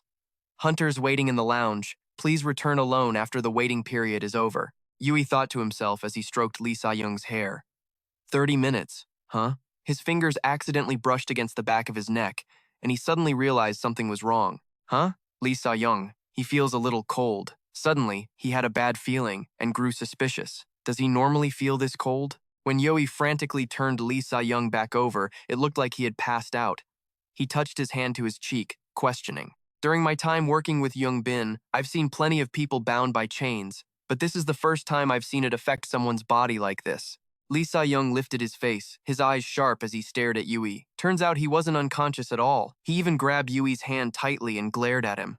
What's wrong? Are you trying to go somewhere again? Only then did he look down at the gloomy person staring up at him. Humph. He frowned down at him and scolded him lightly. I'm not going anywhere, you brat. Where could I possibly go? It's not like I have anywhere to go. He lifted his face up to check it. Let me see your face. Stay still. He saw the exhausted, sweaty frown on his face. Are you in pain right now? He looked at how pale he was and thought, which is it? This guy? Or times that times guy?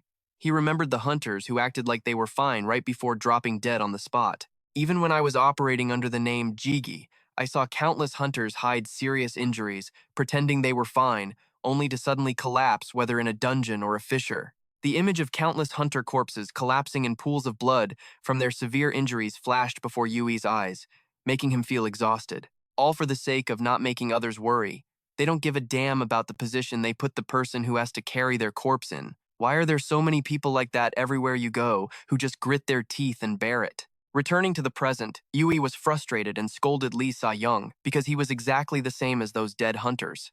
If it hurts, you have to tell me where it hurts. You think just toughing it out is going to make it better? He fumed internally. Ah, damn it. For some reason, seeing Sa-young like this made his hands and feet tremble, a small knot of anxiety tightening in his chest. My hands are shaking so bad. Yuge stood up to make space for him. I'll move so you can lie down. You'll probably feel better lying down. Sa-young saw his hands shaking uncontrollably. My hands are shaking so much. With his own hands bound, Sa-young grabbed Yuge's hand to stop him from leaving. Damn it, I told you not to go. Yuge's heart suddenly started pounding as he watched him hold his hand, refusing to let go. He tried to sound reassuring, saying, "No, I'm just moving aside. I'll sit over there." In reality, he desperately wanted to calm down. He needed a moment to get a grip.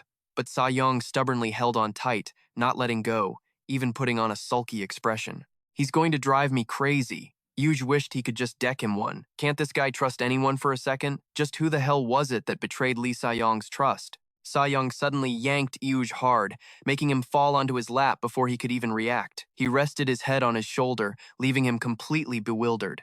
What are you doing? Sa-young's voice was a whisper, just loud enough for him to hear. I'm in pain. Hearing that, he was taken aback. Huh? The boy just frowned and buried his face into his collar. I said I'm in pain. Sa-young leaned against him, acting needy. Meanwhile, Yuge was getting pissed off internally. Doesn't he get it? This is seriously driving me insane. He glanced over at Sa-young, whose head was slumped on his shoulder. He thought to himself, so this is what Lee Sa-young's bratty side looks like, huh? He could only sigh, letting the kid do whatever he wanted. He leaned back against the armchair while Sa-young clung to him like glue. Yuge placed a hand on his back and muttered, "Happy now? I'm exhausted too, so stop making trouble. Don't think I'll go easy on you just because you're hurt." He was unaware, however, that the silent figure was secretly looking up at him. Sa-young didn't reply.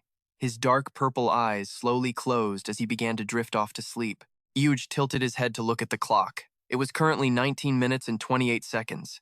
He suddenly realized that while he was wrestling with this guy, the auction was probably about to start. He helplessly patted Sa-young's back, as if lulling him to sleep while thinking to himself, staying like this for a little while should be fine. But how am I supposed to deal with the aftermath once this guy is released? The countdown clock ticked away from 2 minutes and 40 seconds, and finally, time was up. A loud bell rang out, so Yuge slowly sat up, bringing him up with him. Sa-young, it's time. Wake up. Aren't you going to the auction? Ah, for fuck's sake. Yuge stood up, straightened his outfit, and looked at the dazed, staggering Little. When they both showed up to the auction wearing gas masks, the sight in front of him kinda threw Yuge off. He kept his cool, scoping out the situation and watching the holographic people walk by. Makes sense, I guess. An S+ rank weapon is right there, and the auction gets cut short. Everyone's probably getting antsy. This is so intense. The host's voice rang out with an announcement. Thank you for your patience. The auction has now resumed. The auctioneer cheerfully introduced the next item. This is an S-rank item, a first-time creation by Hong In. The Archangel's Spear. A long, slender black spear with a silver tip was displayed before them. Starting bid. Lee Sa-young, who was sitting in his chair, spoke up. Raise the paddle for me. Yuge spun around, totally baffled. Huh? The bidding hasn't even started yet. Just raise it for me, hurry up, he urged. Yuge had no choice but to take the auction paddle and hold it up high. But there was no one in front of him except the auctioneer and the stage, which just confused him more. Hey, what the? Lee Sa-young didn't give a damn and just kept talking. I don't care what it costs. I'm buying it. He looked down at the stage and snarled. Get lost. Yuge was still holding up the damn paddle. Before he could figure out what was happening, his surroundings started turning into sand. Huh? Why are the walls suddenly made of sand? He turned to his left and saw Kyun glaring at him, and a dapper Gozo falling from above. He looked to his right and saw Ju and WU, their jaws dropping in unison as they fell down and saw him. Realizing what was going on, Yuge could only force a pissed-off smile, gripping auction paddle number 2 tighter and cursing under his breath. Ah, goddammit. This is so messed up. So, this is when the auction times really times begins. The The auction will now begin. Hearing the cheers outside, Dongbin glanced behind him.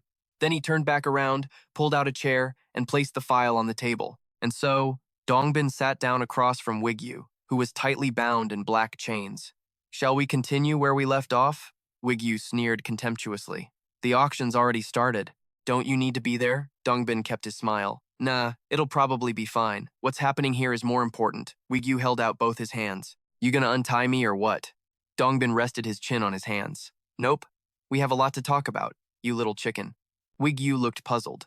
Yeah, that's right. Is Lili Sayong free? Dongbin answered. Not yet. We plan to release him right after the auction ends and before he leaves. Wigyu kept up his nonchalant act. Just transfer me to the Fake Awakened Management Bureau already. Wigyu held up his chained hands. Why are you so easy on that guy? Meanwhile, I get captured like this and locked up in here. Dongbin let out a sigh. Right. It's because you're the one who started the fight in the first place. Besides, Dongbin looked coldly at Wigyu. Even though I completely entrusted you with monitoring Ju, you've barely given me any reports. Wigyu leaned back in his chair, unfazed. Oh, that? It's not good, Dongbin replied. Yeah, well, the director demanded we get it today. He realized, I think I've given you enough time. It's time for some answers. Who is Jui? Wigyu's fingers tapped a rhythm on the table. Wigyu gave a snarky smile. And what if I don't feel like telling you? The black chains began to materialize, following Dongbin's command. You are going to talk. He grabbed the chain and yanked it hard. The black chains instantly tightened around Wigyu, making him cry out in pain. Wigyu quickly tried to bargain, making a demand. I get it. In exchange, answer one question for me and I'll talk. Hearing that, Dongbin loosened the chains. I'll listen and then decide. Wigyu rubbed his neck where the chain had tightened. It's nothing big. Why are you looking for Ju? Dongbin stared at him. Because it's an order from my superior. Why else? Wigyu waved his hand dismissively. Don't even think about stuff like orders. Wigyu wondered. Do we really have to find Ju, no matter what? Dongbin looked annoyed. What's the point of this question? Stop beating around the bush and get to the point. Wigyu glanced away and clicked his tongue. Geez, this is rich. Wigyu shot a look at Dongbin. What I mean is, do we really need to go through all this trouble to hunt Ju down like some rat? You just have to look at Ham Seok-jong to know. Wigyu remembered how Ham Seok-jong had looked. The guy who got chewed out by the higher-ups for not stopping me from leaving the country. Yet just to find Jui, he gives that job to me and no one else. Does that make any sense? Saying you're looking for Jui because of the apocalypse is a joke. The end of the world. And we don't know when, where, or how it's gonna happen. And you're looking for G because of times that asterisk? So what? If we don't have G, we can't stop the apocalypse? Why are you doing this to people who barely survived the rifts? Are you just gonna throw them back in or something? Jungbin lowered his head slightly. You two are from the same generation after all. The first S rank, the second S rank. You guys should be close. 9 years ago. A man's voice suddenly rang out, startling Jungbin. Jungbin, are you ready? He immediately stood at attention and answered sharply. Yes, sir. The man clapped Jungbin on the bicep admiringly. Damn, I love seeing that military discipline is still alive and well. He turned and looked toward the door on the right. Let's get a move on. We can't keep busy people waiting. You remember what I told you, right? Without waiting for a reply, he added another warning. Don't stare for too long, and don't even think about messing with anything. G looked up at the two people entering the room. G, this is the newly awakened S-rank awakened Jungbin. Go on, say hello. At that, he planted both hands on the table, stood up, and asked Jungbin, how old are you? Jungbin answered clearly, I'm 20, sir. Younger than I thought. Jungbin stared at the person before him, thinking, is this for real? The hero G, the one who's always on TV and the radio? But he's right here in front of me. Jungbin marveled at G's appearance. He could totally pass for a teenager. G held out a hand. Hey, I'm G. Jungbin was still lost in thought. He looks like a high schooler at most. Or maybe even a minor? He shook G's hand. I'm Jungbin, sir. It's an honor to be working with you. G asked, what's your awakened ability? He was a bit flustered. Suppression, sir. I can restrain my opponent. G asked, curious? Monsters? Jungbin was a little flustered. Other awakened, sir. G seemed intrigued by Jungbin's ability. Nice. The number of awakened committing crimes lately has been a real headache for me. The man standing next to Jungbin also chimed in with a smile. He awakened at just the right time for us. Now, G, you've heard about the rifts in Gangyang, haven't you? The man asked G, we've got a helicopter ready, want to go check it out? G spun around. Sure, whatever. Ji slid open the glass window, turned back, and waved at Young-bin. Nice meeting you today. See ya. Jung-bin immediately snapped to attention. Yes, sir. It was a pleasure meeting you too. Jung-bin was a bit surprised when Ji just jumped out the window to leave. Seeing his shock, the other man advised him, don't pay it too much mind. Young-bin flinched and turned to look. Sir? The man repeated. I said don't get too invested in Ji. Right now, he's a crucial hero for us. The more you know about him, the more complicated things will get. So I'm telling you now, keep a professional distance, but don't let it affect you. Young-bin scowled at the man as he turned and walked away. There's no other way. Until things stabilize a bit, the ones with power have to make the sacrifices. That's just the state of the country. Young-bin walked over to the desk, his scowl deepening with a hint of contemplation. Young-bin clenched his fist on the table. On it was a file with information on various monsters. Swamp toad. The key is to stop it from spitting acid from its head and mouth. Red-tailed bone dragon. It'll be a huge pain in the ass if it joins a pack. You have to pierce its neck to stop it from calling its buddies. Back in the present, Young-bin gave an order. This isn't a command, but we still need to find him. Wigyu tilted his head provocatively. And then what? Young-bin's golden eyes were dead serious. To protect him, he slammed his hand on the table. So, start talking. Jung-bin's voice boomed as he asked again, who is Ji? Wigyu rolled his eyes and shrugged as if he didn't know. Let me see. I have no idea. Seeing Jung-bin's thunderous expression, he panicked. Dude, you've got a short fuse. I already got a tail on the guy, I just lost the trail, that's all. At that, Young-bin calmly sat back down in his chair. Wigyu let out a sigh of relief.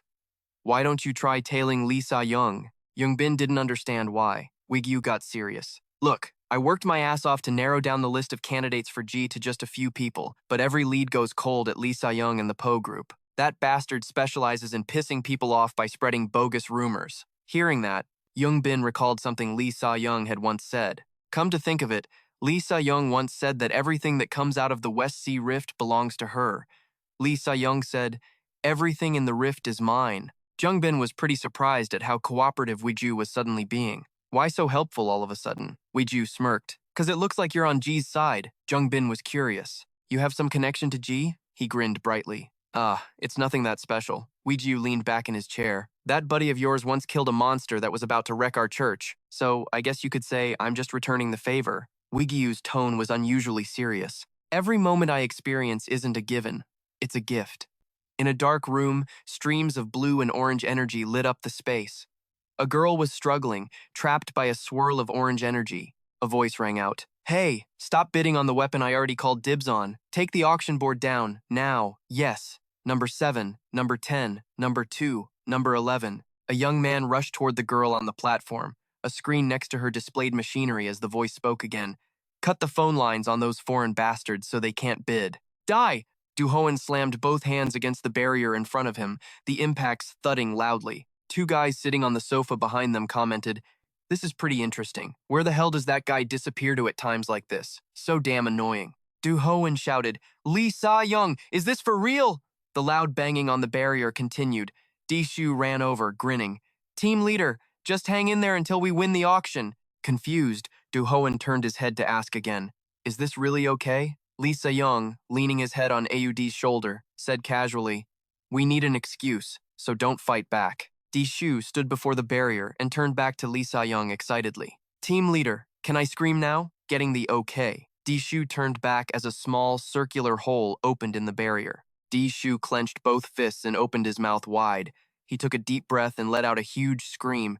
His eyes squeezed shut, the piercing sound incredibly intense. Number 7. The explosive scream forced everyone outside the barrier to cover their ears. The girl on the platform responded, yes, number 7. Aud watched in amazement, thinking, that volume is insane.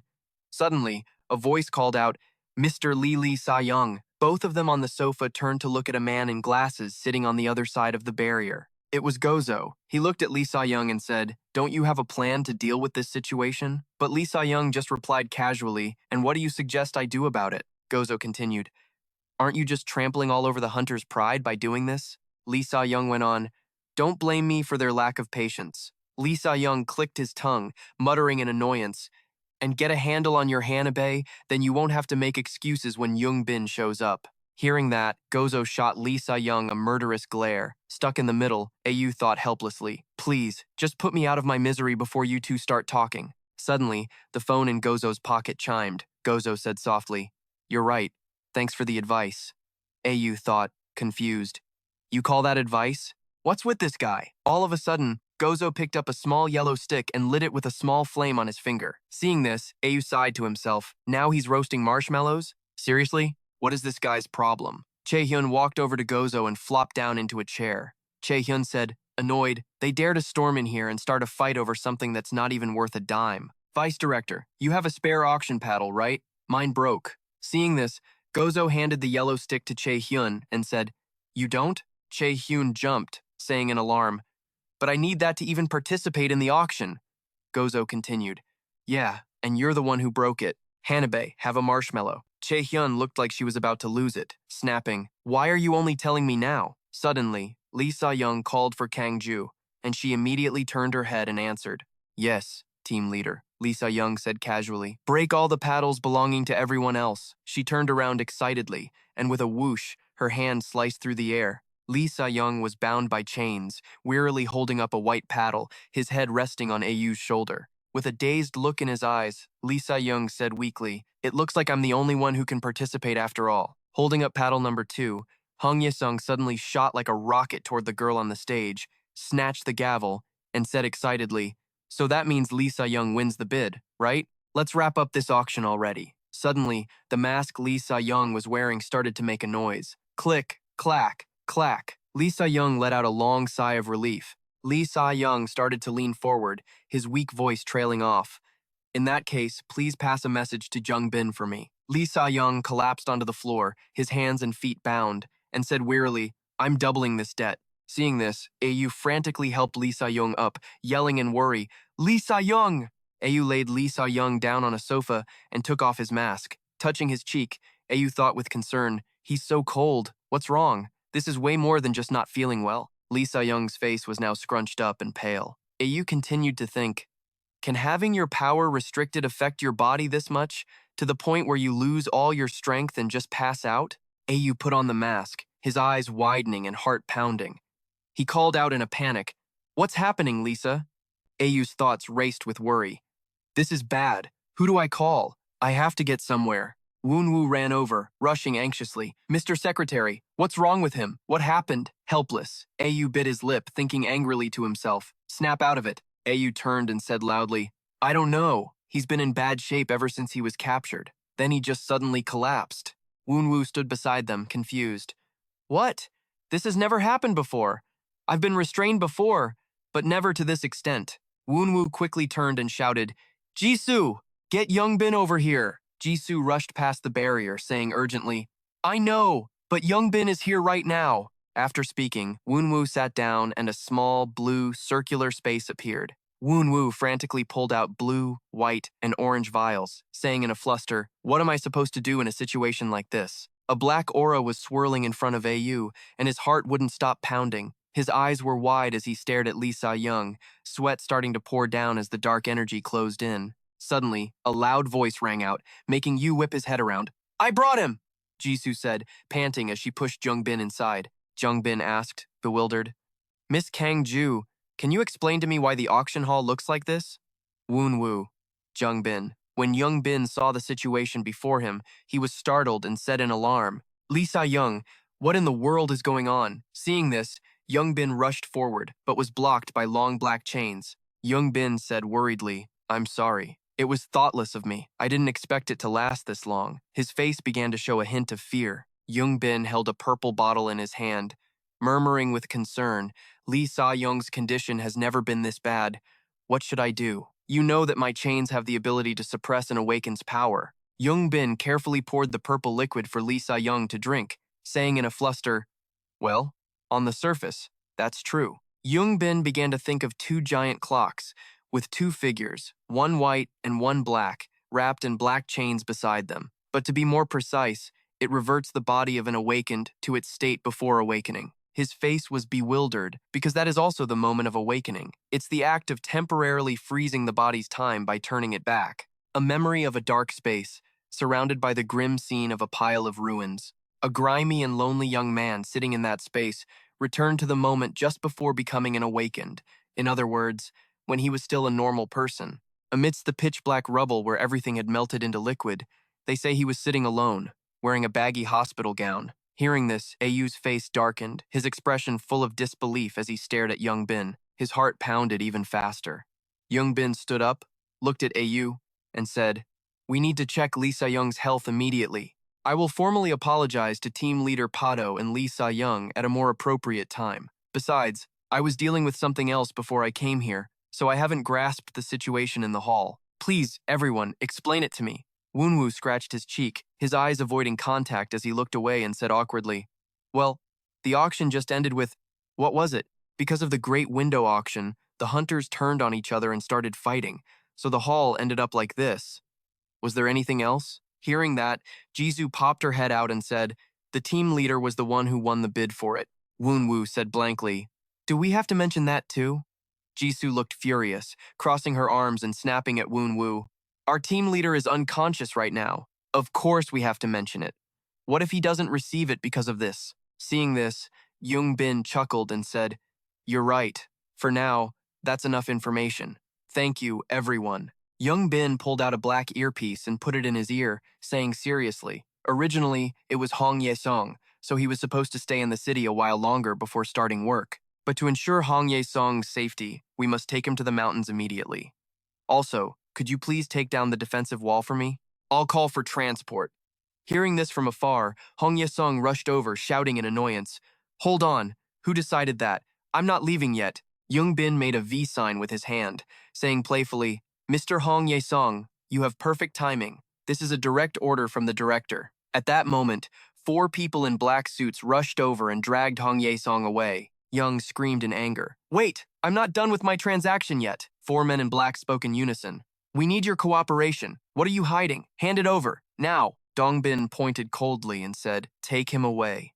Hong Ye-song was still reaching out, pleading, "Wait, I really can't work without that." Wait a second. Just then, Lee Se-young was placed on a gurney by a man in an orange suit and wheeled away. Dongbin bowed low before Woe and said, "I am so sorry. This is entirely my fault. I will take full responsibility." Gun Yu waved his hand dismissively. "What's done is done. It's not like you did it on purpose." Gun Yu put his hands on his hips and said with a smile, "But still, go visit him sometime. That'll be enough." "Are you heading to the Cell World team now?" Dongbin replied.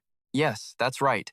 Nam Uin is the one who best understands Lee Sa-young's condition." Hearing that, Gun Yu's face turned serious as he said softly, "Then I'm leaving Lee Sa-young in your hands." Dongbin gave a slight bow, turned to leave, and said seriously under his breath, "Of course.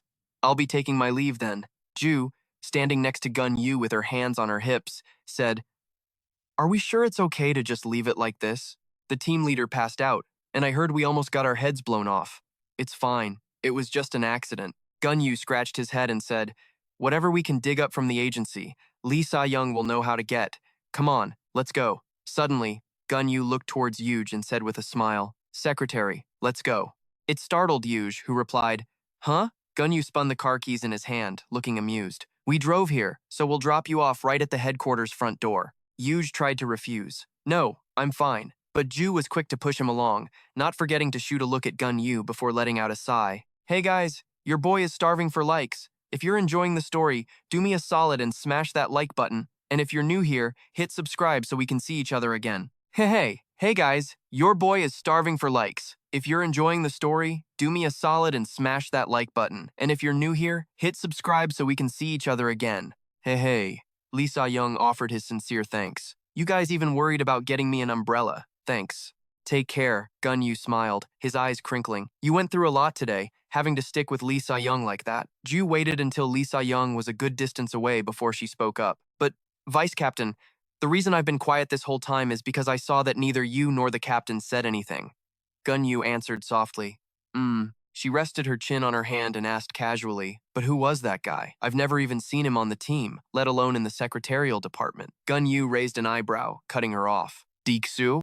he mumbled awkwardly. "Lee Sa-young has his reasons for everything he does. Maybe. She just hummed along to let it pass. Whatever. I guess he's not a bad guy after all." Staring into the distance, Shu thought, "No one can see his face, since he's wearing that gas mask." She suddenly recalled how he waited until the captain was completely out of sight, his hands turning pale as he stared, without ever looking away. In the rain, Lee Sa-young's hands, gripping the umbrella, began to tremble violently. He clenched his fists, trying to suppress the anxiety welling up inside him. For a moment, Lee Sa-young's steps faltered. He slowly opened his phone, the screen displaying just 2 words.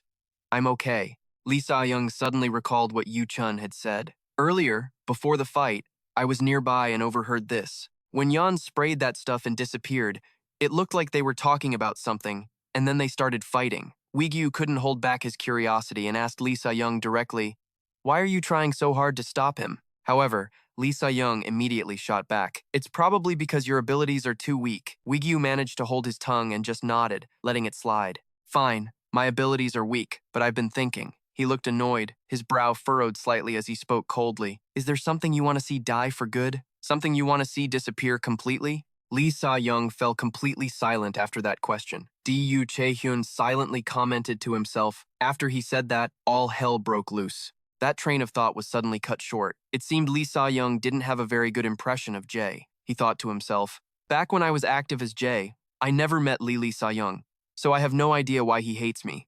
In the fragments of memory, Lee Sa-young and Jae looked incredibly close. His expression grew heavier and heavier. "Lee Sa-young, are you really okay?" The space around him suddenly went pitch black, and a white figure flashed past. "I'm fine." His tightly shut eyes suddenly snapped open. Lee Sa-young bolted upright, ripping off his gloves. Ewan, standing by the hospital bed, raised an eyebrow at his reaction and asked, "Did you really need to smash it that hard? Why not just smash it to smithereens?" Another, deeper voice added, "Mr. Lee Sa-young." The well-mannered man quickly stood up. "This is Nam Ewan's research lab, located in the basement of the SW squad. While you were unconscious during the gang-in incident, I brought you here for emergency treatment.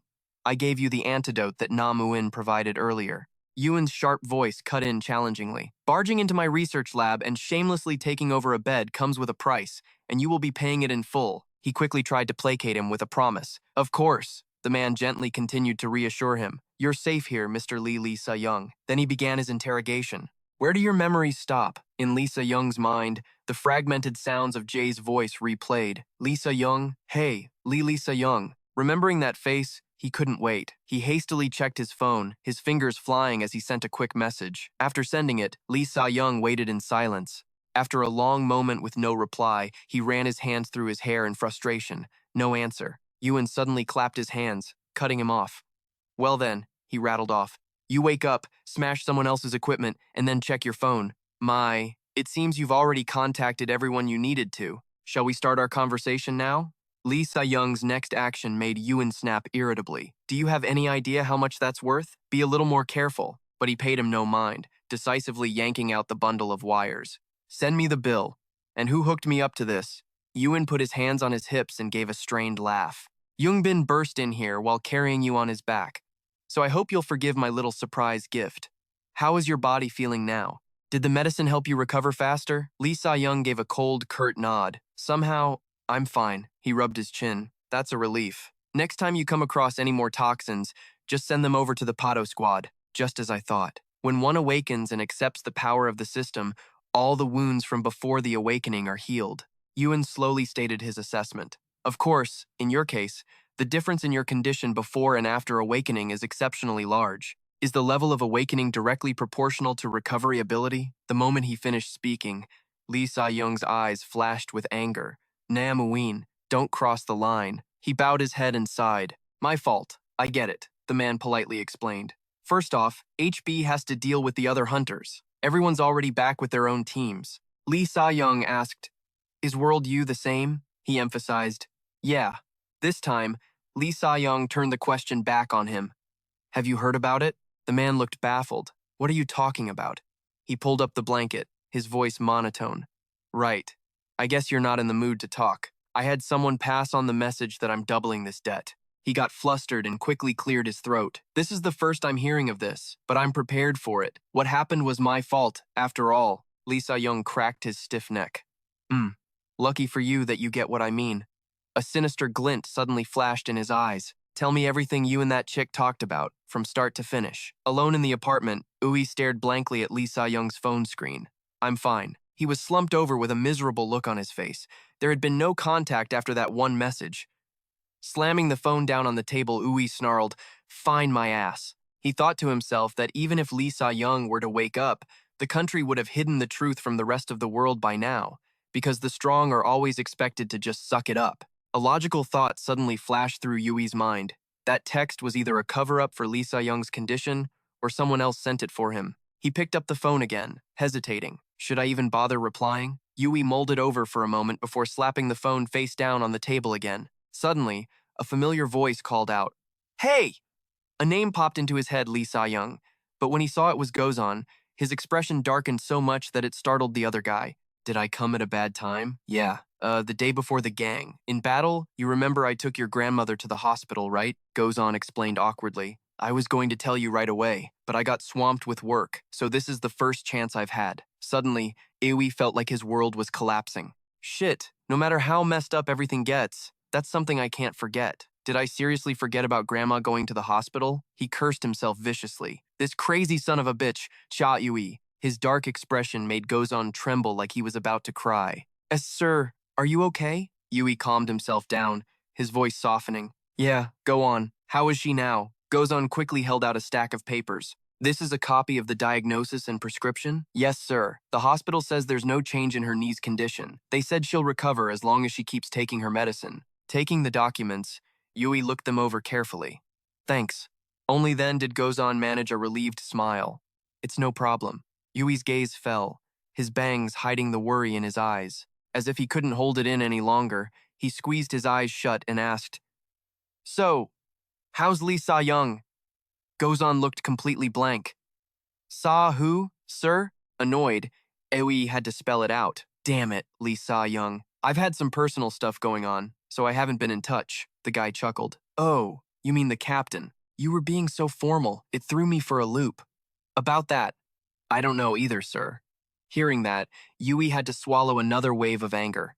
Fucking useless. What a waste of breath. But then Gozan smartly pulled out his phone to check. Does he usually like working alone? I wonder if he came in today. Hang on a sec. His quick movements made Yui panic. Don't tell me you're actually gonna call him. But thankfully, Gozan didn't. He searched excitedly, explaining, Nah, there's an anonymous board for this. Usually, when the captain comes in, the secretarial team gives me a heads up to be careful. Wanna see? At that, Yui leaned over to look at the screen. Gozan had a smug grin plastered on his face. Gozan chattered on excitedly. My security clearance is pretty high, so I can read most of the posts. Eui found that weird, so he asked, Isn't security a huge deal? He immediately explained, Oh, it's mostly just staff members talking about the cafeteria menu or talking shit about the captain. A few lines from the anonymous chat popped up. So what the hell happened at TG this time? Anonymous. Haven't seen 240 at work since the TG incident. The place is on lockdown, so no info is getting out. Jisoo's giving no comment too, and the curiosity is killing me. The more Yui read, the more his hope died. Even in the leaked stories, there was barely any information about Lee Sa-young. His eyes scanned further down the messages. Heard his shoulder was broken, but there's been no announcement. I'm so worried. Are you on the secretarial team? 240 still hasn't come in. I need to talk to him about something. Yeah, instructions were sent by email, but he hasn't shown up for work. He kept thinking, if he isn't coming to work but he's still sending emails. An image of Lee Sa-young appeared in Yui's mind. Then it's highly likely someone else is doing his work for him. Or maybe he still hasn't woken up. Should I go see for myself? His gaze suddenly froze on the status bar. Hold on. Plus 82. Dongpin's voice was coming through a loudspeaker. All Dongpin units, please maintain channel security. Hong, I won't hold you responsible for anything, so just confirm that you're still alive. If you're alive, just leave a mark here, Yui thought with a sense of helplessness. Is he seriously using that priceless loudspeaker just to check if Hong Yan is alive? Wasn't he the guy who got dragged off like a soggy kimbap roll during the gang? In battle? I pretended I didn't know him to avoid having to look or acknowledge him. Gozan, scrolling beside him, kept making the weirdest faces. Is this guy for real? Or was he kidnapped? If this is true, this whole country is messed up. This is a huge deal. He cursed internally. Shut the hell up before you get flagged. Gozan suddenly offered a suggestion. Have you tried checking the chicken joint? Or maybe he ran away because he was craving meat? Eui sighed, completely fed up. These were the kind of messages you absolutely couldn't pretend not to see. Urgent message. Hong Yan escaped during transport to Bukhan Mountain. Whereabouts unknown. Urgent message. Intel suggests that a majority of personnel from every department will be mobilized for the search and protection of Hongyan. Urgent message. Please contact the romantic unlocker. Activate skill. Stone Cold Mode B. After that, he handed the phone back to Gozan. Thanks for letting me see. By the way, you got this message? Gozan asked casually. A message? What is it? The second he took the phone back, his face went pale and he broke into a cold sweat. His face ashen, he stammered. I'm sorry. I think I have to go now. Yui feigned curiosity. What's wrong? But Gozan just stuttered, unwilling to say anything. It's top secret, so I can't say. I'll come with the vice captain next time. Seeing him so frantic, Yui almost felt bad for him. What a pain in the ass. Anyway, the reason Hongyan suddenly bolted. The room was quiet for only a few seconds before a sudden knock-knock made him flinch. A figure appeared behind Yui, their voice low and hoarse. Hey man, can I ask you something? I'm looking for something really urgently. If I don't find it, I'm dead. He turned halfway around, his mind reeling. Please don't let it be him. The person standing there was none other than Young. Have you seen it? It's a beautiful round stone, like an egg yolk.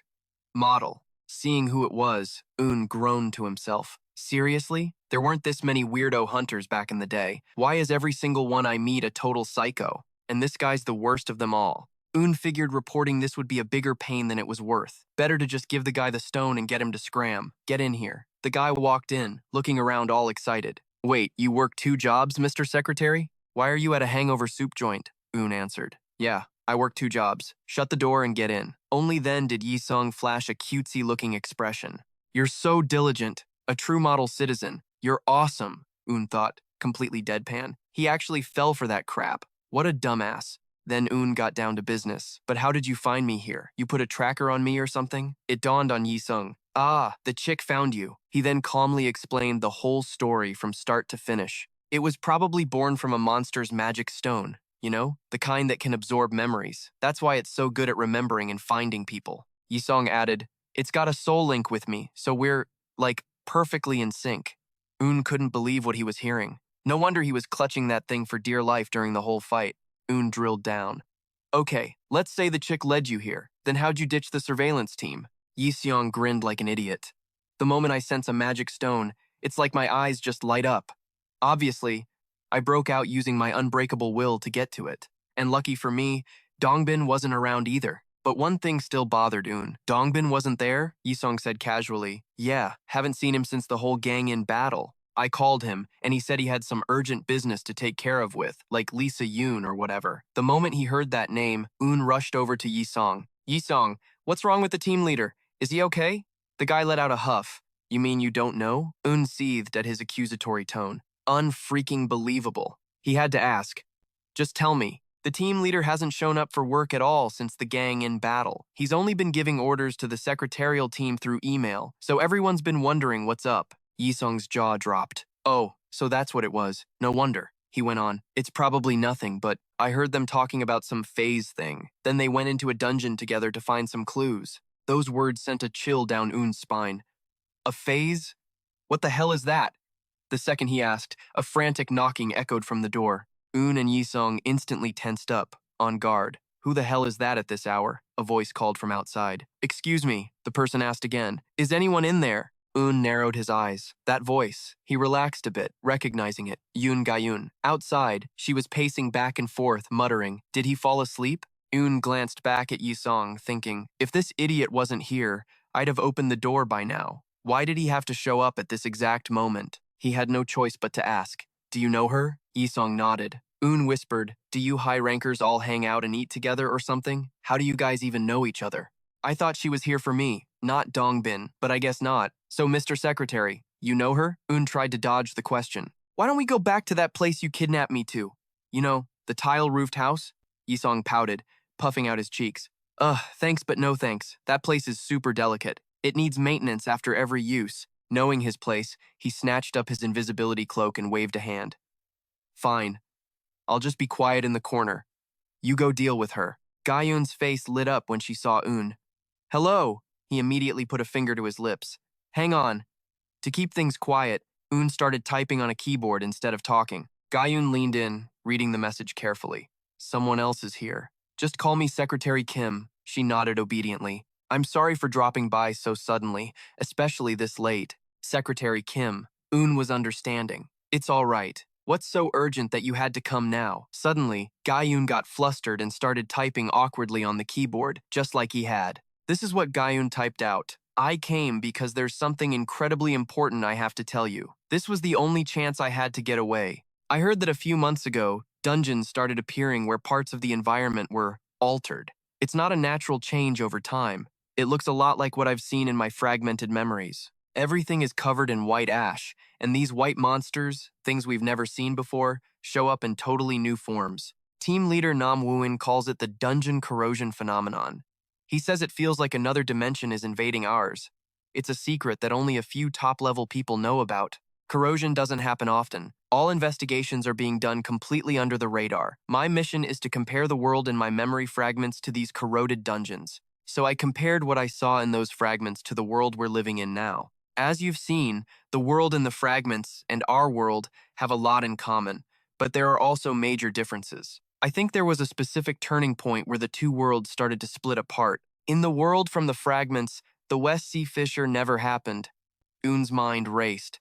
The dungeon corrosion phenomenon started a few months ago. What if the dungeon corrosion isn't just a lookalike of a destroyed world? He theorized. What if they're connected to the same dimension? I have to check if this is connected to the West Sea fissure. Eun typed back his reply. Can I get into one of the corroded dungeons to check it out? Any of them, she answered right away. There's only one corroded dungeon active right now. The location is Dongnoba. But just then, a sneeze from inside the room made them both jump.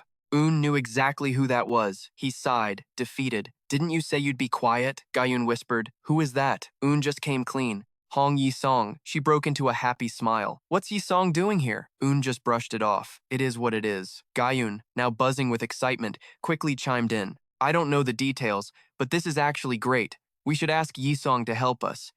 I learned that trick from Dongbin. Even though she was all fired up, Eun was far from convinced.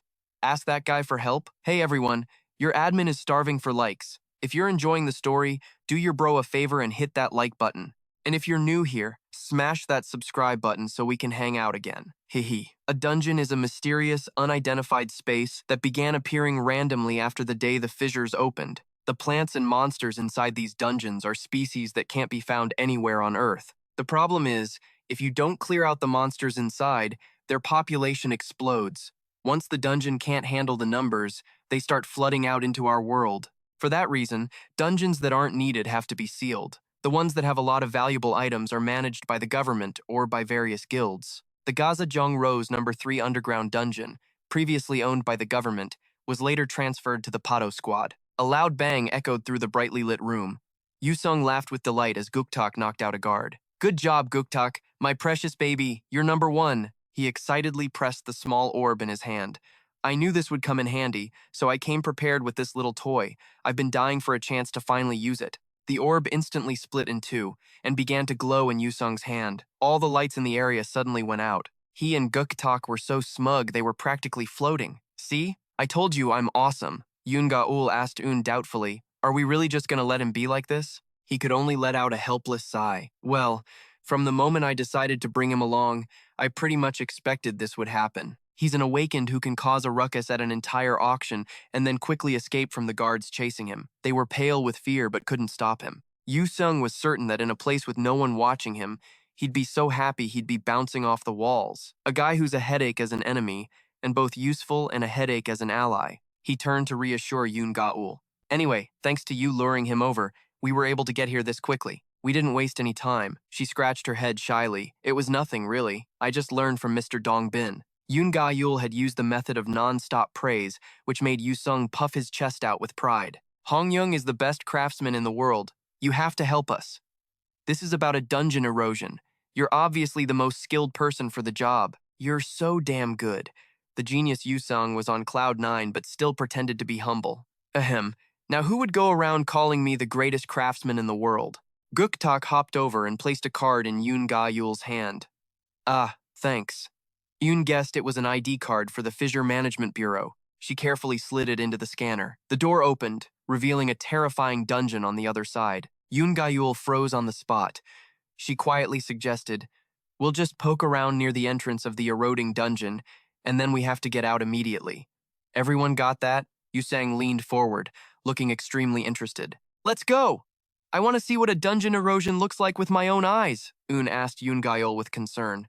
Is this your first time in a dungeon? You look really tense. If you feel tired, don't push yourself too hard. She quickly waved her hands dismissively. Oh, no, it's not that. I went into a dungeon once when I was training with the Bureau, but this is the first time I've actually entered one for real. Yoon Ga-ul's face turned beet red, thinking about how Mr. Dongbin and the others were so worried about her, telling her she was still a student and should just focus on studying, that she could mess with dungeons when she was an adult. He also told me to wait until I was an adult to announce that I'm an S-rank hunter. Yu Seong chimed in, not holding back. That's right. What are kids even doing in dungeons? At your age, you should be busy playing. He even told Yoon Ga-ul, hey, kid, no fighting, you got it? Just then, Eun's heart started hammering in his chest. He subconsciously put a hand to his forehead and thought, right, this isn't like the past anymore. In this world, minors are obviously people who need to be protected. Eun forced himself to take a deep breath and let it out. Yuseong asked Yoon Ga-ul seriously, but are there monsters inside? She hesitated. Weird. But yeah, I think so. Hearing that, Yuseong turned to Eun. You heard the kid. So, can Mr. Secretary even fight? He humbly scratched his neck, enough to get by. Yuseong's curiosity was piqued. Oh yeah? What weapon do you use? You use a sword? Eun thought for a moment. His main weapon back then was a spear, but when he spoke, he just told Yuseong, I can use anything I can get my hands on. Doesn't matter what it is. Yuseong quickly laid out a ton of weapons like a street vendor. Now that's what I like to hear. Yoon Ga-ul stared wide-eyed. Is it really okay to just throw all these weapons on the ground like that? They're all priceless weapons. Yuseong shot back instantly. What? You forget? It's totally fine. Nothing a little whetstone can't fix. Go on, Mr. Secretary, take your pick. See anything you like? After a quick scan, Eun settled on a staff. I'll take this. Yuseong couldn't believe his choice. Huh? But there are way better weapons than that. Eun just explained. This one feels the best in my hands. But speaking of which, can you even fight Hong Young? He innocently held up his precious pet. I've got Clucky. Eun and Yoon Ga-ul were completely speechless. He was planning to let that tiny, adorable-looking chicken do the fighting. Yuseong stared at them. What? What's with that disgusted look? You guys have no clue how good my Clucky is at fighting, do you? To prove his point, Yuseong immediately put on a show. My Clucky can breathe fire. Clucky fire! Eun and Yoon Ga-eul couldn't help but think of Boon Tak. Moving on from that, before they went in, Eun carefully asked the other two. All right, is everyone ready? Both of them answered perfectly in sync. Yep. After getting confirmation, Eun stepped into the dungeon first. Inside was a desolate, monochrome landscape. He quickly sized it up. This was an erosion dungeon, so of course it was covered in a blanket of white. Just then, a notification popped up. Condition has been met. Returning. Locked title has been unlocked. Congratulations on removing the lock from your title. Your title is The Lone Conqueror. Immediately, a seal appeared. The dungeon is reacting to the title. The dungeon has been restructured. The entire space shook so violently that Yoon Ga-ul had to scream. Eun quickly grabbed her arm. Hold on to me. A massive bolt of lightning crashed down. Sa-young paused, looking around suspiciously. Dongbin, seeing this, walked over curiously. You find something? But Sa-young seemed just as confused. No. Dongbin followed his gaze and realized, you're looking at that vortex in the sky? How can we see a black hole like the one in the outside world when we're inside a rift in a dungeon? So weird. But he didn't give it much thought. Dongbin looked to Sa-young. Guess we should start moving to a different area. Just then, a strange feeling made Sa-young whip his head around. He suddenly blurted out, Dongbin, did you call for backup? Dongbin was confused but answered firmly, No. The investigation of this erosion dungeon is being handled by just me and you, Sa-young. A loud rumble echoed, making Dongbin jump. What's going on all of a sudden? This place was supposed to be dead silent. Sa-young was so worried he even took off his mask. Dongbin, has an erosion dungeon ever gone through such a rapid transformation before? Now, Dongbin was breaking out in a cold sweat. Nothing like this has ever been recorded in any of the cases we've studied before. He opened his system to check again. The dungeon's form is in the initial investigation stage, so it wouldn't be unusual for something unexpected to happen. Nothing has been discovered so far. Intense lightning strikes down, shocking them both. What the hell? When the chaos subsided, only the sound of machinery remained. Jung Bin scrambled to his feet, wondering, What the hell just happened? The dungeon was already open. Can it just restructure itself like that? Asterisk. He bit his lip, trying to get a grip. Moving alone in a dungeon with zero intel is a suicide mission. Asterisk. First things first, I gotta find Lee Sa-young. Fast. Asterisk. Just then, other sounds caught Young Bin's attention. He thought it might be Lee Sa-young, but when he looked, he saw a chicken running around like crazy with two people slumped on the ground. Asterisk, oh, for fuck's sake, what is this scene? Asterisk, Young Bin dazedly realized it was Hong Young and Yoon Gaon. Meanwhile, the person he was actually looking for was in a hidden corner, with Ayu's hand clamped over his mouth. Ayu was so tense because he could feel that all too familiar air filling his lungs, the air of the cold, silent rift. The kind of air where you can't taste or smell a damn thing, but that was a blessing, because it meant the bodies inside the rift didn't rot. Asterisk. It's the only way I can find them among the jumbled piles of corpses. Asterisk, Ayu told himself. Asterisk, my body's fine for now. No issues. Asterisk. In a place like this, the only thing I can trust is my own body. After a moment of internal struggle, Ayu made a calm decision. Asterisk. All right. Time to open my eyes and face hell one more time today. Asterisk. But when he did, Ayu found himself alone amidst a pile of rubble. Asterisk. What the... Asterisk. He was bewildered when he saw the hat. Isn't that the one Yoon Gaon was wearing?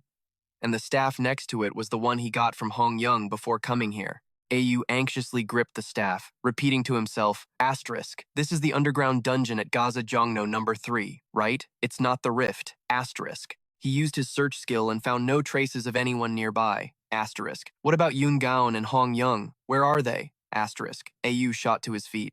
In an instant, monsters swarmed around him. They opened their sharp-toothed maws, ready to tear into Ayu. But just as one got close, Ayu leaped up. He launched himself forward, using Hong Young's staff to deal a fatal blow to the monster. Every hit landed true, and the sound of cracking bones echoed continuously. Suddenly, Ayu's eyes lit up. He'd spotted a familiar purple glow, Lee Sa-young's flame. Asterisk. Why the hell is that kid here? God, what shitty luck. Asterisk. Asterisk, did I accidentally stumble into the same dungeon Lee Sa-young and Jung Bin went into? I heard they'd already entered one. Asterisk, Ayu clearly remembered asking Young. You said Jung Bin wasn't around, right? And he'd confirmed it. I haven't seen him at all since the day before the exhibition. I did hear from him, though. He said he had some urgent business to handle with Lee Sa-young, nothing major, something about the apocalypse, blah blah blah, so they had to enter a dungeon. Looking closer, Ayu spotted more flames from other awakened. He counted them again and again, feeling a sense of doubt. 2 of them belonged to Yoon Gaon and Hong Young. And that other warm, yellow flame, that's gotta be Young Bin's, right? Asterisk. So, who does the last flame belong to? Asterisk. Suddenly, a wave of dizziness washed over him. Ayu broke out in a cold sweat, an overwhelming sense of dread rising in his chest. He didn't know why, but he felt an urgent need to run to Lee Sa-young, right now. Meanwhile, Lee Sa-young was sitting in a ruined house, bored out of his mind. Asterisk. Not a single damn thing is going my way. Asterisk. He closed his eyes and relaxed his body. Asterisk. Young Bin will find his own way here, right? Asterisk. So I fainted. It's not a big deal. It's all because Young Bin dragged me to Nam Uin's place that I couldn't do anything else. On top of that, I'm stuck wandering around in circles in some corroding dungeon or whatever. Lee Sa-young hated it, just thinking of that guy's face. A total psycho. Obsessed with his investigation. The moment he gets even a tiny clue, he's dead set on digging up everything. And I refuse to be indebted to anyone. Suddenly, Lee Sa-young's eyes snapped open. He shot to his feet as he felt a familiar presence. Asterisk, could it be? No, it's impossible. This is a dungeon. Why is he here? Asterisk, Ayu rushed in from outside. Lee Sa-young, are you okay? Before Lee Sa-young could say a word, Ayu grabbed his face, reassuring him. It's okay. It's okay. I'm here now. But Lee Sa-young's mind was a complete mess. Asterisk, why are you here? How did you even get in? Do you have any idea what kind of place this is? Asterisk, seeing Lee Sa-young's silence, Ayu got so worried he started yelling. You idiot! You just fainted. What the hell are you doing in a place like this? Are you insane? Lee Sa-young was still speechless. Asterisk, who should be asking who if they're okay here? Asterisk, but the hands holding his face were so warm, and the voice urgently asking if he was hurt was so familiar. Just then, Lee Sa-young broke into the brightest smile he'd ever shown. Asterisk, I found him. Asterisk, he was about to speak when AU clamped a hand over his mouth again. Wait, he listened cautiously to a sound outside, then wondered, asterisk, is it gone yet? Asterisk. Suddenly, Lisa Young started poking his hand. AU slowly moved his hand away and whispered, what is it? Lisa Young's voice was soft, pleading, don't go. AU didn't quite understand. What? Lisa Young grabbed AU's shirt. Please, stay here. AU glanced behind him, then smiled to reassure Lisa Young. It's fine. This won't take long. Lisa Young's hand gripped his shirt tightly, but AU still tried to pry it off. Asterisk, ha. Usually he'd say something like, I'm just gonna go get some air, or I'll be right back. He'd say anything to try and hide it. Asterisk, Lisa Young could pretty much guess what was going on. Asterisk, does he really think that calm expression can hide how utterly terrified he is? What is he so afraid of, anyway? Asterisk.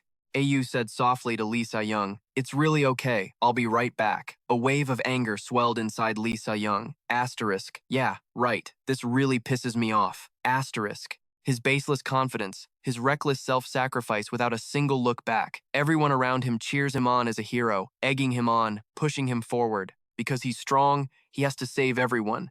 He has to do this, he has to do that. Because he's the kind of person who can't ignore a hand reaching out for help. He's the type who would sacrifice himself without a moment's hesitation, even if it cost him his own life. Lee Sa-young quickly made up his mind.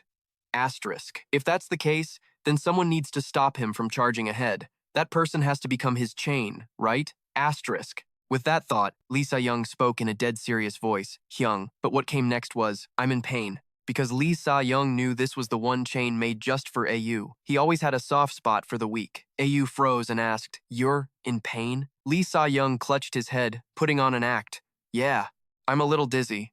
AU was trapped in a dilemma. The monster out there was a Sasquatch. It wasn't an incredibly dangerous one, but just in case, he wanted to take it out before it could get to Hong Young and Yoon Gon. Yoon A.U. wrestled with himself for a moment, then squeezed his eyes shut. He carefully turned Lee Sa-young's face from side to side. Did this punk even get enough rest after the exhibition? He looks like he hasn't slept a wink. Hey, that text saying you were fine. You sent that yourself, didn't you? Lee Sa-young just brushed him off and replied, yeah, so what? You shot back. Didn't you get treated by the team? Jung Bin took you himself. Lee Sa-young pressed his temples, looking drained. I got treated, but the dungeon just restructured, so I figure I'll be fine if I just rest a bit more. Just stay with me for a little while, and then we can go together.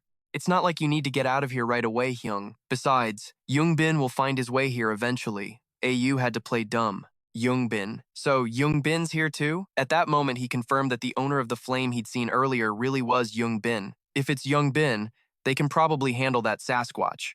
At that thought, AU finally let out a sigh of relief. He plopped down and let Lee Sa-young use his shoulder. Sorry, but I can't wait around forever. If you take too long, I'll haul your ass out of here, even if I have to carry you. Lee Sa-young naturally leaned against him and let out a satisfied sigh. After a moment, Lee Sa-young suddenly spoke out of the blue. But here's the thing. Hyung? You asked, suspicious. What? Lee Sa-young said, drawing out his words. Something feels weird. But AU patiently prodded him. What is it? Lee Sa-young suddenly asked a question that made the air grow heavy. How the hell did you get in here? And for what? This dungeon isn't the type to just open its doors for any hunter with a license, you know. AU hadn't seen that question coming. All he could do was scream internally. For fuck's sake. Lee Sa-young was asking too many damn questions. The dungeon manager isn't one of ours. They're a Rift affiliate, so they're not going to be sloppy about who they let in. AU broke out in a cold sweat, barely daring to breathe. He couldn't help but think of that guy. Right. That manager got his ass kicked and is out cold. Lee Sa-young was getting real curious. Why would a busy shopkeeper like you wander into some boring-ass dungeon? AU barely managed to squeeze out an excuse. The shop's been slow lately. Lee Sa-young's tone immediately turned sarcastic. Oh, really now? And here I was thinking our dear secretary was so broke he had to come here to dig up mana stones. After that jab, Lee Sa-young gently closed his eyes. Seriously, Hyung. Yu fell into his classic brooding state. He's about to ask if I'm crazy or just a complete dumbass. I have to brace myself so I don't flip out when he starts mocking me. Lee Sa-young let out a soft breath and asked his next question. Who did you come here with? AU was totally outmaneuvered. What the hell? The guy's a genius at picking the questions I can't possibly answer. Shit, this is pissing me off. Before AU could cook up a lie, Lee Sa-young pressed on. Nam Eun is on library lockdown, so there's no way he could have come here himself, right? Did that bastard put you up to something? Ask you to investigate this place? Startled, Ayu smacked Lee Sa-young's hand. Why the hell are you bringing up Nam Eun? Spit it out and stop talking crap. Just then, a bright light flashed, and he received a notification that the dungeon's restructuring was complete. The new rank of the Jongno 3ga underground dungeon is S+. Ayu was pretty surprised. He'd guessed that because of an absolute monster like Hong Young, people were even speculating about an L rank existing above S rank. But that was just a theory. So far, no dungeon higher than S rank has ever appeared. Then again, I was stuck in the West Sea Rift for 8 damn years, so my intel is crap. But Lee Sa-young sensed the change too. This is the first time something like this has happened. Ayu silently glanced at the guy next to him. Is this a first for Lee Sa-young too? Ayu thought carefully. The moment I stepped inside, the rank suddenly jumped. After the West Sea Rift, this is the second place to change like this. It's like it was waiting for me. Because of me. Ayu quickly slapped his own cheeks. Whoa, hold on. This is no time to get all emo. He turned and asked Lee Sa-young, do you have any data related to the inner area of this dungeon? Lee Sa-young thought about it, looking defeated. I have some stuff I dug up, but it's all from before the dungeon corrosion, so it's totally useless now. Plus, since the dungeon's been restructured, I'm betting it's a whole new ballgame.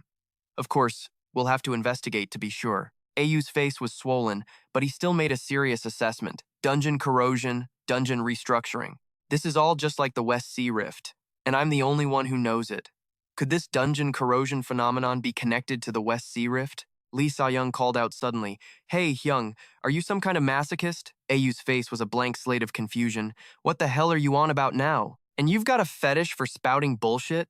Lee Sa-young gently touched the swollen spot on Ayu's face. Come on. Based on what you're doing, it's pretty obvious. Fine, I'll give it a shot. I'm not really into beating people up, but I can indulge you. Ayu was starting to get pissed. You little shit, you said you were hurting? Is it your thick skull that hurts? You lunatic. He shoved Lee Sa-young's hand away and pushed him. That smart mouth of yours proves you're all better now. Time to get ready to go. Lee Sa-young yelped in pain but went along with it. Fine, fine. Let's go, he asked Ayu curiously. But what's the big rush? Anyway, he didn't answer directly, just reminding him, you came in here with Youngbin. You need to meet up with him, fast. Lee Sa-young replied nonchalantly, You're right, but if we're going to explore this dungeon, we have to be careful. It's not like Jung-bin is some weak-ass punk who can't handle himself. Of course, Ayu wasn't worried about him. I don't doubt Youngbin's skills, but the real problem is whether Hong Young and Yuna Ayan, who got dragged into this, can take it. If I explain I want to help those two, I'll have to explain a ton of other crap that goes with it. After thinking it over, Ayu shut his mouth. In my head, Hong Young is a total weirdo, but being a freak and being able to survive are two totally different things. Lee Sa-young pouted and reminded Ayu, You don't have anything to cover your face right now. What's your plan? Wear your hoodie backwards and use the hood to hide. And then what? You gonna let Youngbin see you? Ayu couldn't argue. Damn it, he's right and I hate it. Then we just kill the dungeon boss before we meet up with Youngbin, right? Lee Sa-young raised an eyebrow, a dangerous look in his eyes. Ah, so now I get it. That's the same half-assed method you used to pull that off back then. So, you're the one who killed the master of the rift. Pissed off and backed into a corner, Yujin threatened Sa-young, poking him with his staff. What about it? That little punk Sa-young didn't dare mess with him anymore. Whatever. Let's just go. Might as well just grab a gas mask and get this over with. That's when Yujin finally asked what was on his mind. But hey, before you awakened, were you like always sick or something? Without even turning around, Sa-young just gave some vague, half-assed answer. Yujin scowled, not happy at all. What a non-answer. Does he just not want to talk or what? Sa-young suddenly whipped his head around. I can practically hear your brain working overtime, you know? Yujin was speechless. You've got a real smart mouth. You know that? Knowing Yujin was curious, Sa-young deliberately provoked him. I'm not telling you. It's a secret. Yujin pressed, What? But Se-young's next words stopped him cold. You have plenty of things you don't tell me either, but it's okay for you, Hyung, even if you lie. If it's you, you're smart enough to figure out my secret eventually. I'm sure of it. A strange feeling stirred inside Yujin. One lie just leads to another. When lies pile up, layer after layer, where does it all end? Ever since I awakened, I've earned the trust of so many people. But you treat someone like me, a total liar. You don't just offer up some superficial trust like they do. It's like you're carrying something. Shining. That makes me want to take a closer look. There wasn't much time to think before the monsters swarmed them. The two of them immediately snapped into combat-ready stances. Eugene, using the weapon Hong Ye-sung made, smashed them without missing a single one. Behind him, Se-young quickly used his poison to burn through their flesh. Se-young sounded pretty pleased with himself. Looks to me like we make a pretty good team. Besides, I don't get why you're so worried all the time. But it's fine. Hyung, there are a bunch of S-rank hunters in this dungeon, but that was exactly what was worrying Eugene. No, you don't get it. That's the whole problem. There are 8 S-rank hunters in total right now, and 5 of them are already in this dungeon. More than half of all S-ranks are in here. Does that sound even remotely logical? Meanwhile, Dongbin was asking Hong Ye-sung and Gayun, "You two aren't hurt, are you?" Hong Ye-sung gave a thumbs up to say he was okay, while Gayun just stared in awe. "Yeah, what about you, sir?" He powered down and walked over to them. "I'm fine. Gayun, how are your dizzy spells?" She stepped forward carefully. "I feel a lot better after resting for a bit. Thanks for worrying about me." Dongbin let out a sigh of relief. "Man, honestly, when I first heard that Hong Ye-sung kid ran off, I felt so faint I almost wanted to run off myself. It's because Lisa Yun gave us the mission to find traces of the little miracle that we were even able to get into this dungeon. A few months ago, Yuna had prophesied that the end of the world was coming. The whole world had finally started to move on from all the previous chaos and was entering a period of stability. So, the first time he heard about it, the chief of the Awakened Management Bureau, Ham Dong-jin, just wrote off Yuna's prophecy as some kind of side effect from her awakening. But then, erosion dungeons gradually started appearing, almost as if to prove Yuna was right. Prometheus suddenly roared back to life, even though it had been silent ever since Lisa Yun awakened. Right after they confirmed the existence of the first erosion dungeon, Chief Ham Dong-jin, wanting to stop the panic of the apocalypse theory from spreading, revealed its existence to a select few of the top 10 hunters. From that day on, the combat-type hunters started investigating the erosion dungeons in rotation. Originally, according to the schedule, Ki Gikyu and Han Yibi were supposed to go into the dungeon too. However, Nam Woo-jin had an emergency, so he sent me and Lisa Yeon instead. When he first saw those two, Dongbin was completely stunned. The dungeon suddenly restructured. The first S+ rank dungeon had appeared, and on top of that, Hong Ye-sung and Yuna showed up too. He started to wonder, could Nam Woo-jin have predicted all this? Is that why he sent me and Lisa Yeon? Seeing him so lost in thought, Gayun asked again worriedly, "Mr. Dongbin, are you okay?" Dongbin asserted once more, "Yes, I'm fine. So, what's the deal with you?" Hong Ye-sung called out so suddenly, the kid practically jumped out of his skin. Dongbin flashed an innocent smile, but every single word he said made Hong Ye-sung break out in a cold sweat.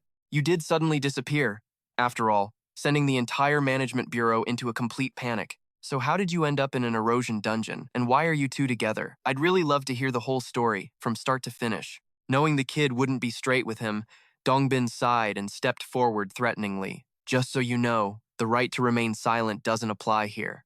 I've surveyed plenty of erosion dungeons before, but this is the first time I've ever seen one restructure and then level up like this. I've never even heard of a dungeon we're structuring before." The sky suddenly went dark, and the three of them just stared, stunned, seeing that Eugene and the others were still in the middle of a fight. How much time had passed. Eugene's eyes scanned his surroundings, sharp and cold. He distinctly remembered the things that had been bleached white from the very beginning suddenly crashing into each other. The fragments combined, forming a golem. The more I look, the more these monsters rushing at us seem like the ones I saw in the West Sea Rift. Is this some kind of glitch from the restructuring process? Or, is this place really changing because it's reacting to my title?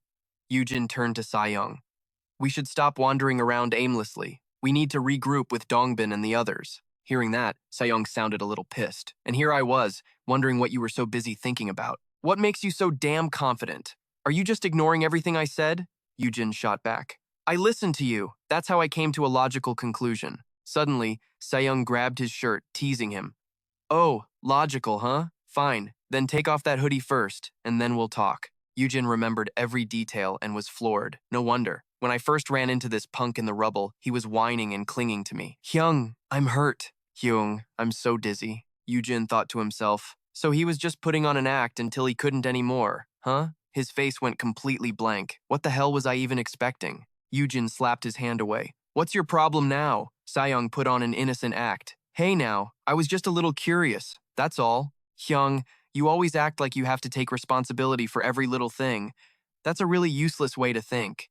I think it's about time you understood that. We need to finish talking this out before we go anywhere. We've still got time. After glancing around, Ayu finally agreed with Lee Sa-young. Fine, talk. Lee Sa-young suddenly asked what his job was. Ayu was confused as to why Lee Sa-young was even asking. What? But Lee Sa-young insisted on an answer.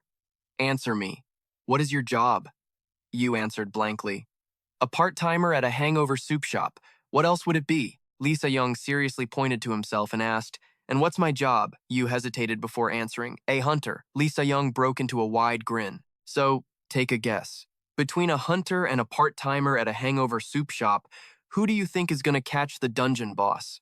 Ayu started to lose his patience. Are you messing with me right now? Lee Sa-young shook his head. Not at all. I don't want to have to talk like a kid at times like this either. But a certain someone keeps acting like he's the only person here, like there's no one else around. I wonder who that could be. Lee Sa-young lightly touched Ayu's hand. He confidently told Ayu that even if Jung Bin was weaker than the monsters, he'd be able to hold on. I know how to fight too. A part-timer with trembling hands. You don't have to be the one to save everyone, and you don't have to be the one to catch the dungeon boss, right? Ayu couldn't believe this kid had noticed his hands were shaking when they first met. Right now, for the first time in a long time, I feel the anxiety I've held onto for so long suddenly melt away. Thanks to the person standing in front of me, Lee Sa-young tilted his head and repeated his words. Hyung, you told me before. You said you wanted to live a quiet life. I didn't ask you why back then, but thinking back, I probably should have.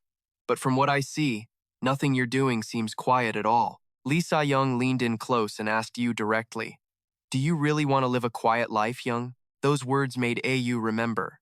I definitely promised that to someone before, although the memory of who it was has grown hazy, as if shrouded in mist. But there's one thing I'm sure of. Ayu spoke with conviction. I don't know. Lee Sa-young tried to clarify. You're saying you don't know? I think you've got something mixed up here.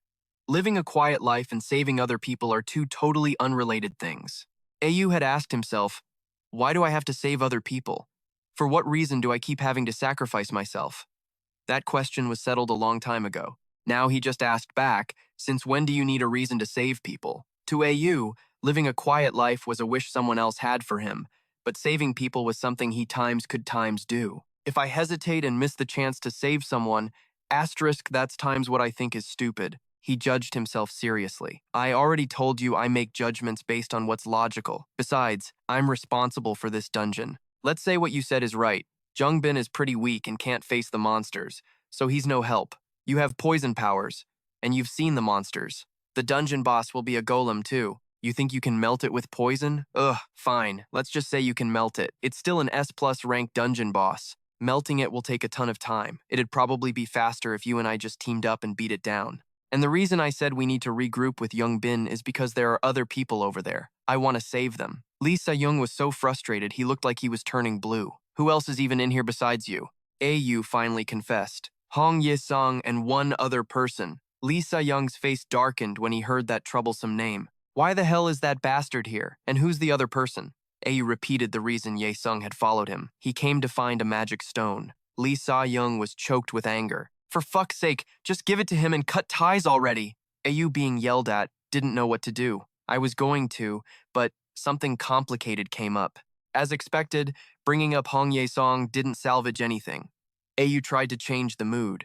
Look, whatever. If you're worried about me, just say you're worried about me, okay? Don't just throw a fit like this. After saying that, he was sure the kid would snap back with, are you crazy? Is there something wrong with your eyes? Then the mood would change instantly. But contrary to Ayu's calculations, the air was dead silent. Ayu asked Lee Sa-young suspiciously, are you actually worried about me? Lee Sa-young tried to suppress his anger.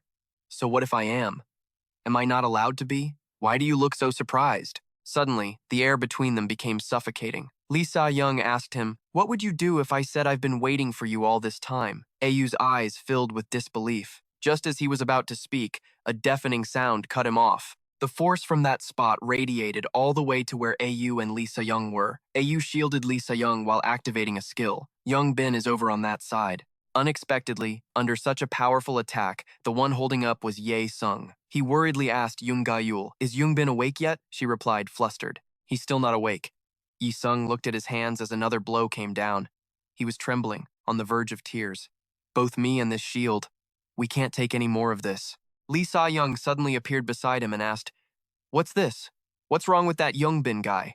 Seeing his savior, Ye-sung's tears started streaming down like rain. Thank God. Jungbin ended up like this, protecting us. Do you have any potions? Help me. Lee Sa-young helplessly pulled out a pile of items. You should know better than to come to a place like this without potions. Inject this into Yoongbin. Yoon Ga-yeol snatched it, overjoyed. Thank you. Seeing a syringe in Lee Sa-young's hand, Ye-sung's face went pale. Wait, I'm fine.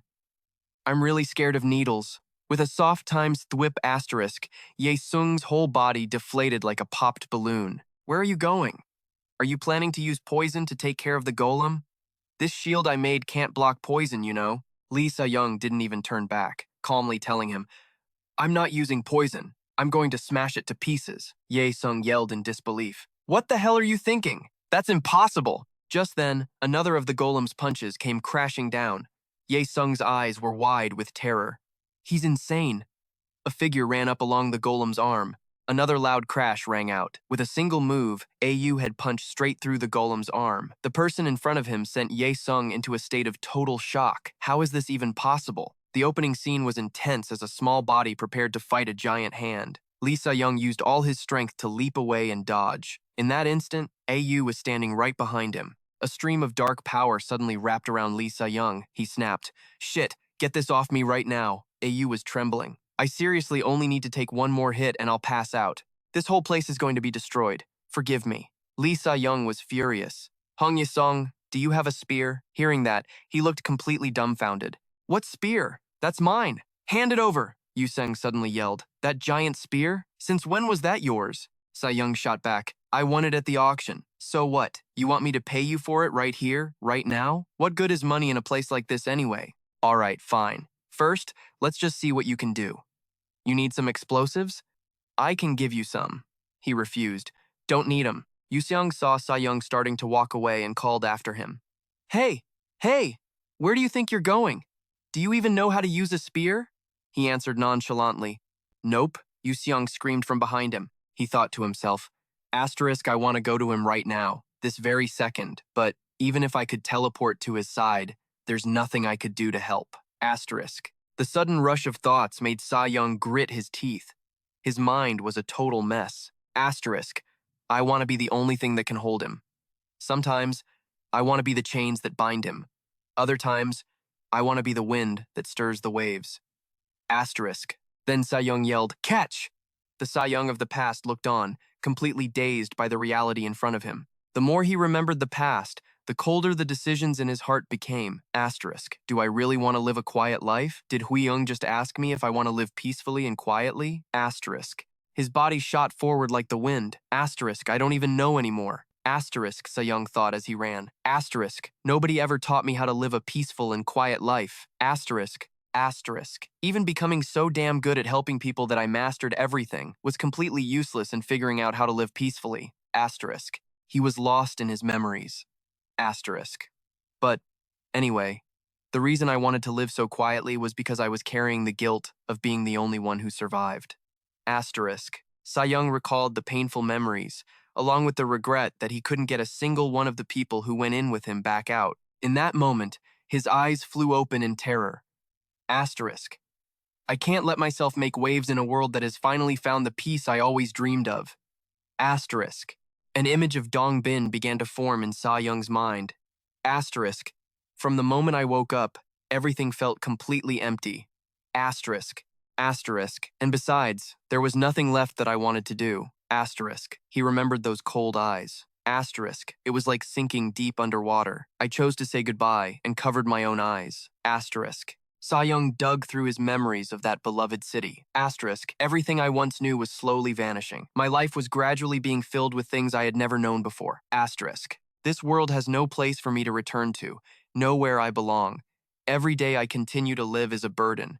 Every single second is new, and every single second is painful. There were moments he'd hold his head in exhaustion, and even when I was deep in thought about something else, I would suddenly remember the crack. It felt like just thinking for a second longer was genuinely too much for me. Back in the present, Lee Sa-young's hand gripped his weapon tightly. And yet, it wasn't until this very moment, thinking about it as he charged with his weapon like a warrior, that I finally felt like I was alive. Just then, a mechanical sound echoed, activating a skill. Lee Sa-young's eyes lit up, reflecting those screens. He thought to himself, what a blessing it is to be able to protect others. Lee Sa-young's gaze, tinged with sadness, looked up.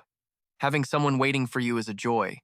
The image reflected there was Yui's face, his smile, how immense it was. A massive wave of power descended from above, piercing through the heart. Hong Ye-sung used his shield to block his body but still coughed up blood. In the end, Lee Sa-young stood there with a cold expression, the sounds of tragic cries behind him. Gaon, coughing violently, glanced over and wondered, is it over? She let out a gasp, and a soft light fell upon her face. In front of them was the figure of the monster, turned to stone. From above, Yui was slowly sliding down. He walked over, concerned. Is everyone okay? Are you hurt anywhere? That guy pointed at him in shock and yelled, hey, that's supposed to be our line. Why'd you steal my line, huh? Hong Ye-sung walked around Yui, observing him. No injuries, no broken bones, not a single scrape or scratch. Wow, you're seriously tough. How do you feel on the inside? Is Secretary Kim all right? He replied helplessly. Yeah, I'm fine. Hong Ye-sung pointed and asked, so what about the spear? How was it, using it? Yui responded, it's top-notch, got a good, solid feel to it. The other guy immediately shrugged with a smug look. See? Told you. That's my masterpiece. To be honest, when Lee Sa-young won it at the auction, I was a little worried about where it would end up. Just then, Yui's gaze fell upon him. That's right, Lee Sa-young. He let out a soft breath, but he was terrifyingly silent. Yui realized, is he making that face because I rushed over to Yoon Gaon and Hong Young just now and made him go alone? He started to feel uneasy. Even if the old man chews me out later, I have no regrets about taking down that golem. It was something I had to do. If I hadn't stepped in, we'd all have been wiped out. Yui analyzed the situation. But how do I explain this to Lee Sa-young? Even if he knew I was hiding my power, it's not like normal awakeners can just take down an S-rank monster so easily without a single scratch. He sighed, defeated. Do I have to make up another lie? Maybe I'll say it was thanks to Hong Young's weapon or something. What could Lee Sa-young be thinking right now? As Yui looked up, he saw Lee Sa-young standing nearby. An idea sparked in his eyes. He spoke up. I'm fine. Yui was startled by the question. What? You said you're fine? He wondered. Is he answering my question from before? Right after Yui walked over. Thanks for the spear, Lee Sa-young replied. It's yours. He was surprised. What do you mean? Lee Sa-young explained. It was yours from the very beginning. Yui was lost in thought. During the auction, this kid was bound by Youngbin's chains, on the brink of death, and he still managed to cause a ton of trouble. So it wasn't just because he wanted to win an S-rank weapon at the auction. In that moment, he stared at him in utter disbelief. Just who are you? From the side, Ye-zong spoke up. So, long story short, we're alive, right? This is seriously a mess. Yui went over to check on how Youngbin was doing. He reported he was in critical condition a moment ago, but the leader of Team Pado gave him an emergency injection in time, so he'll be okay. He just hasn't woken up yet. Lee Sa-young cut in. Isn't that why you ditched me? To go take care of that? He glared at that punk, and he responded with a look of his own. Why are you looking at me like that? Yui thought, the biggest reason I had to push you aside was because I didn't want you to see me fight. But seriously, you're pissed, aren't you? He avoided his gaze and explained, no, that's not it. It's because I trusted you that I deliberately left you to take care of the others. You did a good job. Lee Sa-young replied, so because you trusted me, you pushed me aside as if you didn't need any help. I guess I thought our relationship just wasn't strong enough for you to need me. Oh, wow. I had no idea. And here I was, feeling my self-esteem take a hit for nothing. What a waste. He scolded. What the hell does self-esteem have to do with this, you punk? Finally, he crossed his arms and continued. Anyway, if there's a next time, you'd better watch it. Got me? Yui responded. What do you want me to do? He rested his chin on his hand and replied, I don't know either. Just make sure there isn't a next time. That would be best. Then Lee Sa-young sat down and patted the spot next to him. So, shall we end this conversation here? Yui wondered. He wants me to sit? What for? Then suddenly, he grabbed his shirt and pulled him close. Lee Sa-young's icy gaze interrogated them. You came in here for a reason, didn't you? Lee Sa-young questioned them. You all know this dungeon belongs to Team Pato, right? Hong Ye-sung quickly looked away. I had no idea, he yelled. Don't give me that crap. Right after, Lee Sa-young began to threaten them. If you don't want to get sued for illegally entering a dungeon, you'd better start telling the truth right now. Hearing that, he wondered to himself, is that even a law these days? Gon's body began to tense up, drenched in sweat. He was just wondering, hello? They bring up the law and you guys just play dead? You act all tough and ready to fight, but you're scared of the law? She held up the chicken to hide her face and explained, we came here because we had to urgently investigate something related to the erosion dungeon. Of all the places I know, this one was the closest. I'm truly sorry that we snuck in here, he lectured. Even if it's urgent, you're supposed to get official permission before you set foot in here, aren't you? I'd think you people would at least know the basic procedures. His intimidating presence made Gon's voice tremble.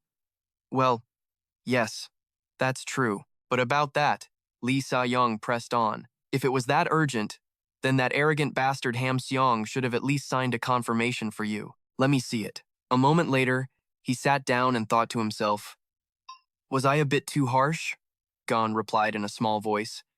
About that. Just then, Yui reached out and touched Lee Sa-young's face. What happened to your lip? Did a piece of debris hit you earlier? He looked blank. What? Then Lee Sa-young suddenly shoved Yui's hand away. He yelled, who said you could touch me? He was stunned. What? What's with you? A torrent of magical energy crashed down on his hand, making Yui cry out in pain. He poured a ton of potion onto my hand. I just stared, completely stunned, at my dripping wet hand. What the hell is he doing now? Seriously? I wipe a little blood off the guy one time and I get dragged into all this crap? Lee Sa-young snapped angrily. You almost died last time, and you still haven't learned your lesson? Hearing that, I immediately got pissed. I told you I'm fine. Besides, I was totally framed this time, you know? Then I grabbed his shirt and yelled, I already said I'm completely fine, didn't I? I told you, but are you even listening to a single word I'm saying? Lee Sa-young complained. You have absolutely no sense of caution. That just made me even more furious. Hey, when someone's talking, you could at least pretend to listen. This damn kid. I looked at his face, completely bewildered. His paranoia is seriously off the charts. Maybe I should just drink his blood right here to shut him up and make him believe me. Suddenly, he raised his hand and covered my eyes. What do you think you're doing? I asked. Lee Sa-young replied, I get the feeling you were just thinking something really weird. I have to block your vision, I commanded helplessly. Are you gonna let go? This is getting old. Seriously. Lee Sa-young continued, I know. So you need to calm down too, all right? Is it because you've been fighting monsters for too long or something? I just ignored his childish behavior and focused on breathing steadily. Right after, he took his hand away and said with a smile, yeah, just like that. Over on the side, Yoon Ga-ul let out a sigh of relief, glad we weren't fighting. At that very moment, she noticed a strange light coming from the pile of rocks. Yoon Ga-ul immediately shot up. Wait, hold on a second. Over here, Lee Sa-young warned her. If you're just trying to create a distraction, you should just run straight ahead and scream. No, it's really important. Just wait for me a sec, guys. Seeing me get up, he put his hand out to stop me. Where do you think you're going? I groaned. Hey, is she just gonna walk over to where the golem was all by herself? Lee Sa-young shot back. We already smashed that monster all the way down to its core. It can't regenerate, so what are you worried about? Besides, there's no sign of any other monsters around. The dungeon master is dead, so this place is safe for now. If it's that safe, then just let her go alone. His firm tone made me sigh helplessly. Besides, she has to survey this dungeon one way or another. There must be some reason why this dungeon suddenly reconfigured. All of a sudden, Lee Sa-young leaned against me. So I'm asking you, just stay here quietly with me. Stay by my side, Lee Sa-young said, sounding wounded. You leaving me behind once was more than enough. Seeing him like that, a warm feeling spread through my chest. Whenever Lee Sa-young acts like this, it feels so familiar. I unconsciously remembered the past, but that kid was definitely. Suddenly, Yoon Ga-ul's shout jolted me back to reality. I found it! I found it! She ran back toward us, her face ecstatic as she held something up. It's a fragment! I stared blankly. A fragment? Aren't fragments supposed to be something that only shows up in Yoon Ga-ul's dreams? How can a fragment from the previous world be here, in a place that the dungeon master reconfigured? Yoon Ga-ul looked to us for our opinion. Hey, can I look around a little bit more? I instructed her. Do whatever you need to before the new dungeon master spawns. She nodded. Okay, I'll be careful. Nearby, Lee Sa-young asked irritably, what is it? At the same time, I was lost in my own thoughts. I heard that all the top rankers have already shared info with each other about the apocalypse. Does he really need me to tell him anything more about this fragment? I spoke up. Do you know what that thing Yoon Gayul is holding is? Lisa Young's expression immediately darkened. I was confused. Oh, come on. What's his problem now? He scowled, questioning me. I don't even know that kid's name or what her face looks like, and you're already on a first-name basis with her? You two must be pretty damn close, huh? Right? I quickly explained. We're not. This brat. I'm not close with her. Got it? Lisa Young asked skeptically. You expect me to believe that? I shot back. I'm closer to you than I am to her. Happy now? That shut him up. He gritted his teeth in anger. How the hell do you attract a whole swarm of people just by standing in one spot? I felt helpless. Look, I'm just asking if you know what that shiny, glowing thing is or not. Lisa Young shrugged and replied, Huh? Oh, I think I might have heard something about it, but I can't really remember what. Hearing that, I froze. This guy holds a grudge forever and remembers every single detail, big or small, and he's telling me he can't remember something this important? Yeah, right. I realized then that no matter how much I pushed, he wasn't going to give me a decent answer. Forget it. I'm better off asking Yuna. Lee Sa-young spoke up. I already told you. He stressed. Hyung, you don't need to know about any of this, because as soon as you know, you'll just say you have to take responsibility for it. Lee Sa-young probed. Are you mentally prepared to face that? I asked back. What about you? Are you prepared? He confirmed cheerfully. Of course. I've been ready for a long, long time. I'm just waiting. I've been waiting for the day I get to take responsibility for a long time now, he reminded me. So, Hyung, you just go ahead and do whatever you want. Lisa Young tapped his own lips lightly. But just remember, don't touch me like this, okay? I finally understood. I was seething with rage. His inherent inability to trust anyone needs some serious shock therapy to be cured. Maybe I should find a chance to drink his blood and show him that I'm perfectly fine afterwards, just to prove my point. I concluded. Talking to this brat for one more second will probably make me lose my mind. While Yoon Ga-yul is still gone, I'll go check out what's in the vault. Just then, Yui-sung spoke up. Secretary Kim, is the fight over? I glared at him and shot back. I'm still holding my spear, you know. He replied with pure innocence. I wonder who was just all lovey-dovey, and then immediately started bickering like an old married couple. I snapped. You cross-eyed fool! Are you blind? At that moment, I pulled out a magic stone, its light dazzling Yui-sung. He immediately dropped to his knees and started begging. I commanded, use this to finish our deal, and from now on, stop bothering me at the crack of dawn. Yui-sung reached out to take it, but I pulled my hand back. He looked bewildered. What gives? Why offer it to me just to take it back? I reminded him, I haven't given it to you yet, so I'm not taking it back. Long story short, I just need one more favor from you, Yui-sung asked. Which is, I whispered, I'll give you this stone, but you have to make me a mask. It needs to cover my entire face and change my voice, but without making it hard to breathe or blocking my vision. Oh, and don't make the design too conspicuous. He scratched his head, confused. Huh? So you're asking me to make you a mask? Aren't you afraid of being found out? Hearing that, I was stunned into silence. Seeing my reaction, Yui-sung repeated himself. Huh? I felt a mix of anger and helplessness. This damn kid. Just then, he piped up, wait a minute, doesn't this violate that contract we signed? I've been trying really, really hard not to snoop, you know? I wasn't prying, I just figured it out on my own. It's not a violation of the contract, hee. You have no idea how hard I've been trying not to get too damn curious. Yui was stunned. How the hell does he know?